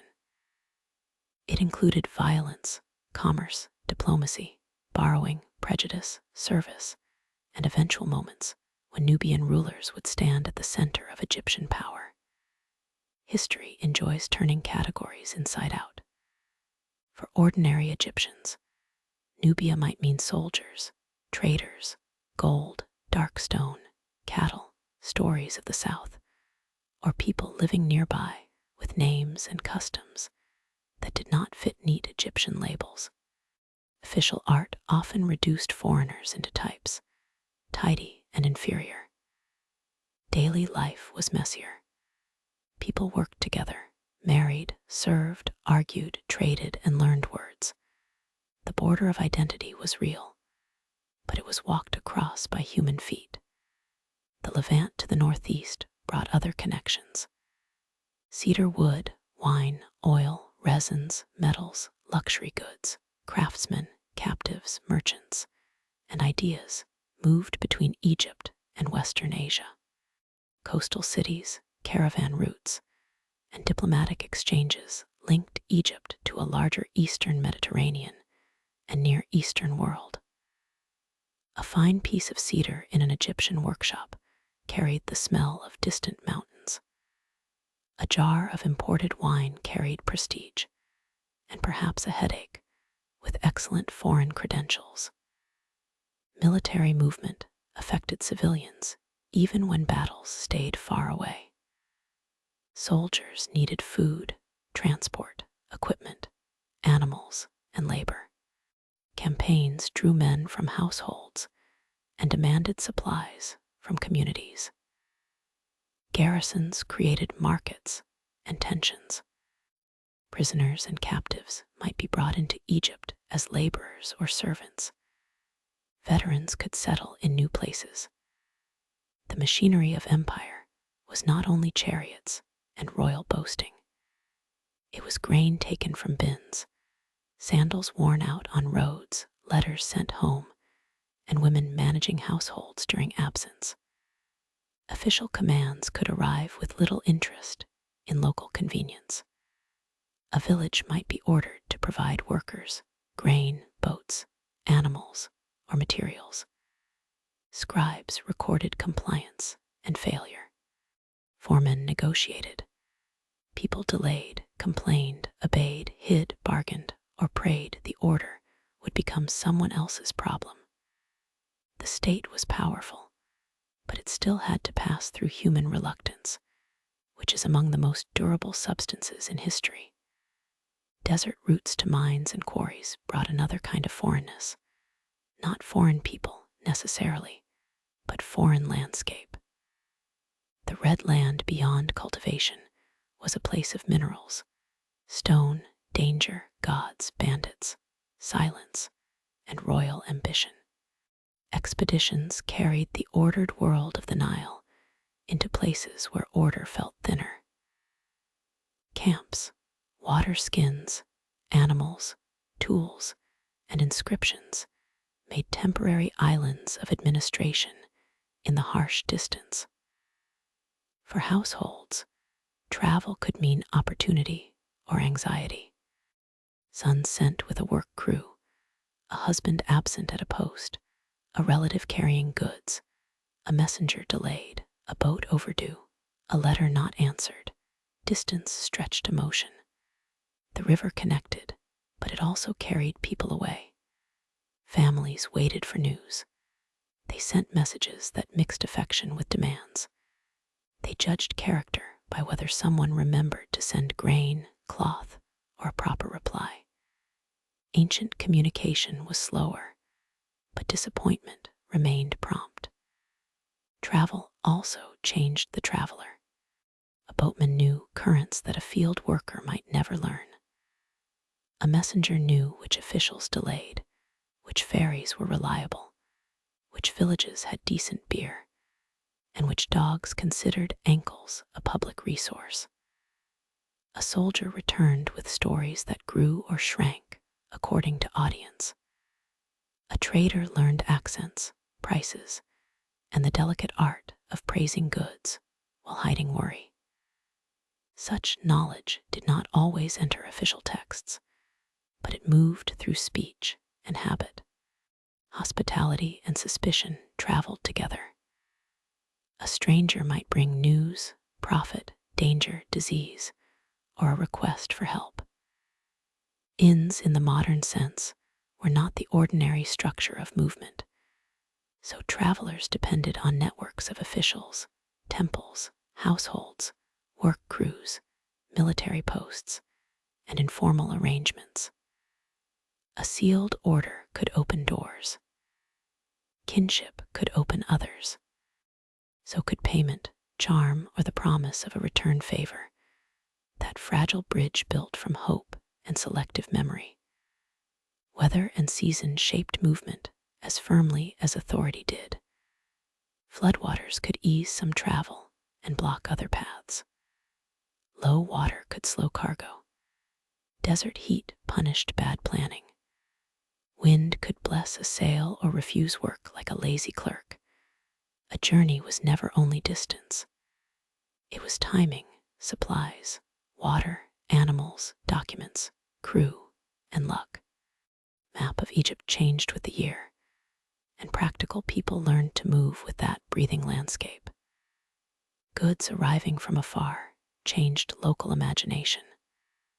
A bead of lapis, a cedar plank, a Nubian product, a Levantan jar, a desert stone, a foreign name in a document, a soldier's story, a merchant's accent. These things widened the mental map. Egypt was deeply rooted in the Nile, but not sealed inside it. The village knew the riverbank first, yet the riverbank received the world piece by piece. Distance also changed value. A local pot was useful, but an imported jar could suggest prestige. Common wood served daily needs, but cedar carried rarity and scent. A stone from a desert quarry carried the labor of an expedition. Such objects did not have to be numerous to matter. Their presence proved that the household, workshop, temple, or tomb was connected to forces beyond the nearest fields. A small foreign bead could make the world feel larger than the room that held it. That was a quiet kind of travel too.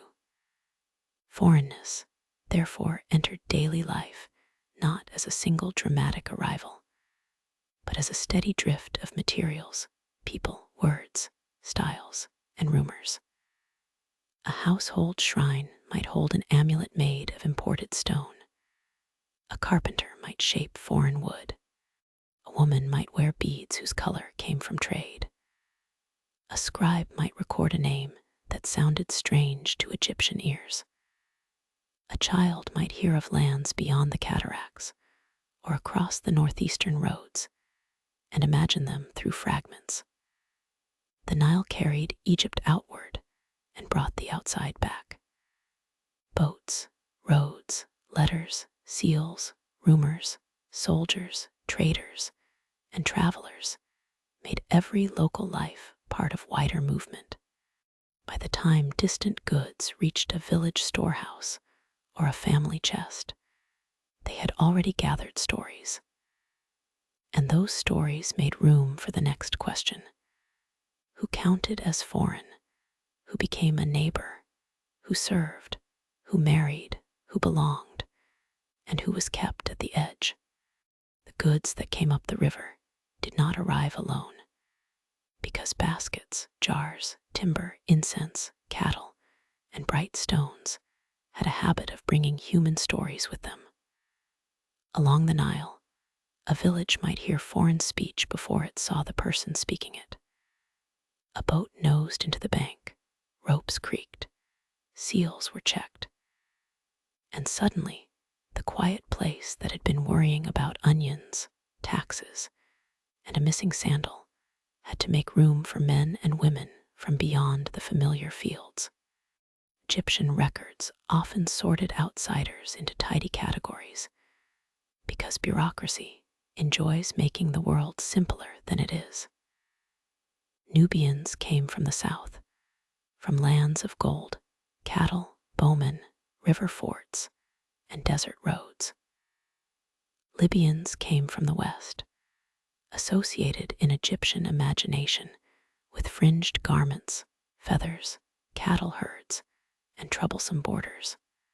People from the northeast, often called Asiatics in modern translations of Egyptian categories, came from the Levant, from towns, pastures, harbors, and trade routes where languages mingled as naturally as dust. These labels were convenient. They were also blunt. Real people have always been harder to file than a scribe would prefer, which must have annoyed the scribes deeply. In painted scenes and carved reliefs, foreigners could appear as types. The artist gave them different hair, different beards, different clothes, different skin tones, and sometimes a posture of defeat. The message was not subtle. Egypt liked to show itself as ordered, centered, favored by the gods, while the lands beyond its borders were often shown as restless edges needing control. That was art serving power. It does not mean every person from outside Egypt lived forever inside a royal insult.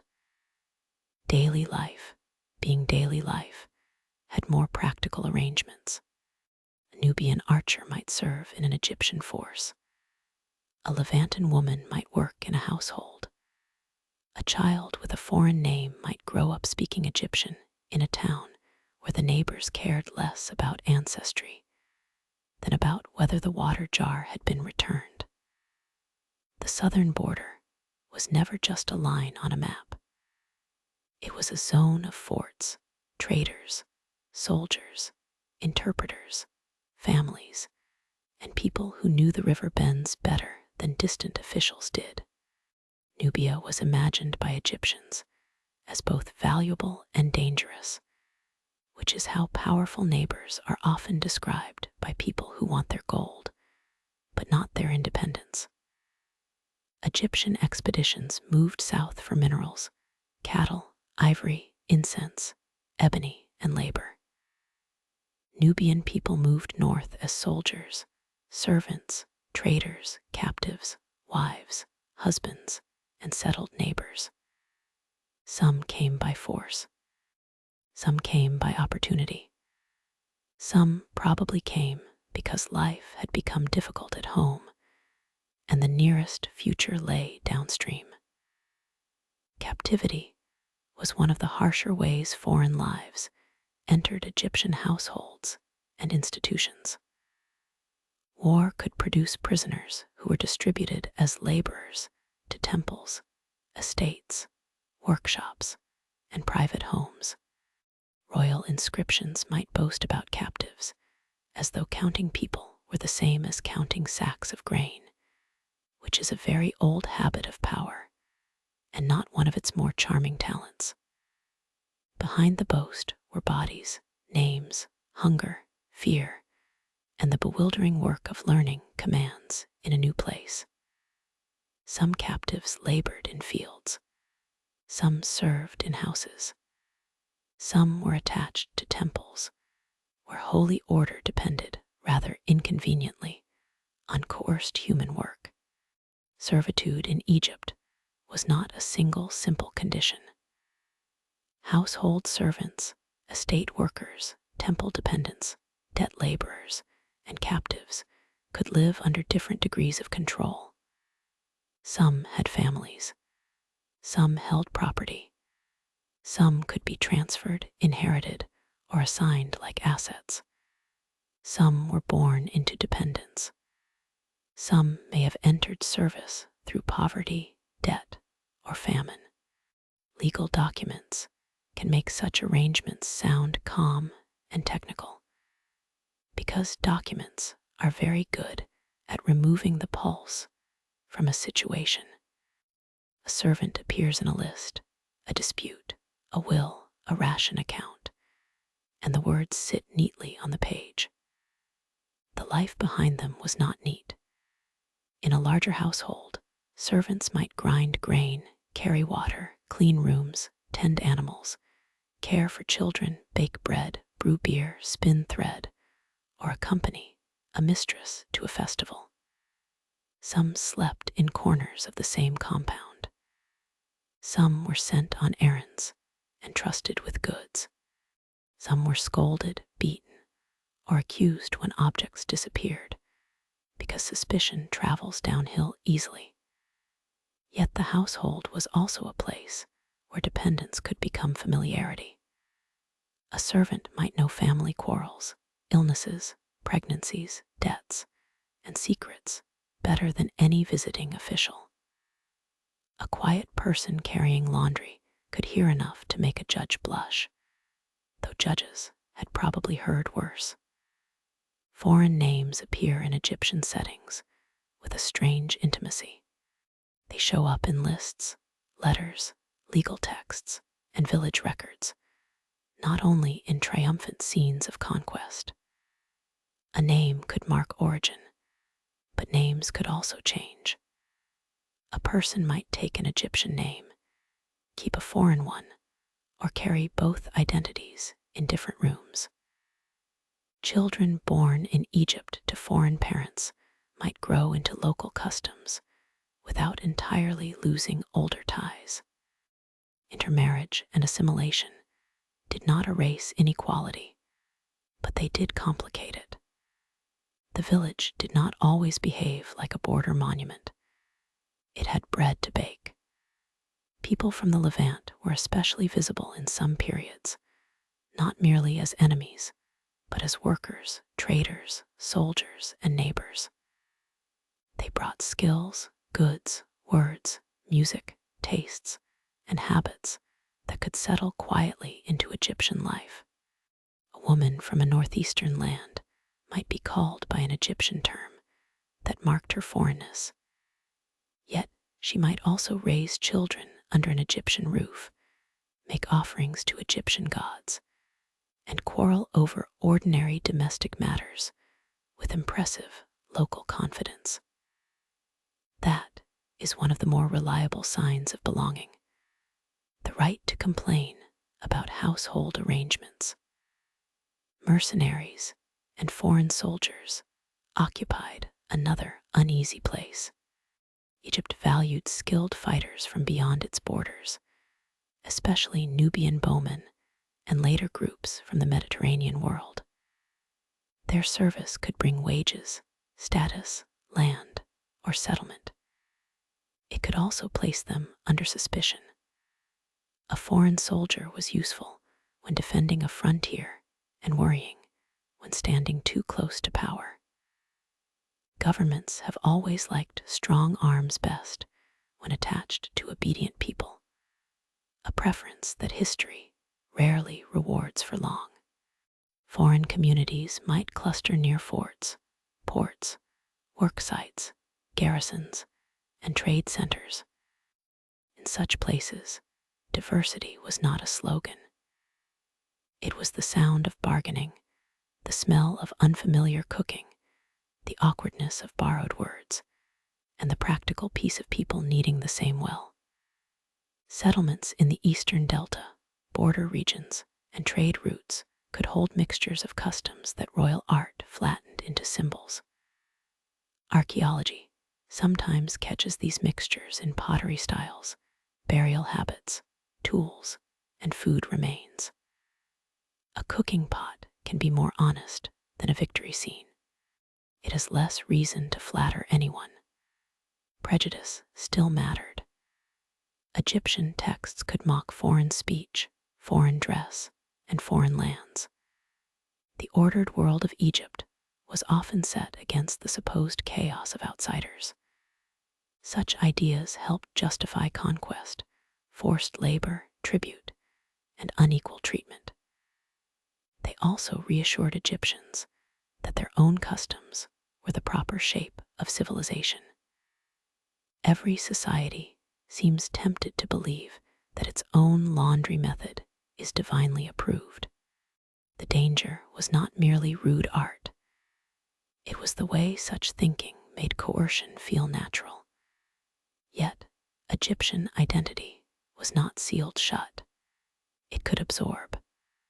Foreign gods entered Egyptian worship. Foreign materials became part of elite style.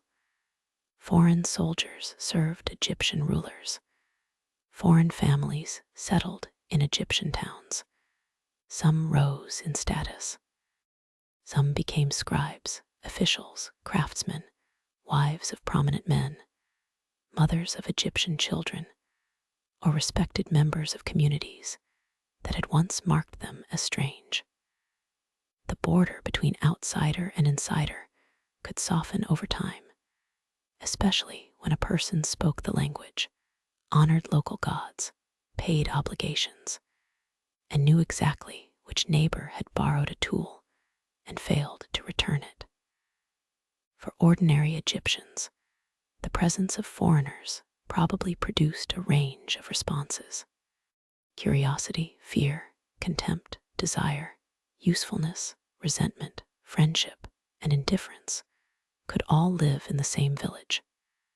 A household might depend on a servant from abroad while repeating jokes about foreign ways. A market trader might distrust a stranger and still admire a fine imported vessel. A child might learn a foreign word from a playmate and use it until an elder frowned. Daily life rarely waits for ideology to become tidy.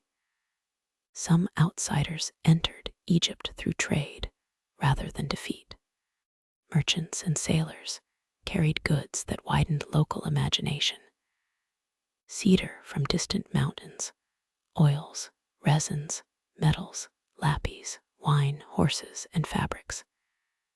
These things could appear in temples, tombs, workshops, and elite houses, but they moved through many hands before reaching a final owner. Dock workers, scribes, guards, boatmen, measurers, and storeroom keepers all touched foreign wealth. A village might not see the land where a resin tree grew, but it might smell the incense when a temple door opened. The categories used by Egyptian officials also shifted over time. A word for one group in one century might not carry the same exact meaning in another. The political world changed. Borders moved. Campaigns rose and faded. Families migrated. A label that looked fixed in a text could cover a changing reality. This is why ordinary life is important. It resists the false stillness of official language. In records from workmen's villages, legal cases, and households, people appear not as symbols, but as participants in arguments about labor, payment, theft, marriage, service, and status. Coercion deserves plain words, even in a calm story. Captives were taken. Labor was forced. Servants could be owned, controlled, and punished. People were moved from their homes because kings and officials wanted bodies for fields, houses, armies, and temples. Ancient Egypt was capable of beauty, administrative brilliance, medical observation, funny letters, exquisite linen, and deep religious imagination. It was also capable of turning vulnerable people into resources.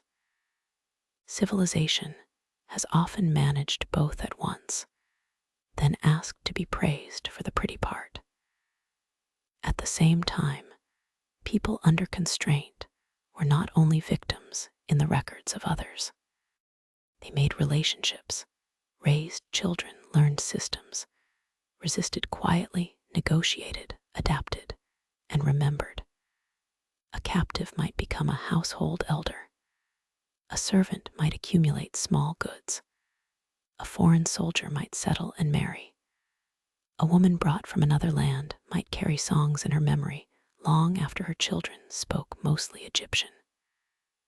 Identity could survive in food, names, prayers, hair, gestures, and stories told when official ears were elsewhere.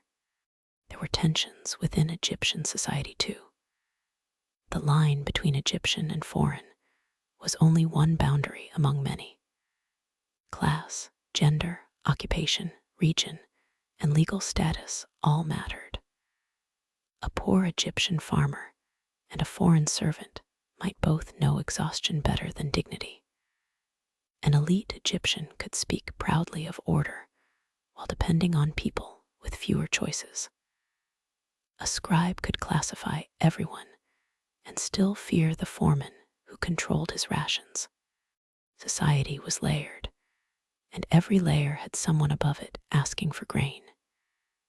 In villages, disputes involving servants, outsiders, and neighbors could become practical rather than philosophical.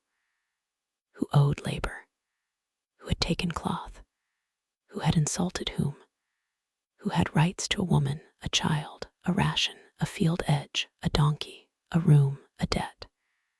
These questions did not stay in the air. They moved toward councils, officials, witnesses, oaths, and written records. The same society that drew foreigners as defeated figures also wrote down complaints from ordinary people with stubborn attention. Order was not simply announced from palace walls. It had to be argued into shape, case by case, by people who were tired, offended, frightened, greedy, honest, or all of those before breakfast. So the foreigner in Egypt was never only the painted captive beneath a king's sandal. Sometimes the foreigner was a neighbor, a servant, a guard, a wife, a trader, a child, a singer, a worker in a temple estate, a man with a bow, a woman with a memory of another river, a name in black ink, a person standing in a courtyard while someone decided what the law would allow. The boundary could be hard, especially when power wanted labor. It could also blur under the pressure of shared water, shared bread, shared fear, and shared gossip. And where boundaries blurred, arguments followed, because human beings can turn even a borrowed basket into a legal matter if given enough time. The small traces are often the most revealing. A foreign name beside an Egyptian one, a servant listed with household goods, a soldier's family settled near a fort, a child buried with customs from more than one place. These fragments do not soften coercion, but they keep the story human. They show a country that guarded its borders in art while living, trading, marrying, arguing, and working across them every day. Arguments in an Egyptian village did not need marble courts or thunderous speeches to become serious. A missing tool, a bruised body, or a disputed wall could do the work perfectly well. The language of cosmic order was grand, but ordinary justice often began with somebody saying, in effect, that this goat, this jar, this strip of field, or this inheritance had been handled badly. The gods may have loved balance. The neighbors wanted their property back. Egyptian law was not preserved as one neat code carved for everyone to admire. It appears instead through contracts, petitions, trial records, letters, decrees, and messy accounts of disputes. This is inconvenient for anyone hoping for a simple handbook, but very useful for understanding life. A formal law code can describe what a society wanted to believe about itself. A complaint about stolen clothes shows what people actually did on a bad afternoon. Local councils played an important role. Groups of officials, elders, foremen, or respected men could hear disputes, question witnesses, examine claims, and decide punishments or settlements. In workmen's villages, especially the community of royal tomb builders, records show people bringing cases before local authorities. The matters could be small, stubborn, and deeply human.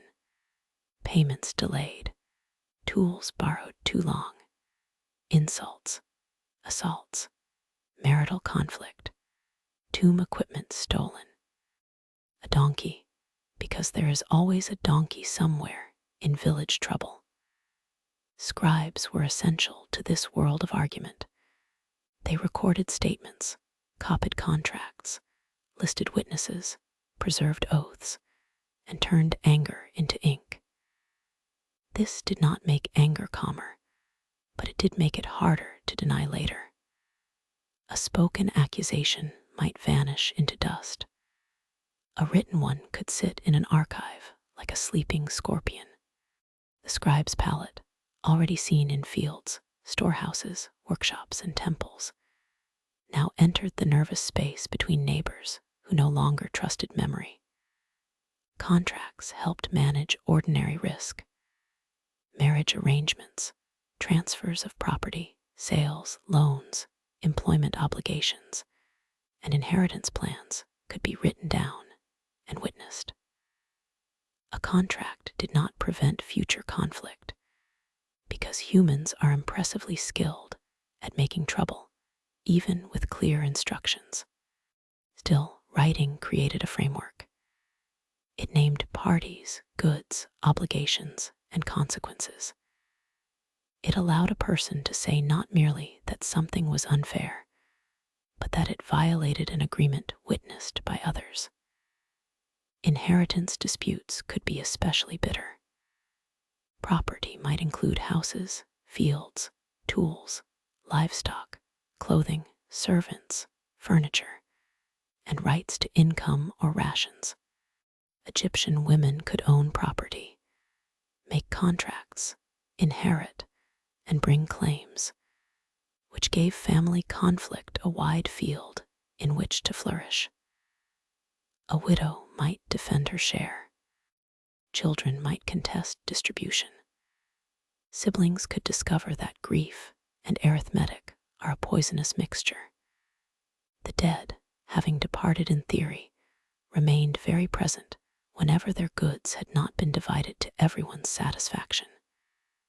Boundary disputes brought law down to the earth. A field edge shifted, a marker moved, water access changed, or a neighbor plowed too far. Agricultural life depended on land measured after floods and maintained through local memory.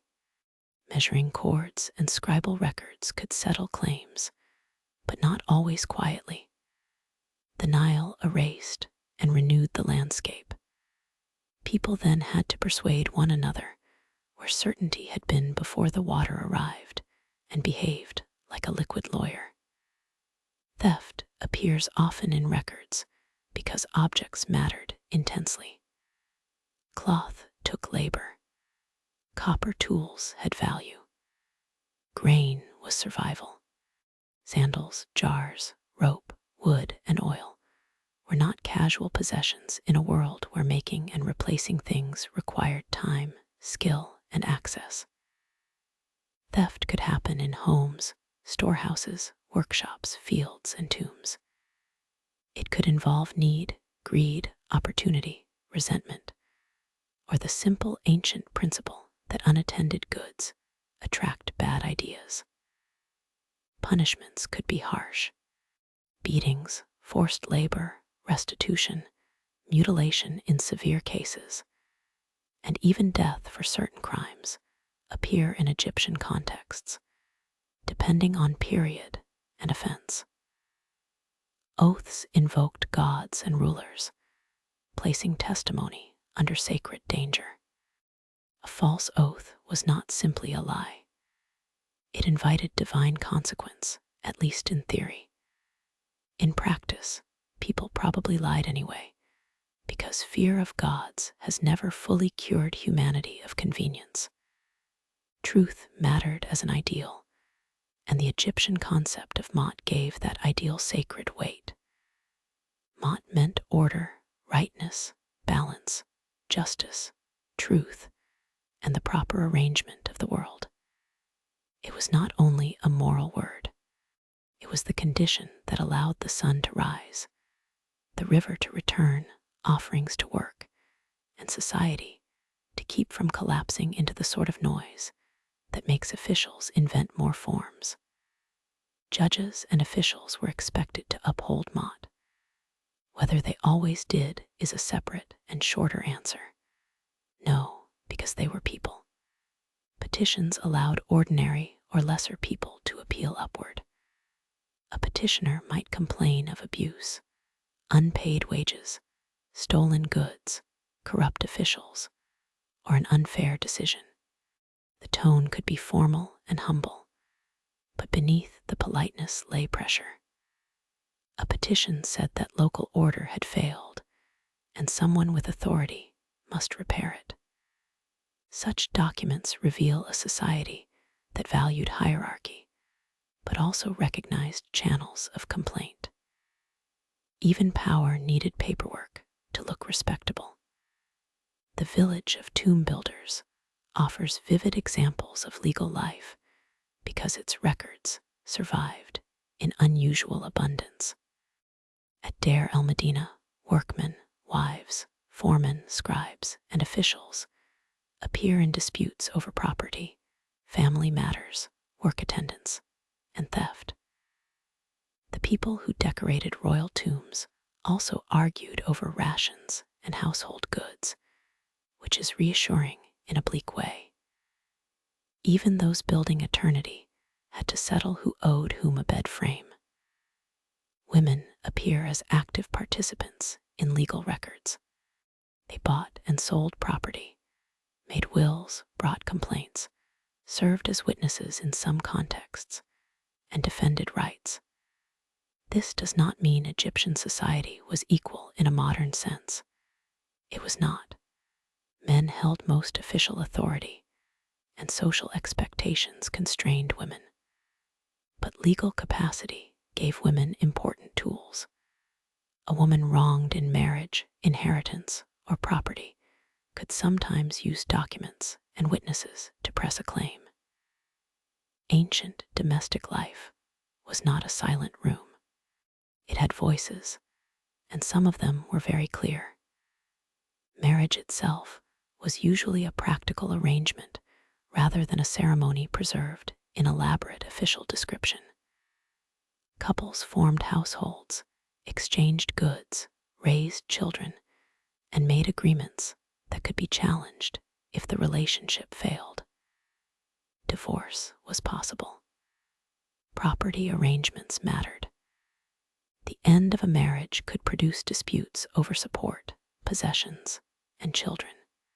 Love may have entered the house softly, but legal complications entered carrying a stool and staying all evening. Violence also reached local justice. Records include assaults, threats, and accusations of physical harm. Beatings could be both a crime and a punishment, depending on who was holding the stick and whether authority approved. That is not a comforting distinction, but ancient law often preferred order over tenderness. In households, workshops, and fields, rank shaped vulnerability. Servants, dependents, foreigners, women, and poorer men could have fewer protections, though not always none. The legal world could hear them, but hearing and helping were not identical. Ostraca, those broken pottery flakes, and limestone chips used for writing, preserve many such fragments of conflict. They are humble objects, yet they carry extraordinary voices. A fine monument may proclaim a ruler's perfect justice. A potsherd may record that somebody stole a garment. The potsherd is less majestic and possibly more believable. It lets daily irritations survive. It proves that history is not only made from battles and temples, but from complaints scratched onto whatever writing surface happened to be cheap. Tomb robbery investigations show law under pressure at a larger scale. Tombs were meant to protect bodies, goods, names, and hopes of eternity. They also contained valuables in a world where poverty, corruption, and opportunity could make sacred fear negotiable. Official inquiries into robberies reveal questioning, confessions, accusations, torture in some cases, and networks of thieves, guards, craftsmen, and officials. The crime was not only theft. It threatened religious order, royal dignity, administrative credibility, and the comforting fiction that sealed doors stay sealed forever. The records of such investigations can be chilling. Suspects were examined. Witnesses named names. Officials traced stolen metal, linen, and burial goods. Some confessions may have been forced. Some accusations may have been strategic. In a society that believed words had power, the recorded confession became a dangerous object. It fixed guilt into a form that could travel through offices. Ink could become a trap. Corruption haunted justice, as it haunts any system where officials control access to decisions. Bribes, favoritism, intimidation, and elite influence could bend outcomes. The ideal of Mott did not erase the temptation to protect friends or punish enemies. Egyptian texts themselves complain about corrupt behavior, which suggests that people knew the difference between order as preached and order as practiced. Hypocrisy, fortunately for historians, and unfortunately for everyone else, leaves documents. Still, the existence of disputes in writing also shows trust in procedure, or at least trust that procedure was worth trying. People brought cases because decisions mattered. They gathered witnesses because testimony carried weight. They preserved contracts because memory could be challenged. They invoked gods because unseen authority could strengthen weak human claims. The law was not merely a weapon of the powerful, though it could be that. It was also a field where ordinary people tried to make life less uncertain. Justice in the village was therefore intimate. It knew faces. A witness might be a cousin, a workmate, a neighbor, a rival, or someone still annoyed about a separate matter involving a basket. This intimacy could help truth surface, since everyone knew everyone's habits.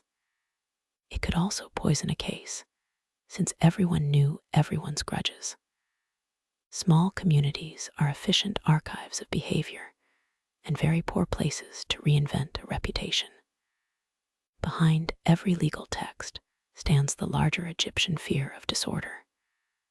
A stolen tool was not the collapse of the cosmos, but it belonged to the same moral landscape as false speech, broken contracts, corrupt judgment, and neglected offerings. Disorder began in small acts and spread, if not corrected. That belief gave ordinary disputes a solemn shadow. Returning a jar, paying a debt, honoring a boundary, speaking truth before witnesses. These were not grand rituals, but they helped keep the world from fraying. And yet, the records remain wonderfully human. They show irritation, cunning, fear, stubbornness, and the eternal talent for making a problem worse by denying it badly. Scribes wrote it all down with professional calm, as if the village were not seething around them. Their ink preserved the law not as an abstract temple of justice, but as a crowded room full of accusations, oaths, bruises, debts, stolen linen, family grief, and anxious officials trying to make Mott stand upright. From some of those rooms, the trail of argument leads toward broken tombs, disturbed burials, and the question of what the living owed to the dead when eternity itself became something worth robbing. The evidence also shows how much law depended on reputation. A person known as reliable could carry a claim differently from someone famous for quarrels, missed work, or convenient memory. Witnesses did not arrive as blank voices. They arrived with histories attached. A foreman might trust one worker and suspect another before a word was spoken. A counsel might hear an accusation while remembering older complaints, family alliances, and long village annoyances. Justice aimed at truth, but it moved through human knowledge, and human knowledge is rarely free from seasoning. Written records could outlive the heat of the dispute. A contract stored safely might return years later when an heir challenged a sale or a widow defended a house. A list of goods might become evidence after a death. A receipt could protect a debtor from paying twice, which was no small mercy in a world where grain vanished faster than excuses. The archive was not merely official memory. It was a shelter against denial. There's a quiet dignity in these legal scraps. They prove that ordinary Egyptians expected wrongs to be named. Not every wrong was corrected, and not every voice carried equal strength. But silence was not the only option. A poor worker, an angry wife, a cheated buyer, a frightened witness, or a stubborn heir could enter the record and leave a mark. The mark might be brief, but it is enough. It says that order had to answer daily life, not only royal theology. That answer could be imperfect, delayed, or shaped by rank, but the attempt still mattered. In the slow scratch of ink, village anger became evidence, and evidence became one more fragile barrier against chaos. When a tomb was opened by thieves, officials, mourners, or time itself, the quiet promise of Egyptian death was exposed as both sacred and deeply practical. The dead were meant to endure, but endurance required labor. It required linen, resin, wood, stone, food, words, images, priests, mourners, and relatives who remembered long enough to bring offerings. Eternity, like a household, had expenses. Royal burials dominate imagination because they were designed to do exactly that. Gold masks, painted chambers, carved spells, and vast tombs speak loudly across centuries. Yet most Egyptians did not depart the world wrapped in splendor beneath mountains of treasure. The ordinary dead entered eternity by smaller doors. Some had coffins. Some had simple mats. Some were buried in desert sand, where dryness could preserve a body with a quiet efficiency that professional embalmers later made expensive. Some received a few goods, a pot, beads, food, tools, or amulets. Some received very little, because poverty does not become generous at the graveside. Death in Egypt was not imagined as a clean ending. It was a dangerous passage into another condition of life. The body mattered because the person was not a single simple thing. Egyptian belief spoke of elements of the self, including the body, name, shadow, heart, and spiritual forms, often translated as Ka and Ba. The exact theology changed across time and context, and ordinary people may not have explained it like temple scholars. Still, the central concern was clear. The dead needed preservation, identity, nourishment, protection, and the ability to move in the next world without being eaten, judged, forgotten, or otherwise inconvenienced by eternity's less welcoming features. Mummification was not one uniform procedure. Elite bodies might undergo elaborate treatment, removal of internal organs, drying with natron, anointing, wrapping, amulets placed among bandages, and careful ritual attention.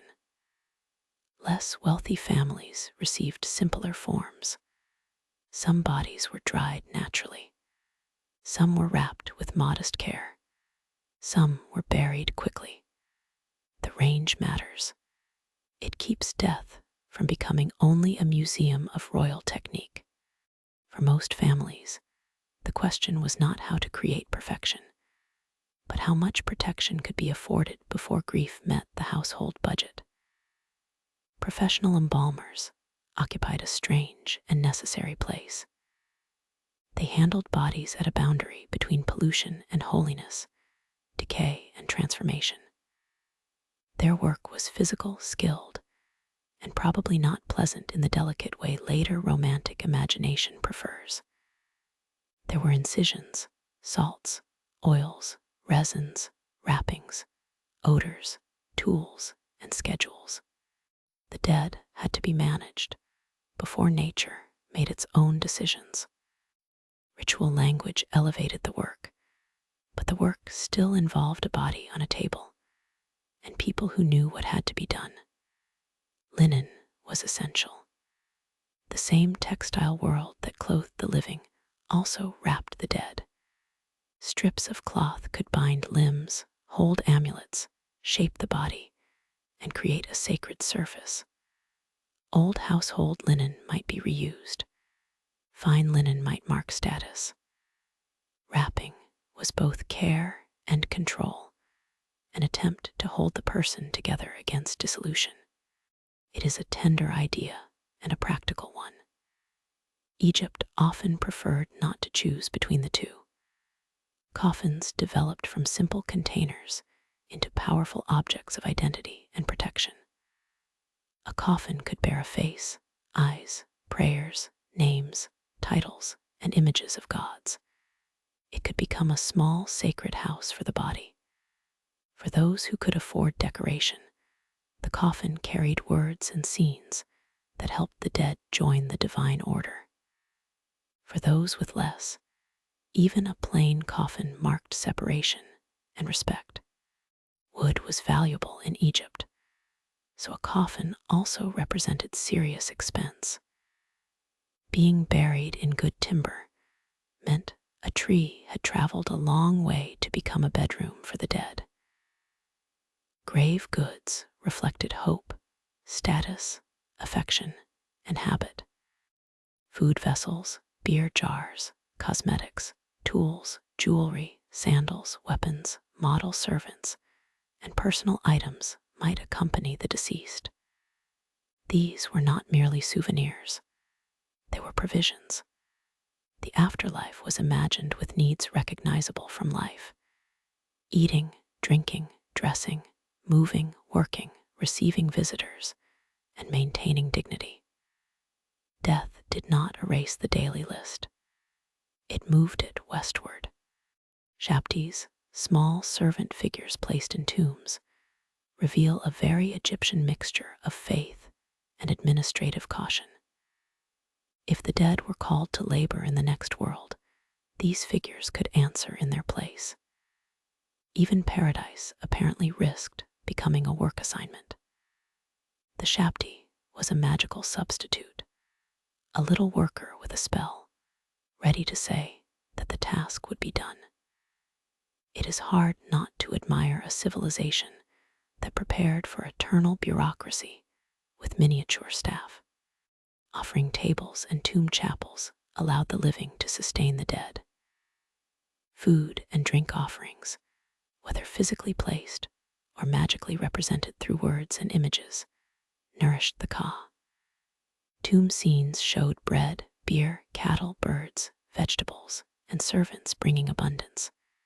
The image was not decoration in a modern sense. It was active. A carved loaf could help make a loaf eternally available, provided the proper words and rituals remained effective. Art did work. Families played a crucial role. Ancestor cult was not only official religion, but household memory. Relatives might visit tombs, speak names, pour water, leave food, ask for help, or complain to the dead. Letters to the dead show that ancestors could be addressed as powerful members of the family, still involved in illness, inheritance, nightmares, and disputes. The dead were not always peaceful.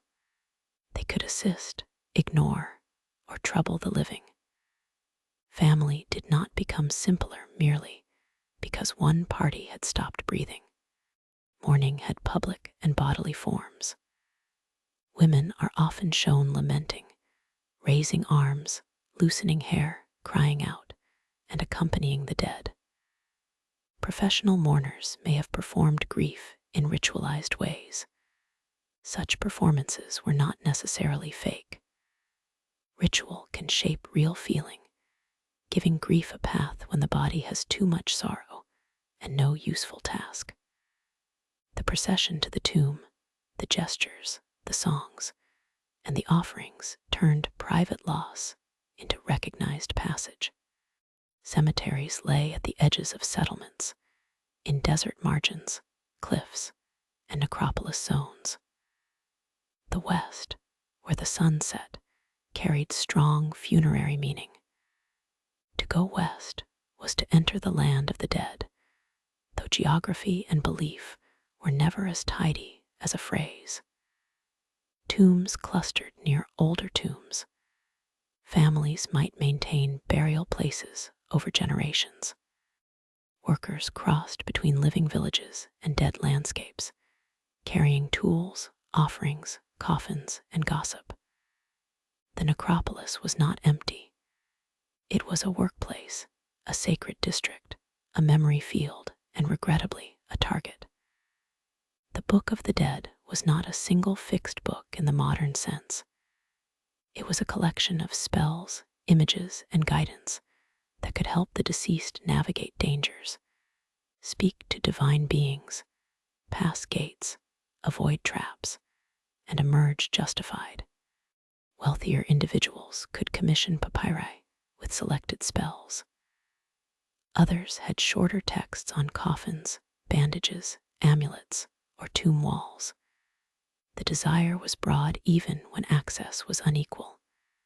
Everyone hoped not to be helpless before the unknown. The weighing of the heart became one of the most famous images of Egyptian judgment.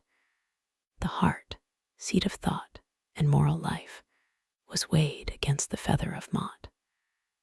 A heart too heavy, with wrongdoing faced destruction. A justified person could proceed. The scene is elegant, terrifying, and administratively satisfying. Even the afterlife had a formal assessment. Somewhere in the imagination, a cosmic record had to balance. For ordinary people, moral hope and practical preparation were intertwined. Spells helped, but a life in accord with order mattered too. Tomb autobiographies, especially among elites, often claimed generosity, truthfulness, care for the hungry, respect for parents, and fair dealing. Such claims may be idealized, but ideals reveal what people wanted remembered. Nobody carved with pride that he cheated widows and watered the beer too aggressively. Cheaper burials did not mean smaller emotions. A poor family wrapping a body in simple linen might feel the same grief as an elite household commissioning painted coffins. The difference lay in resources, not love. Archaeology can sometimes make inequality painfully visible. Rich burials filled with goods, modest graves with little beyond the body, infants buried with small tokens, workers laid to rest near the communities that used their labor. The dead carry class into the ground because the living put it there. Children's burials are among the most tender traces. High child mortality meant many families knew small graves. A bead, a toy, a pot, or careful placement can speak with quiet force. No grand doctrine is needed to feel the household pause around such a loss. Egyptian religion offered paths of protection and continuity, but grief still entered the room and sat heavily beside the bread oven. Tomb builders lived especially close to death's material culture. At Deir el-Medina, artisans carved and painted royal tombs while also preparing their own burials, chapels, coffins, and grave goods. They knew the techniques of eternity from the inside. They understood pigments, spells, proportions, hidden chambers, and the value of a well-made image.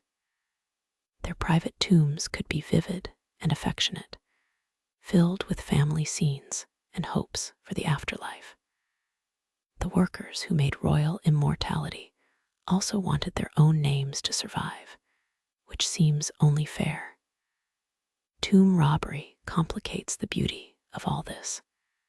The goods placed with the dead were sacred, but they were also valuable. Economic distress, corruption, and opportunity could turn reverence into calculation. A sealed tomb might contain metal, linen, wood, oils, and amulets that the living could use or sell. Robbers violated the dead, but they also revealed the pressure of the living world pressing against funerary ideals. Eternity was protected by walls, guards, curses, and faith. Hunger and greed kept testing the locks. The business of death supported many workers: embalmers, coffin makers, painters, stonecutters, linen producers, priests, mourners, potters, carpenters, quarrymen, scribes, and transport crews all contributed. A funeral was a religious event, but it was also an economic network. Grain paid workers. Workshops produced goods. Temples received offerings. Families negotiated costs.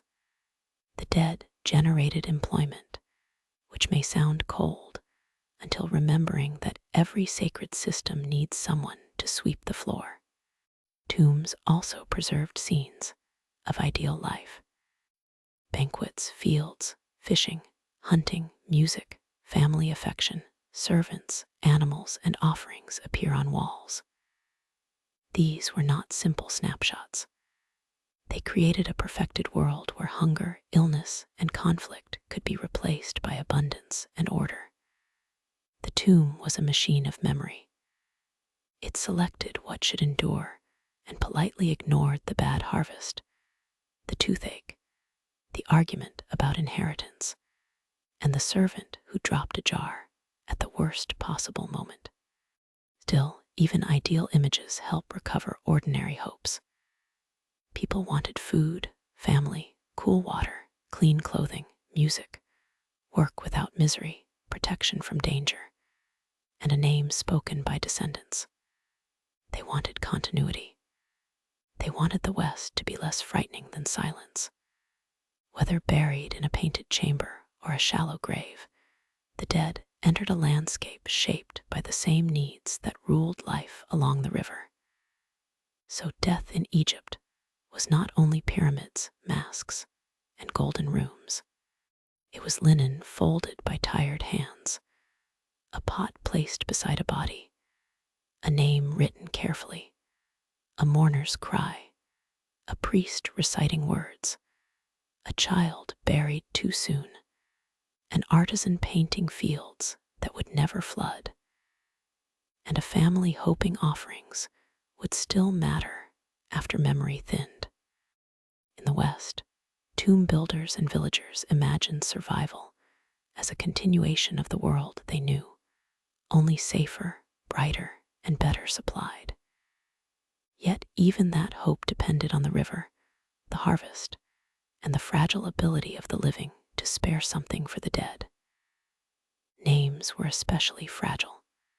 To be remembered was to keep a thread of life, and to lose a name was to fade into a darker silence.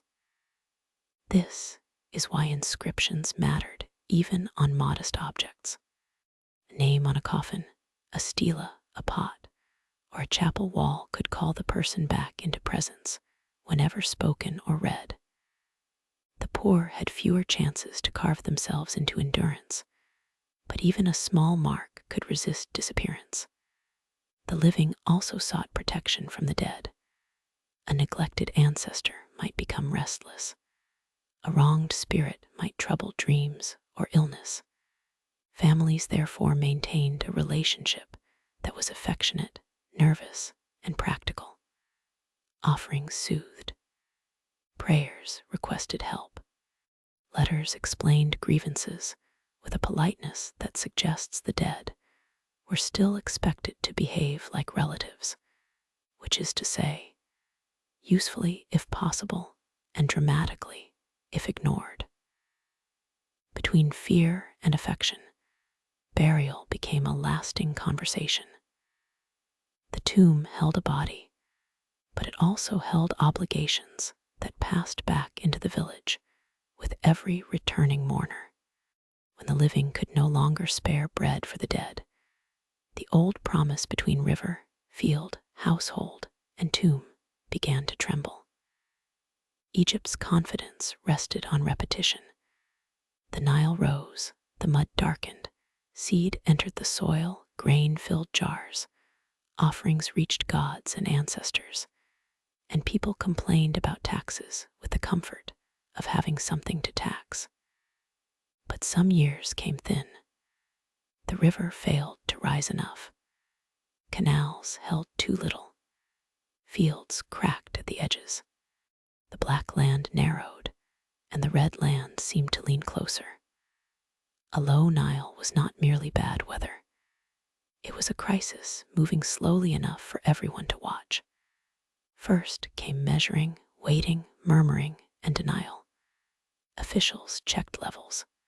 Farmers studied banks. Priests made offerings. Families looked at stored grain and began counting meals in a different voice. A little shortage could be endured. Egypt had storage, administration, habit, and a long memory of uneven years. But repeated low floods could turn anxiety into hunger, and hunger into social danger. The inundation was the foundation of agricultural life. Too much water could destroy. Too little could starve. The desired flood was generous, but not violent, predictable, but not boring. Rather like an ideal official who almost certainly never existed. When the rise was poor, basins did not fill properly. Silt did not spread as far. Planting suffered. Pasture shrank. Cattle weakened. Fish and birds changed their patterns. Laborers who depended on rations felt pressure. Storehouses became places of fear as much as security. Grain shortage reached every level of society, but not evenly. Elite households had reserves, connections, and claims on institutional stores. Temples and state granaries could hold supplies gathered through taxes and rents. Officials might manage distribution, rationing, or emergency measures. Poor families had fewer cushions.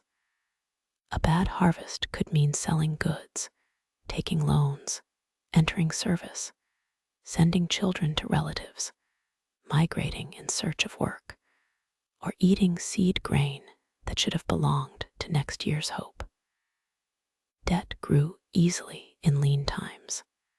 Grain borrowed for survival had to be repaid after a future harvest, assuming the future behaved better than the present, which was an optimistic contract with the sky and river. Interest, obligation, and dependence could bind households to wealthier neighbors or institutions. A family might lose property, labor, or freedom of movement. Hunger is never only a condition of the stomach. It rearranges power. Texts from Egypt and later memories of earlier crises speak of famine in dramatic language. People hungry, social order inverted, the poor desperate, the rich anxious, tombs neglected, violence rising, families breaking under need. Such descriptions can be literary, moralizing, or exaggerated. Ancient writers enjoyed using disaster to make points about good rule and cosmic order. Still, exaggeration does not come from nowhere. Egypt knew that low water could threaten the entire arrangement of life. The period remembered as the first intermediate period carried strong associations with disorder, weak central power, regional struggle, and hardship. Later texts looked back on it as a time when proper order had faltered. The actual history was complex, with local rulers, regional variation, and survival as well as distress. But the memory mattered. It gave Egypt a language for imagining what happened when the center failed, the river disappointed, and Mott seemed to loosen its grip. A society built on order kept nightmares about disorder close at hand. For a farmer, crisis began in practical signs. Seed might go into poor soil. Shoots might be thin. Animals might be driven farther for grazing. Work songs might become quieter. A household might stretch bread with whatever could be found. Beer might weaken. Oil might disappear from daily use. Linen might go unreplaced. Repairs might be delayed. Offerings might shrink. The dead, who had once received bread and water, might be asked to understand that the living were having a difficult season, which is a delicate conversation even with ancestors. Disease often followed hunger. Weakened bodies resisted illness poorly. Bad water, crowding during migration, poor diet, and stress could help sickness spread. Children, pregnant women, the elderly, and laborers under heavy demand were especially vulnerable. Medical knowledge could treat wounds, soothe symptoms, and invoke divine help. But no honey bandage could fill an empty granary.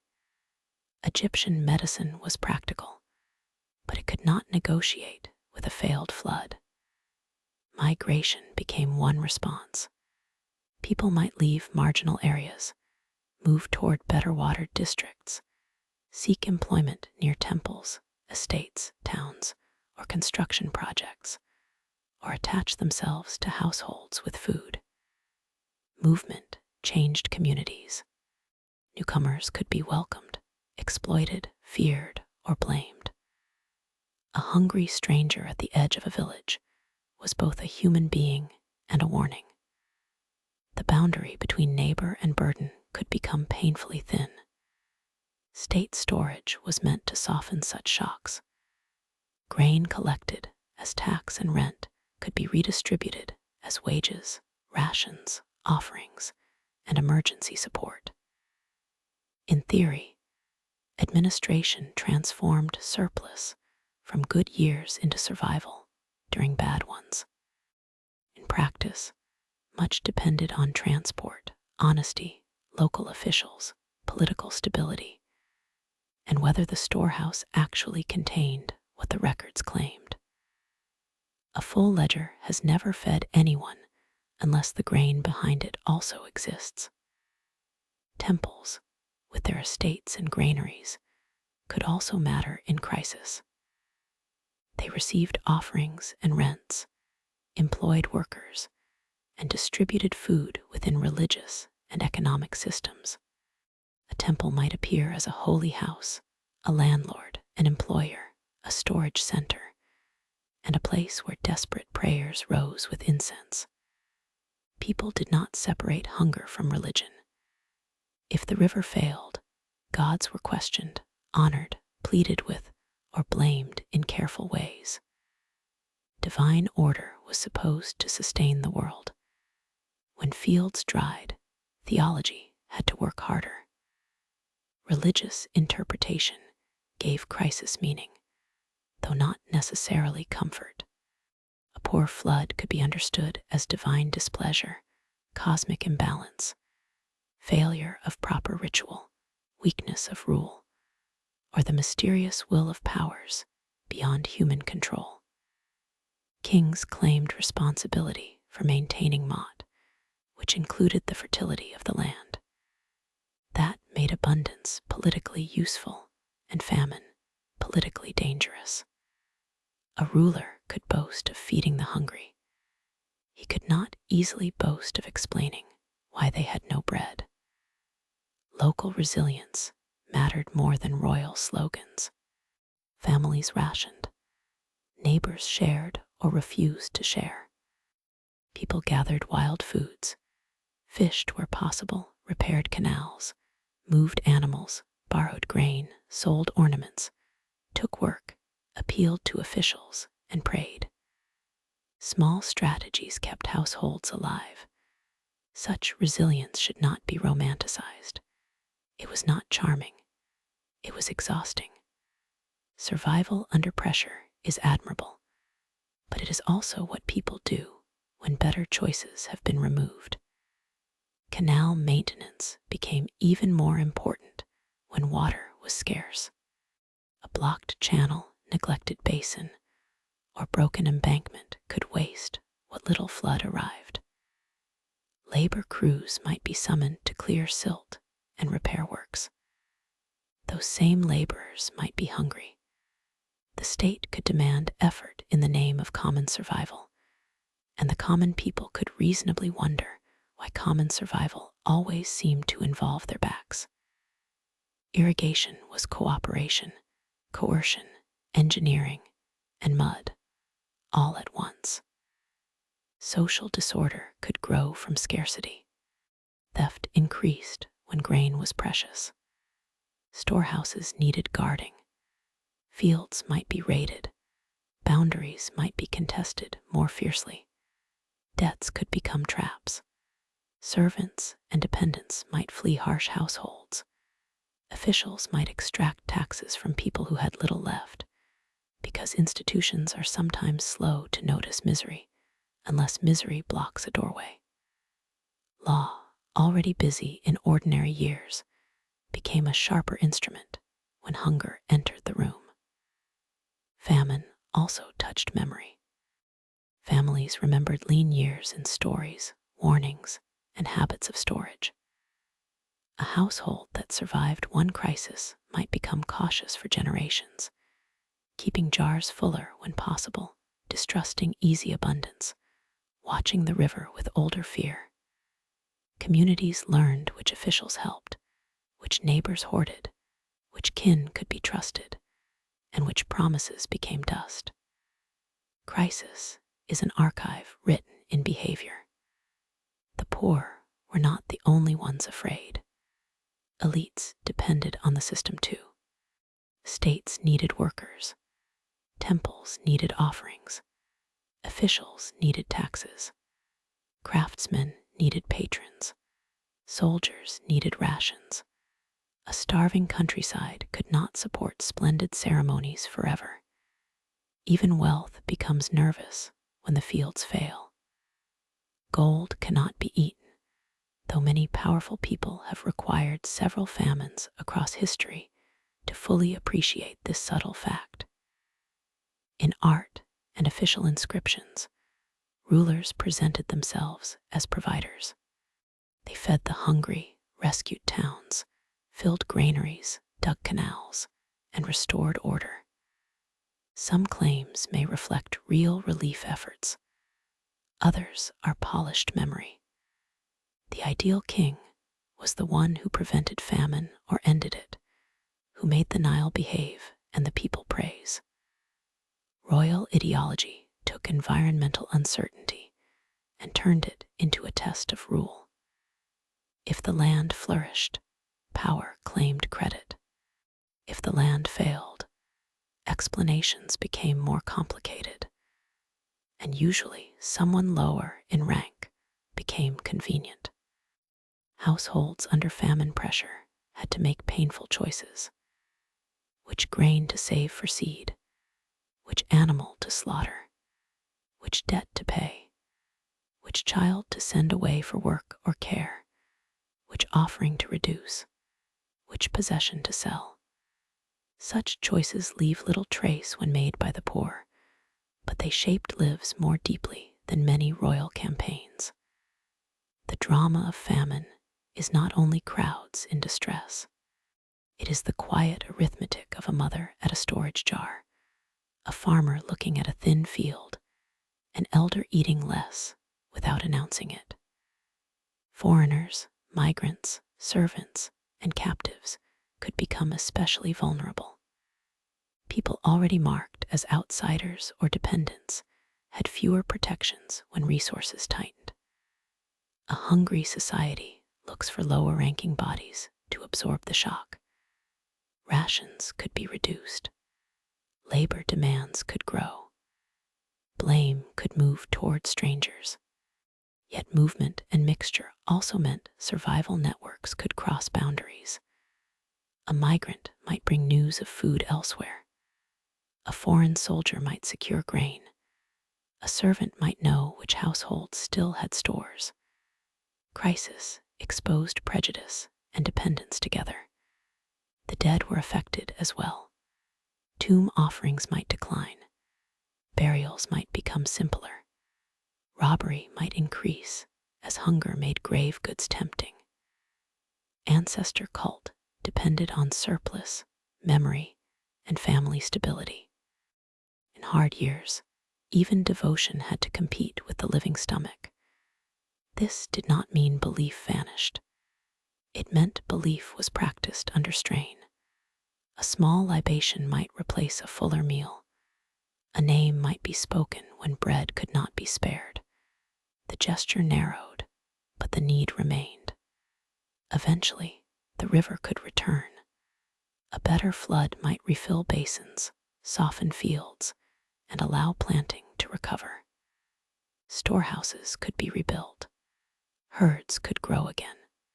Families could replace tools, repair roofs, resume offerings, and speak of the bad years in lowered voices. But recovery was not instant triumph. Debt remained. Graves remained. Children lost to hunger did not return with the water. A surviving household might stand in a green field and still carry the shape of scarcity inside it. This is why the Nile was never only a symbol of abundance. It was also a measure of vulnerability. The same river that made Egypt possible could reveal how fragile the whole arrangement was. Temples, scribes, laws, tombs, festivals, linen, medicine, markets, and royal boasts all depended on water rising in season and on people managing its gifts wisely enough. When the river failed, the grand civilization narrowed to jars, ration lists, aching bodies, anxious prayers, and fields waiting for mercy. Recovery came because Egypt endured many such fears. Yet it came like a cautious breath, not a victory song, with families watching the banks again and knowing that life along the Nile was always a bargain renewed one flood at a time. Even in recovery, the memory of shortage shaped faith. A full granary after famine was not simply wealth, it was a reprieve. A good flood did not erase the knowledge that another bad one might come.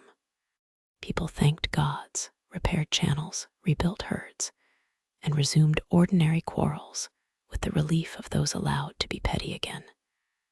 That, too, was recovery. Not perfection, but enough bread for complaints to become small. The river's return restored movement to the world. Boats carried grain again. Markets breathed. Temples received fuller offerings. Children grew stronger. Scribes made lists that sounded less desperate. Yet beneath the renewed routine lay the old lesson. Egypt's greatness was not separate from dependence. It rose from dependence, organized it, decorated it, prayed over it, taxed it, and tried to survive it.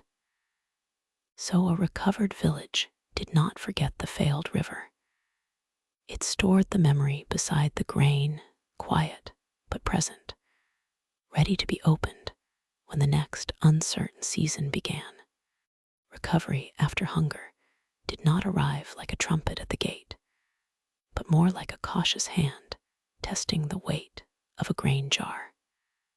A village might see the river rise again, see green returning to the basin fields, hear cattle lowing over stubble, and still remember how thin the last season had been.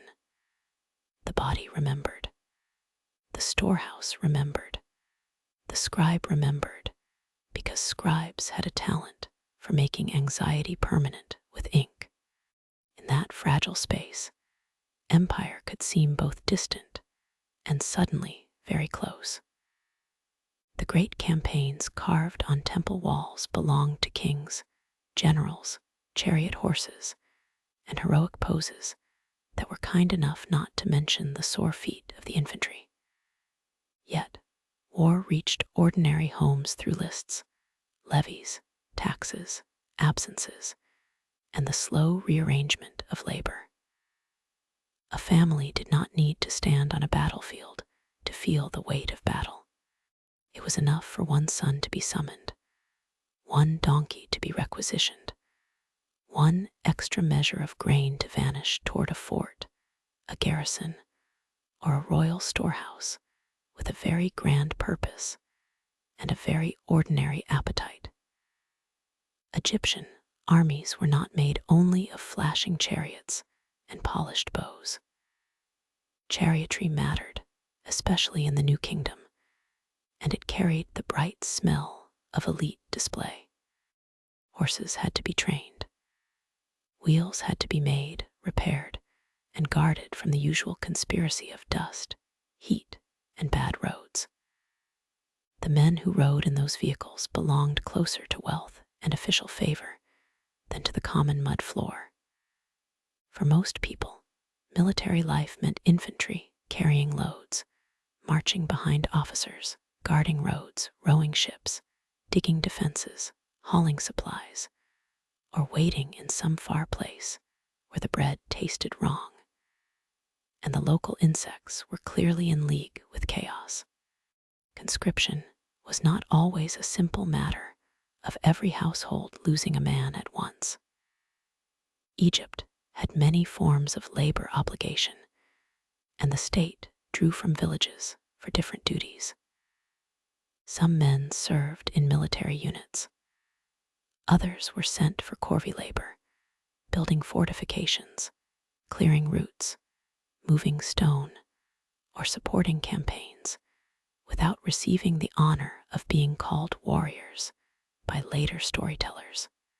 The line between soldier and laborer could blur, which is convenient for administration and less convenient for knees, backs, and families trying to keep fields alive.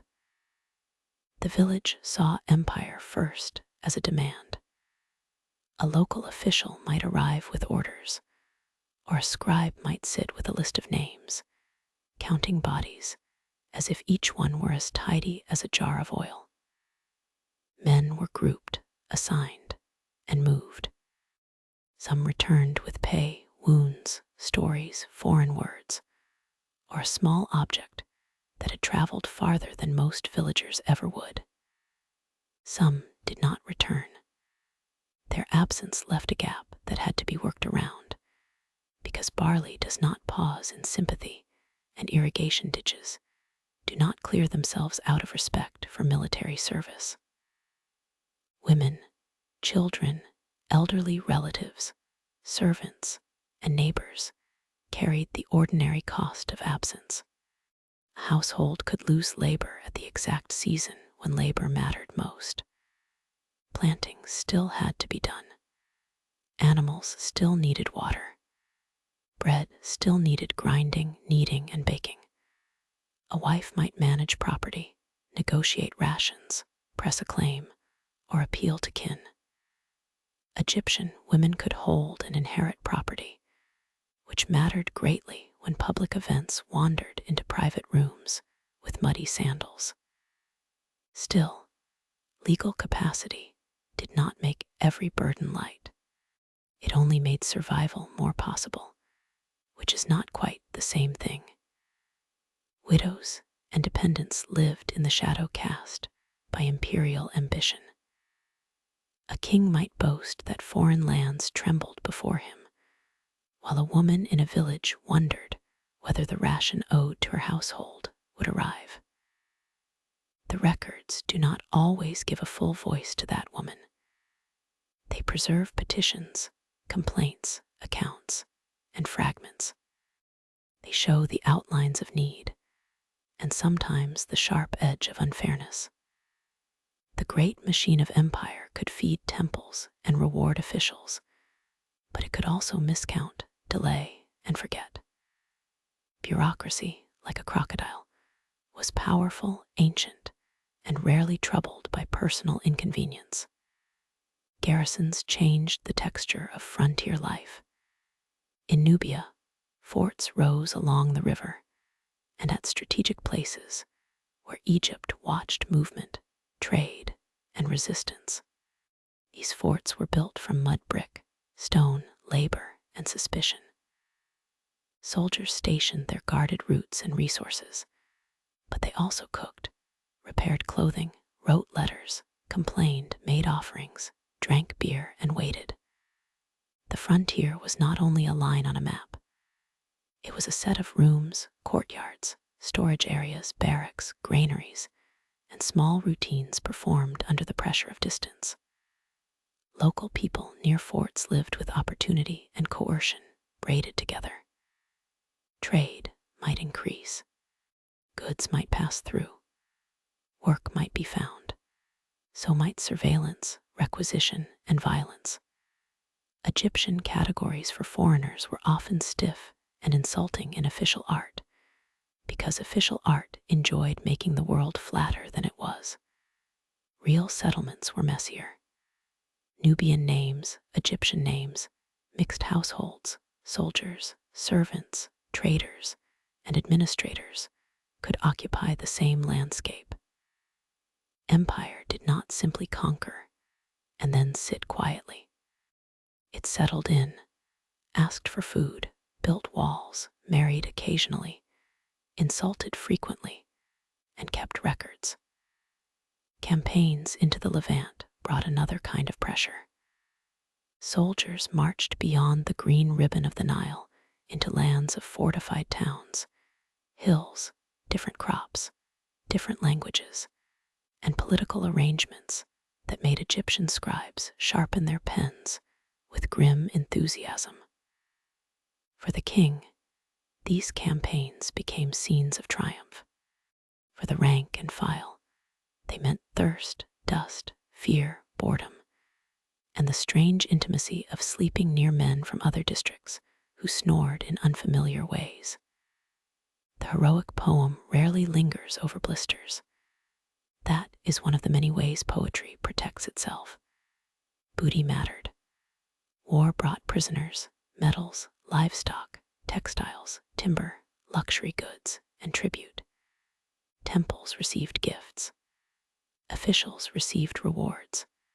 Storehouses swelled, at least in the happy version described by monuments.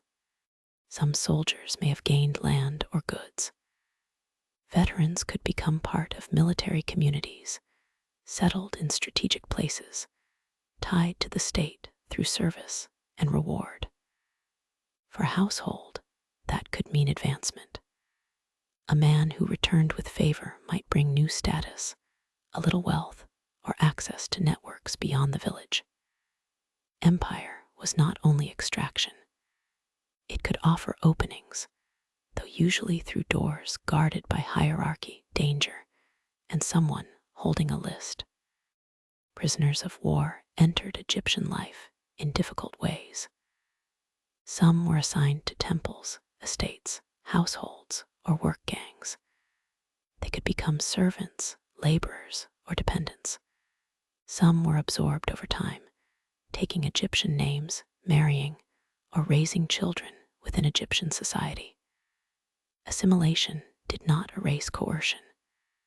It only made the story more complicated, which is exactly the kind of thing official art preferred to avoid. A carved enemy under the king's sandal is simple. A foreign-born servant grinding grain in a courtyard, learning local speech, worrying over a child, and offering to a local god is less convenient and much more human. Taxes carried war into every granary. Campaigns required food, equipment, linen, leather, metal, animals, boats, and administrative time. Grain was not merely grain once the state looked at it. It became rations, wages, offerings, military supply, temple income, and proof that the world remained orderly because someone had counted sacks.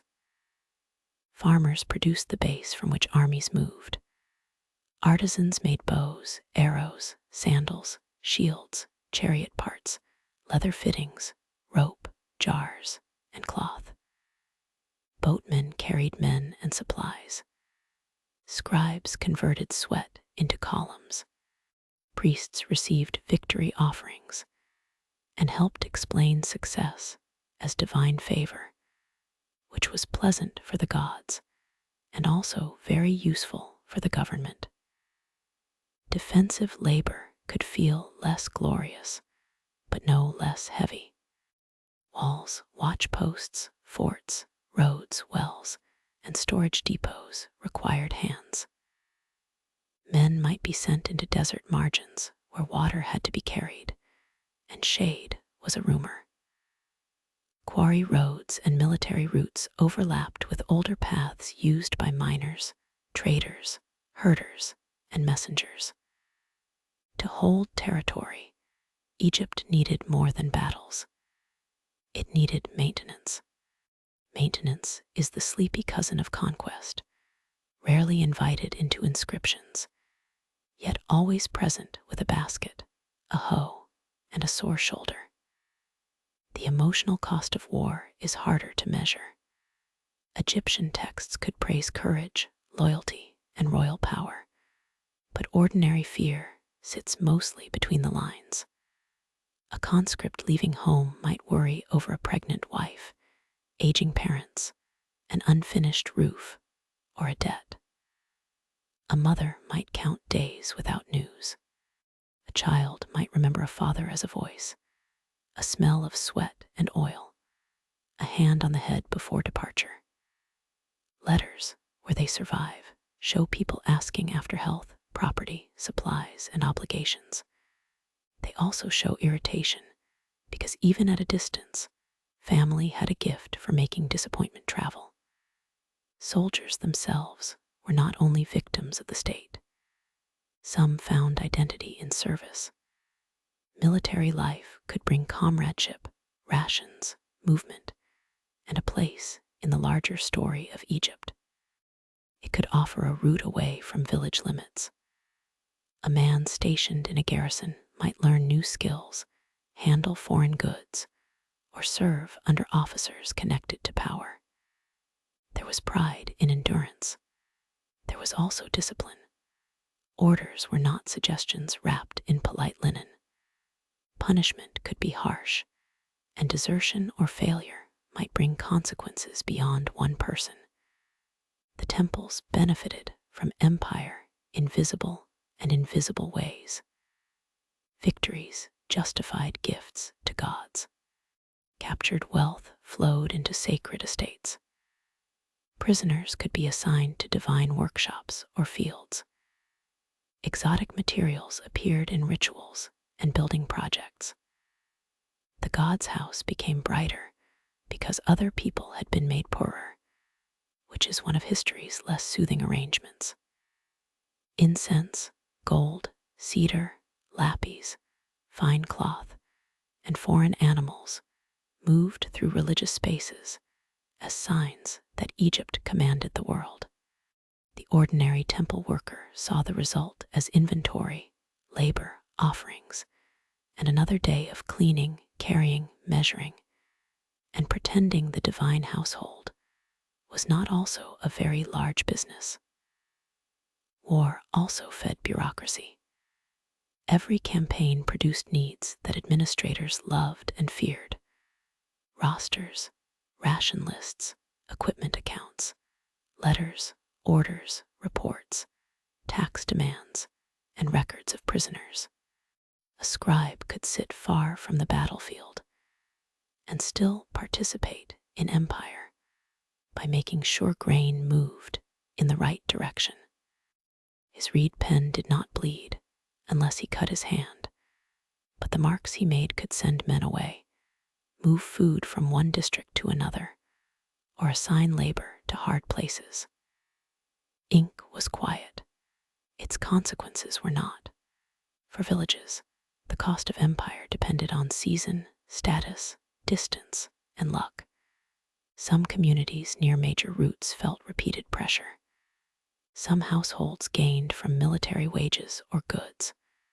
Others lost labor and security.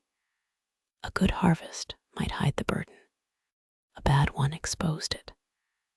After famine, the demand for men or grain could feel like a second drought, this time written in official language. Yet people adapted with the same stubborn skill seen in fields, markets, and family disputes. They borrowed, complained, negotiated, hid a little, paid what had to be paid, and hoped the next notice would pass by another door. The grand story of empire likes clean edges. Egypt rises, Egypt conquers, Egypt receives tribute, Egypt builds. Ordinary life makes the edge softer and more troubling. A sandal wears out on the march. A widow argues for a ration. A child learns a foreign song from a captive. A temple records new wealth. A farmer watches grain leave in a boat and wonders whether enough remains for seed. The army may stand at the border, but its shadow falls across ovens, beds, thrashing floors, and village lanes.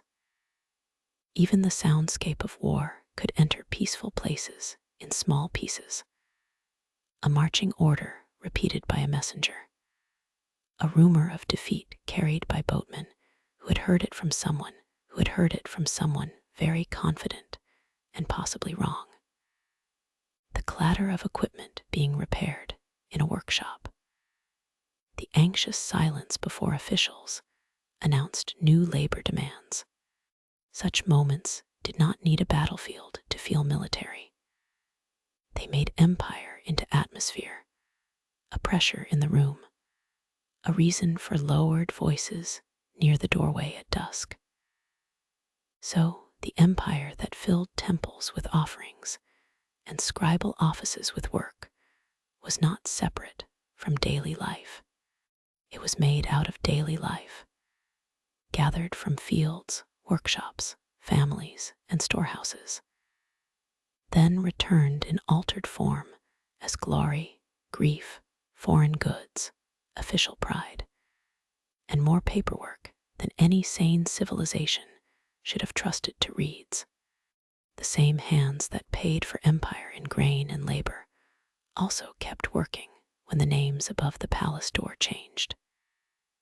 Ancient Egypt lasted so long that even a long human life was only a small lamp in a corridor of lamps, each one briefly bright, each one convinced that its own troubles were especially original. Kingdoms rose, reorganized, weakened, recovered, borrowed, resisted, and bowed to foreign powers. In the villages, meanwhile, bread still needed heat, flax still needed pulling, canals still filled with silt, and babies still arrived with no respect at all for political chronology. It is tempting to turn Egyptian history into a procession of dynasties, because dynasties are tidy and the dead cannot object to being sorted. But daily life moved through change more slowly. The Old Kingdom, Middle Kingdom, New Kingdom, Late Period, and the ages around them were not weatherless rooms. They were climates. Each brought different pressures and possibilities, yet many habits endured beneath them. The river rose and fell. Mud brick walls cracked and were repaired. Scribes trained new scribes by copying old phrases. Gods accepted offerings. Farmers argued with measurements. Families buried their dead and hoped the West remained open. In the Old Kingdom, the power of the central state could be felt in great projects, taxation, labor organization, and the growth of elite tomb culture. Villages lay within a landscape increasingly connected to royal administration. The pyramids were not built by magic, despite what lazy imagination sometimes prefers. They were built through planned labor, food supply, skilled crews, transport systems, and the ability to draw effort from a broad population. For ordinary communities, that meant the state was not merely an idea. It was a demand that could arrive in the form of work, grain, cattle, or men sent away for a season. Yet Old Kingdom life was not only pyramid labor. Most people still lived in small settlements, worked fields, raised animals, made pottery, repaired tools, baked bread, brewed beer, and maintained local ties. The royal court might shine in limestone and ceremony, but the basis of the world remained low, brown, damp, and practical. A village elder did not need to understand every court title to know when officials were coming. A farmer did not need to admire royal theology to notice that grain assessments had teeth. When central authority weakened, later memory could turn hard years into moral lessons. The first intermediate period became, in some texts, an image of disorder. Poor men made bold, rich men afraid, tombs violated, hunger stalking the land, and the old order turned upside down. Such writings are not simple diaries. They are shaped by elite fear, political argument, and literary taste, which had a special affection for catastrophe when catastrophe made a point. Still, behind the rhetoric lay real stress. Local powers mattered more. Resources could become uncertain. Communities had to lean on regional networks, kin, and local officials. When the center loosened its grip, life did not become free in a modern sense. It became more dependent on the strength or weakness of nearby hands. The Middle Kingdom brought renewed administration and a more deliberate reach into regions. The state watched, counted, organized, and built with sober confidence. Forts in Nubia, planned settlements, irrigation attention, and expanded bureaucracy all suggest a government with long fingers. Literature from this broad period gives a thoughtful, sometimes anxious voice to order, loyalty, and the burdens of office. For the ordinary person, stronger administration could mean more predictable systems, but also closer supervision. A full granary under careful management is comforting, until the careful manager decides exactly how much of it belongs elsewhere. Middle Kingdom administration sharpened the presence of scribes in provincial life. Records linked local production to broader systems. Officials became bridges between village needs and state appetite. A dispute over land, a tax assessment, a labor assignment, or a ration could depend on written practice. To live under such a system was to be partly visible. Visibility could protect a claim, but it could also expose a household to demand. The pen, once again, behaved like a small reed animal with enormous consequences. The new kingdom brought prosperity, empire, temple expansion, and wider contact with foreign lands. The wealth of campaigns and tribute helped feed vast religious institutions. Cities, temples, workshops, and military networks drew in goods and people. Deir el-Medina, the village of tomb builders, belongs especially to this world of royal tomb construction, ration systems, written complaints, family life, and highly skilled labor. There, ordinary people appear in unusual detail because their community produced and preserved so many records. They argued, borrowed, prayed, skipped work, cared for children, and wrote with the magnificent seriousness of people who knew that even a missing tool deserved documentation. New Kingdom prosperity did not fall evenly like soft rain. Elite houses, temple estates, and official families benefited more than the poorest laborers. Still, a more connected world could change expectations. Imported goods became known. Foreign servants, soldiers, and artisans entered Egyptian spaces. Religious life grew richer in public display, with festivals, processions, and divine estates expanding their reach. For villagers near major centers, the scale of the sacred and royal economy was hard to ignore. Temple granaries, workshops, herds, and lands formed a second landscape beside the fields. At the same time, familiar tasks remained stubbornly familiar. A woman spinning linen under New Kingdom rule performed motions recognizable to women long before her. A farmer using a sickle in a harvest field belonged to an older rhythm than imperial victory. A child learning to carry water did not pause to consider whether the current dynasty would impress later scholars. This continuity was not a lack of history. It was history at its deepest level, repetition shaped by memory, environment, habit, and need. Over time, pressures accumulated. The later New Kingdom saw labor unrest, economic strain, tomb robbery, and struggles over authority. The famous strike at Deir el-Medina, when workers protested delayed rations, shows the practical edge of political weakness. These were not rebels demanding abstract transformation. They were skilled workers asking to be fed because wages in grain had not arrived. It is hard to produce eternal royal splendor on an empty stomach. Even eternity, apparently, required payroll management. As power fragmented again, Libyan influence became part of Egyptian political life. Libyan chiefs and families did not remain forever outside the system. They entered it, ruled within it, adopted Egyptian forms, and reshaped authority. For ordinary people, foreign origin at the top may have mattered less than local stability, taxation, temple power, and access to food.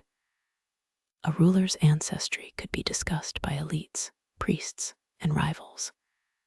A farmer might care most whether canals were maintained and assessments were survivable. Political identity mattered, but so did onions. Kushite rulers from the south brought another transformation. The relationship between Egypt and Nubia had long been deep, unequal, violent, intimate, and creative. When Kushite kings ruled Egypt, they presented themselves through Egyptian religious and royal traditions while carrying their own southern power. They restored, built, honored Amun, and entered the old language of kingship. This was not a simple reversal of conquest. It was a layered inheritance. Nubia had been shaped by Egypt, and Egypt was then shaped by Nubian rule. History, when left unattended, refuses to stay in its assigned box. Under Kushite influence, temples and priesthoods continued to matter. Local worship did not vanish. Households did not throw away amulets because a ruler came from farther south.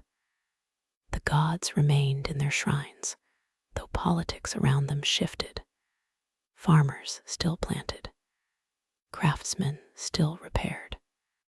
Scribes still copied forms whose age gave them authority.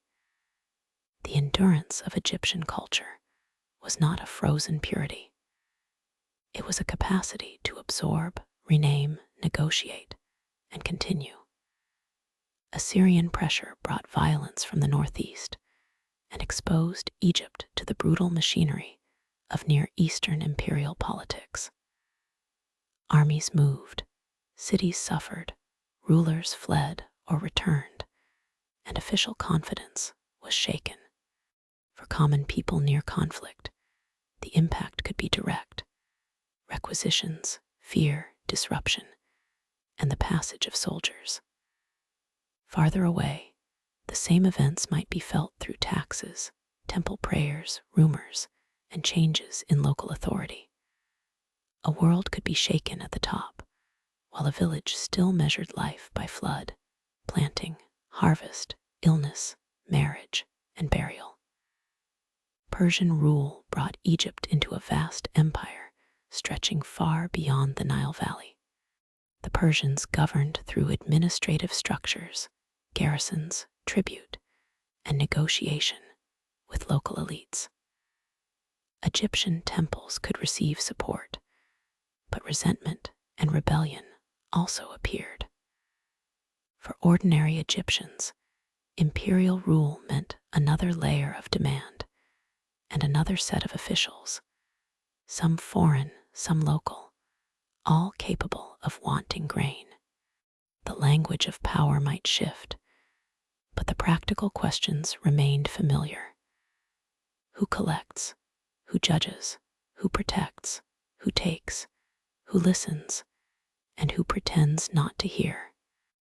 The arrival of Greeks, first as traders, mercenaries, settlers, and later as rulers after Alexander, added new cities, languages, and institutions to the Egyptian world. Greek communities had existed in earlier periods, but the scale changed. Alexandria would become a great Mediterranean city, brilliant and noisy, with scholars, merchants, sailors, priests, officials, and enough ambition to make even old Memphis raise an eyebrow. Yet beyond such centers, Egyptian rural life continued with remarkable persistence. Demotic writing, temple rituals, local gods, fields, irrigation, and household customs remained alive. Greek rule did not erase Egypt. It layered new systems over old ones.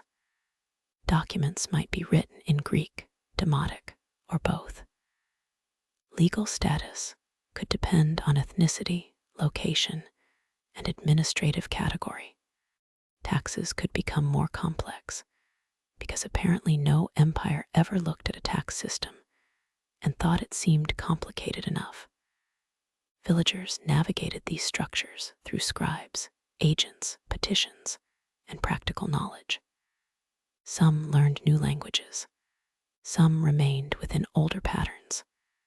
Many did both as needed, because survival is often multilingual before it is philosophical. Through all these changes, language itself shifted while carrying memory. Hieroglyphs remained sacred and monumental.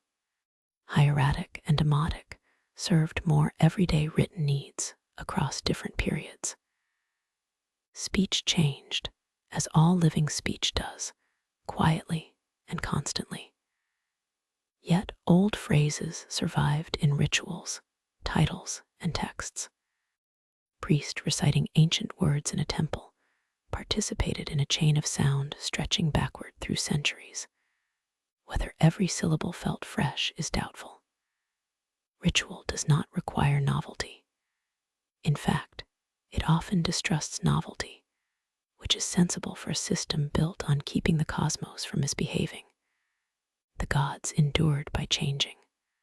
Amun, Osiris, Isis, Hathor, Ta, Thoth, Bes, Taweret, and countless local forms remained meaningful in different ways across time. Some gods rose in prominence. Some merged with others. Some traveled. Isis, especially, would move far beyond Egypt in later centuries. But for a household, divine help could remain intimate. Protection in childbirth, healing from illness, safety against snakes, fertility of fields, and peace for the dead mattered more than theological neatness. The divine world was broad enough to survive political rearrangement, perhaps because gods, unlike administrators, did not need to file quarterly reports. Continuity also lived in material habits. Mud brick remained mud brick. It was cheap, local, adaptable, and doomed in a dignified way to return to earth. Pottery forms changed, but the need for jars did not. Linen remained essential. Bread and beer stayed central. Amulets still rested against skin. Tombs still promised forms of survival, though style, cost, and theology varied. A person born under one ruler and buried under another might have lived through political change without abandoning the routines learned in childhood. This endurance should not be mistaken for stillness. Ordinary Egyptians were not trapped in a timeless village dream. They adapted to new rulers, new taxes, new markets, new neighbors, new words, and new dangers. They used old tools in altered circumstances. They preserved customs because customs worked, not because nobody had imagination. The farmer who followed the flood was not simple. He was participating in a precise, inherited intelligence.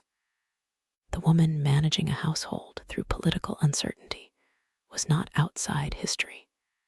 She was carrying it in baskets, jars, keys, contracts, and memory.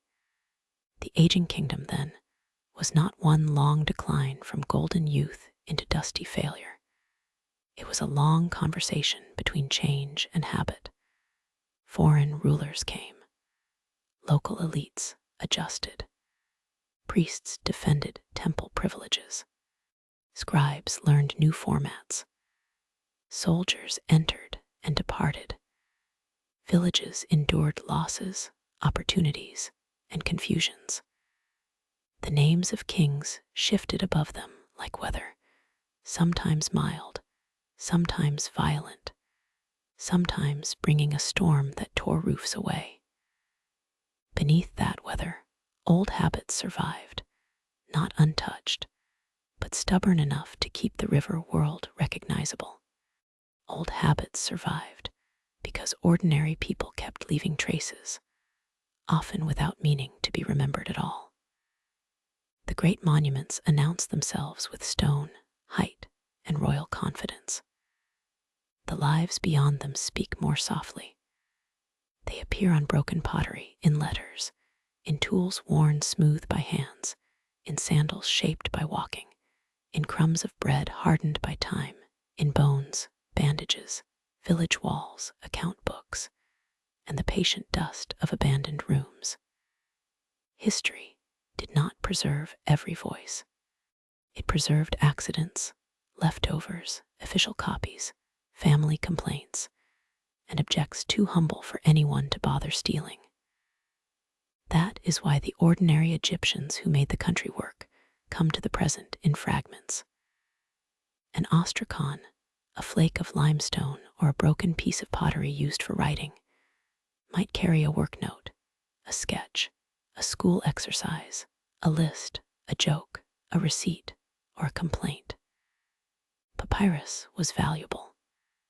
Broken pottery was not. So daily writing often settled on scraps, which is generous of poverty and practicality.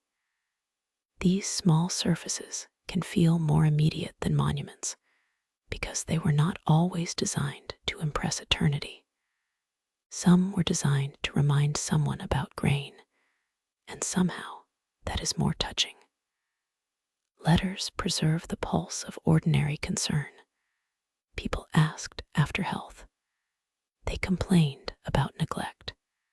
They demanded goods. They worried over relatives. They sent instructions about property, servants, children, and offerings. A letter could cross distance in a way that softened absence, but also made irritation portable. The tone can be formal, affectionate, sharp, or wounded. One person asks why another has not written. Another presses a claim. Another speaks to the dead, asking for help from beyond the tomb, because family obligations did not end merely because someone had inconveniently died. Such writings do not give a complete society. They give islands of speech. Many people never wrote. Many words were spoken in courtyards, fields, bedrooms, boats, and workshops, then vanished into air. Women appear, but not as often as they lived. The poor appear most clearly when administration touched them, when they labored for institutions, when they were buried, when they were accused, when they complained, or when archaeology found the remains of their houses. Silence in the record is not emptiness.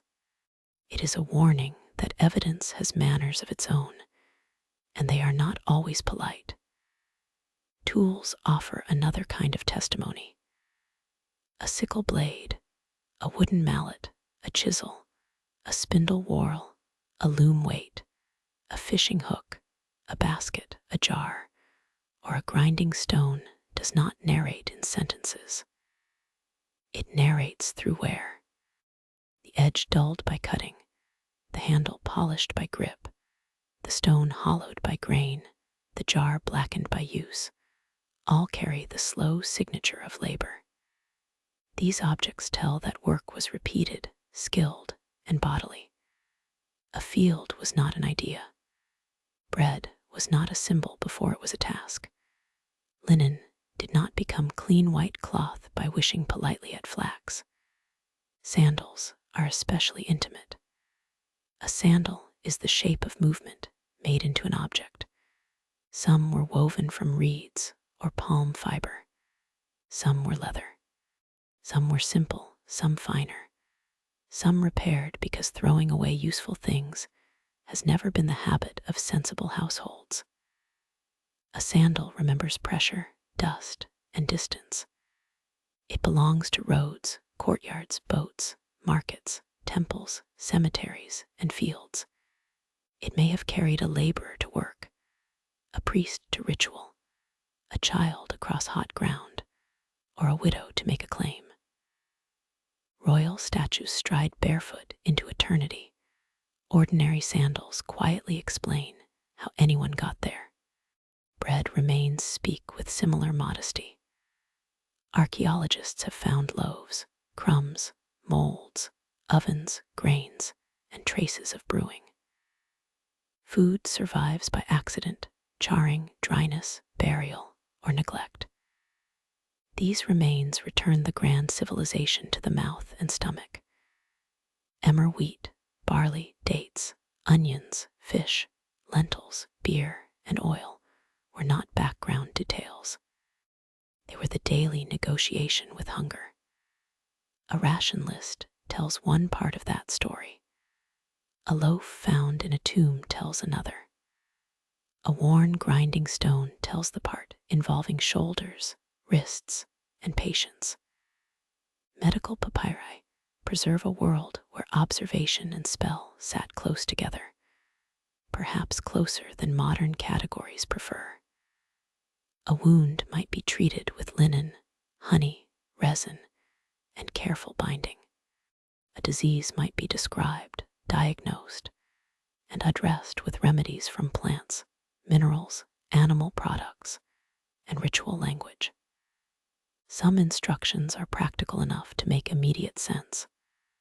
Others wander into substances and charms that now feel strange, though confidence in strange remedies is not exactly extinct in any century. These texts show people trying to reduce pain, infection, fever, childbirth danger, eye disease, parasites, and dental misery. They show care, experiment, tradition, and hope. Mummies and skeletons give evidence that texts soften or ignore.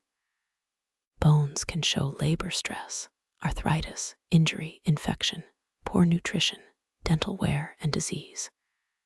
Teeth often carry the cost of stone-ground grain because tiny grit entered bread and made chewing an act of slow erosion. Joints remember kneeling, carrying, climbing, and grinding. Bodies can reveal childhood stress and adult hardship. They also show treatment, survival after injury, and the care required to keep a sick or disabled person alive. The dead do not only reveal death, they reveal endurance before it. Village ruins preserve the shape of ordinary space. Mud brick walls melt with time, but enough remains in some places to trace rooms, courtyards, streets, ovens, bins, stairways, and work areas.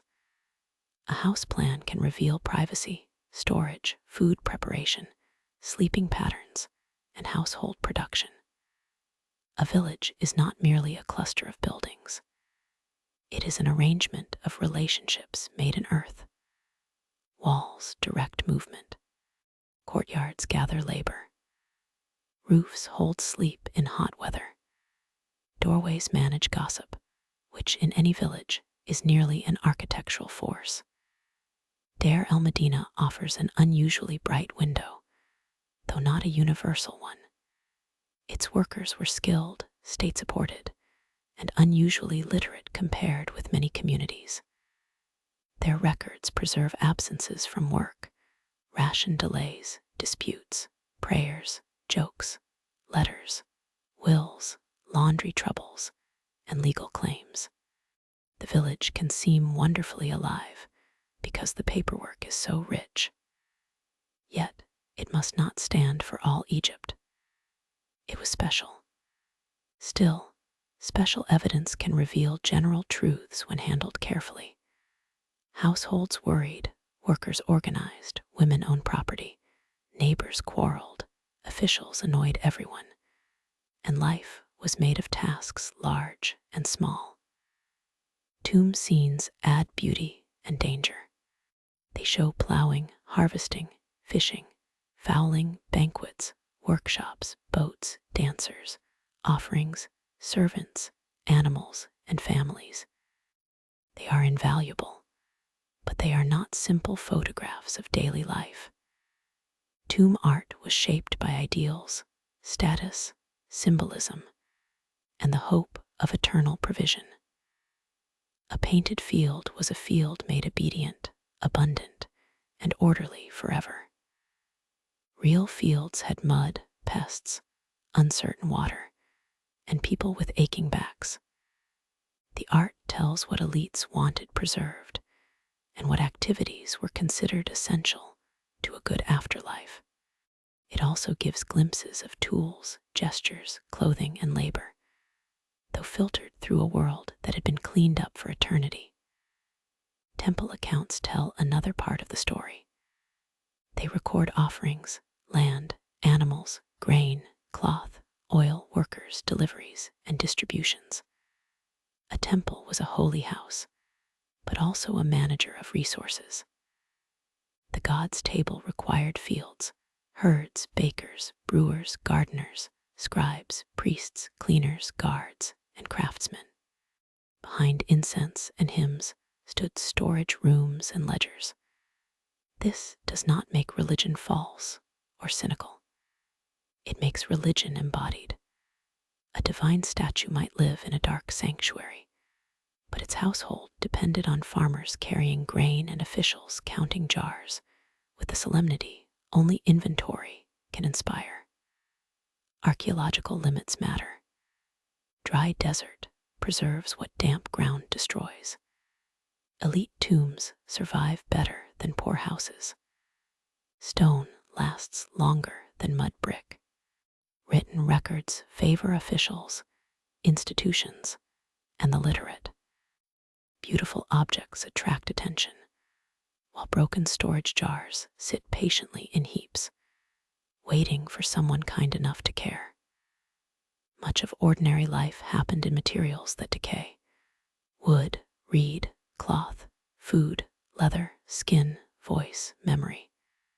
The evidence is therefore uneven. It can dazzle in one corner and fall silent in another. This unevenness asks for humility.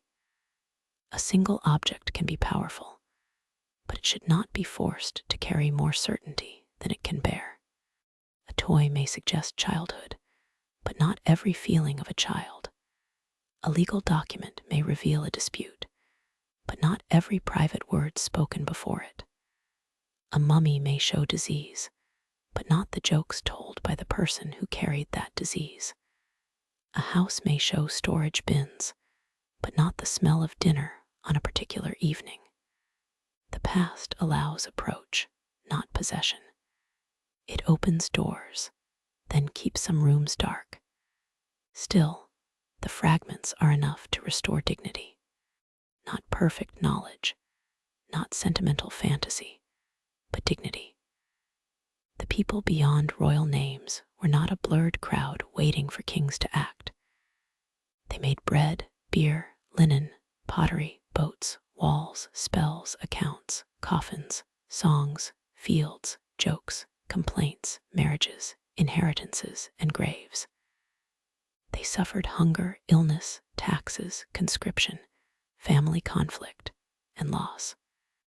They also celebrated festivals, wore jewelry, teased neighbors, protected children, trusted gods, distrusted officials, and repaired things, because life is mostly repair with occasional ceremony.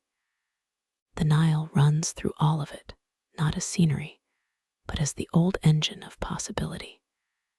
Its flood made black land out of desert edge. Its water filled jars, canals, basins, fields, and stories. When it rose well, people breathed easier. When it failed, fear entered the granaries. Boats carried letters, soldiers, grain, stone, gossip, gods in procession, and the dead on their westward way. The river connected households to temples, villages to towns, farms to storehouses, and memory to silt. It was older than the crowns and less interested in applause. Mud brick homes return as well, because most life belonged there. The house held grinding, cooking, sleeping, storage, childbirth, illness, prayer, discipline, affection, argument, and the small negotiations that rarely reach monuments. A household shrine might ask protection from Bess or tower it. A jar might hold water carried from the river. A mat might cool a roof under night air. A courtyard might gather women working flax, children playing, elders watching, and someone making a comment that did not need to be preserved for scholars. Those scholars would certainly enjoy it. Scribes return with their black and red ink, narrow training, and wide influence. They preserved what administrations needed, but in doing so, they accidentally preserved life. A tax list is not a lullaby, yet it reveals fields, names, obligations, grain, and hierarchy. A school exercise shows ambition and discipline. A petition shows frustration. A ration account shows dependence and expectation. Scribes often served power, but their work now serves memory. This is perhaps not what every supervisor intended, which gives the archive a small and pleasant revenge. Artisans return with color under their nails and measurement in their hands. Potters shaped vessels for storage, cooking, beer, offerings, and burial. Weavers turned flax into linen for bodies living and dead. Carpenters coaxed use from scarce wood. Metalworkers sharpened tools, made ornaments, and repaired what could not be easily replaced. Tomb painters prepared images of endless provision while needing their own rations on time. Craft joined imagination to survival. A beautiful object was still an object made by fingers, eyes, backs, and breath. Healers return with honey, linen, herbs, amulets, spells, and practical attention. Their world did not divide cleanly between medicine and magic, because suffering does not divide cleanly either. A mother in childbirth, a worker with a wound, a child with fever, an elder with aching teeth, all needed help from every available direction. The healer's bench held observation, inherited recipes, divine names, and the steady human refusal to leave pain alone. Some treatments worked, some comforted, some probably did little beyond making everyone feel that action had been taken, which is also a familiar medical tradition. Temples return as dark sanctuaries and busy estates. The god's image was washed, dressed, fed, hidden, carried, praised, and consulted. Outside the inner rooms, grain moved, workers gathered, animals were counted, and festivals pulled whole communities into sacred time. The temple was both mystery and payroll, both incense and storage jar. It gathered wealth from fields and empire, then redistributed some of it through ritual, wages, offerings, and employment. For ordinary people, it could be distant, intimate, generous, demanding, and occasionally all of those before midday. Famine returns too, because memory without hunger would be dishonest. Low floods, failed harvests, disease, debt, migration, and social strain remind the story that Egypt's order was never automatic. Mott had to be maintained, imagined, invoked, and sometimes desperately hoped for. The river could fail. Officials could fail. Families could fail one another. Yet recovery also appears. Seeds saved, canals cleared, grain counted again, children fed, houses patched, rituals resumed. Survival was not triumphant in a loud way. It was a bowl filled after emptiness, a field planted after fear. Death returns as the horizon that gave so much daily labor its second meaning. Coffins, shapties, offering tables, ancestor prayers, wrappings, tomb chapels, and simple graves all speak of people refusing to let the dead become nothing. The wealthy could buy more elaborate futures. The poor did what they could. A modest burial might still carry care, gesture, and hope.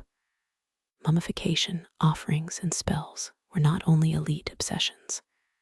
They expressed a broad desire for continuity, breath, bread, name, body, family, and a place among the blessed dead.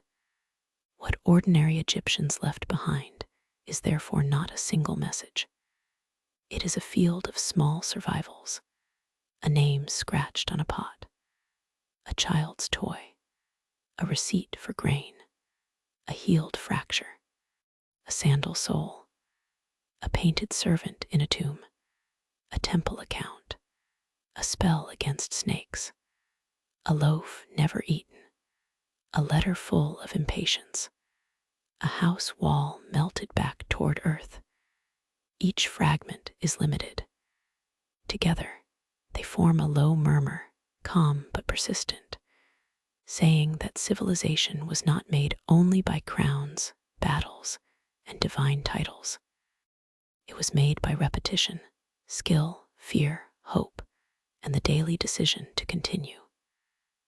The royal names remain carved where stone protected them. They are part of the story, but not the whole chamber. Beyond them stand the people who carried water, measured fields, buried parents, soothed children, copied accounts, brewed beer, hauled stone, sang at festivals, feared drought, and watched the river under changing skies. Their voices are broken, indirect, and often accidental, yet they are still present, like footprints near the edge of wet silt before the sun takes the shine from them. At the end, the river keeps moving past villages, tombs, temples, fields, ruins, and names. It does not pause to separate famous from forgotten. It carries the memory of mud walls and painted coffins, of hunger and harvest, of soldiers leaving and boats returning, of scribes bending over ink and healers binding wounds. The people beyond royal names remain there, not as shadows behind the pharaohs, but as the ground beneath the whole ancient world, quiet, worn, and enduring as the black land after the flood.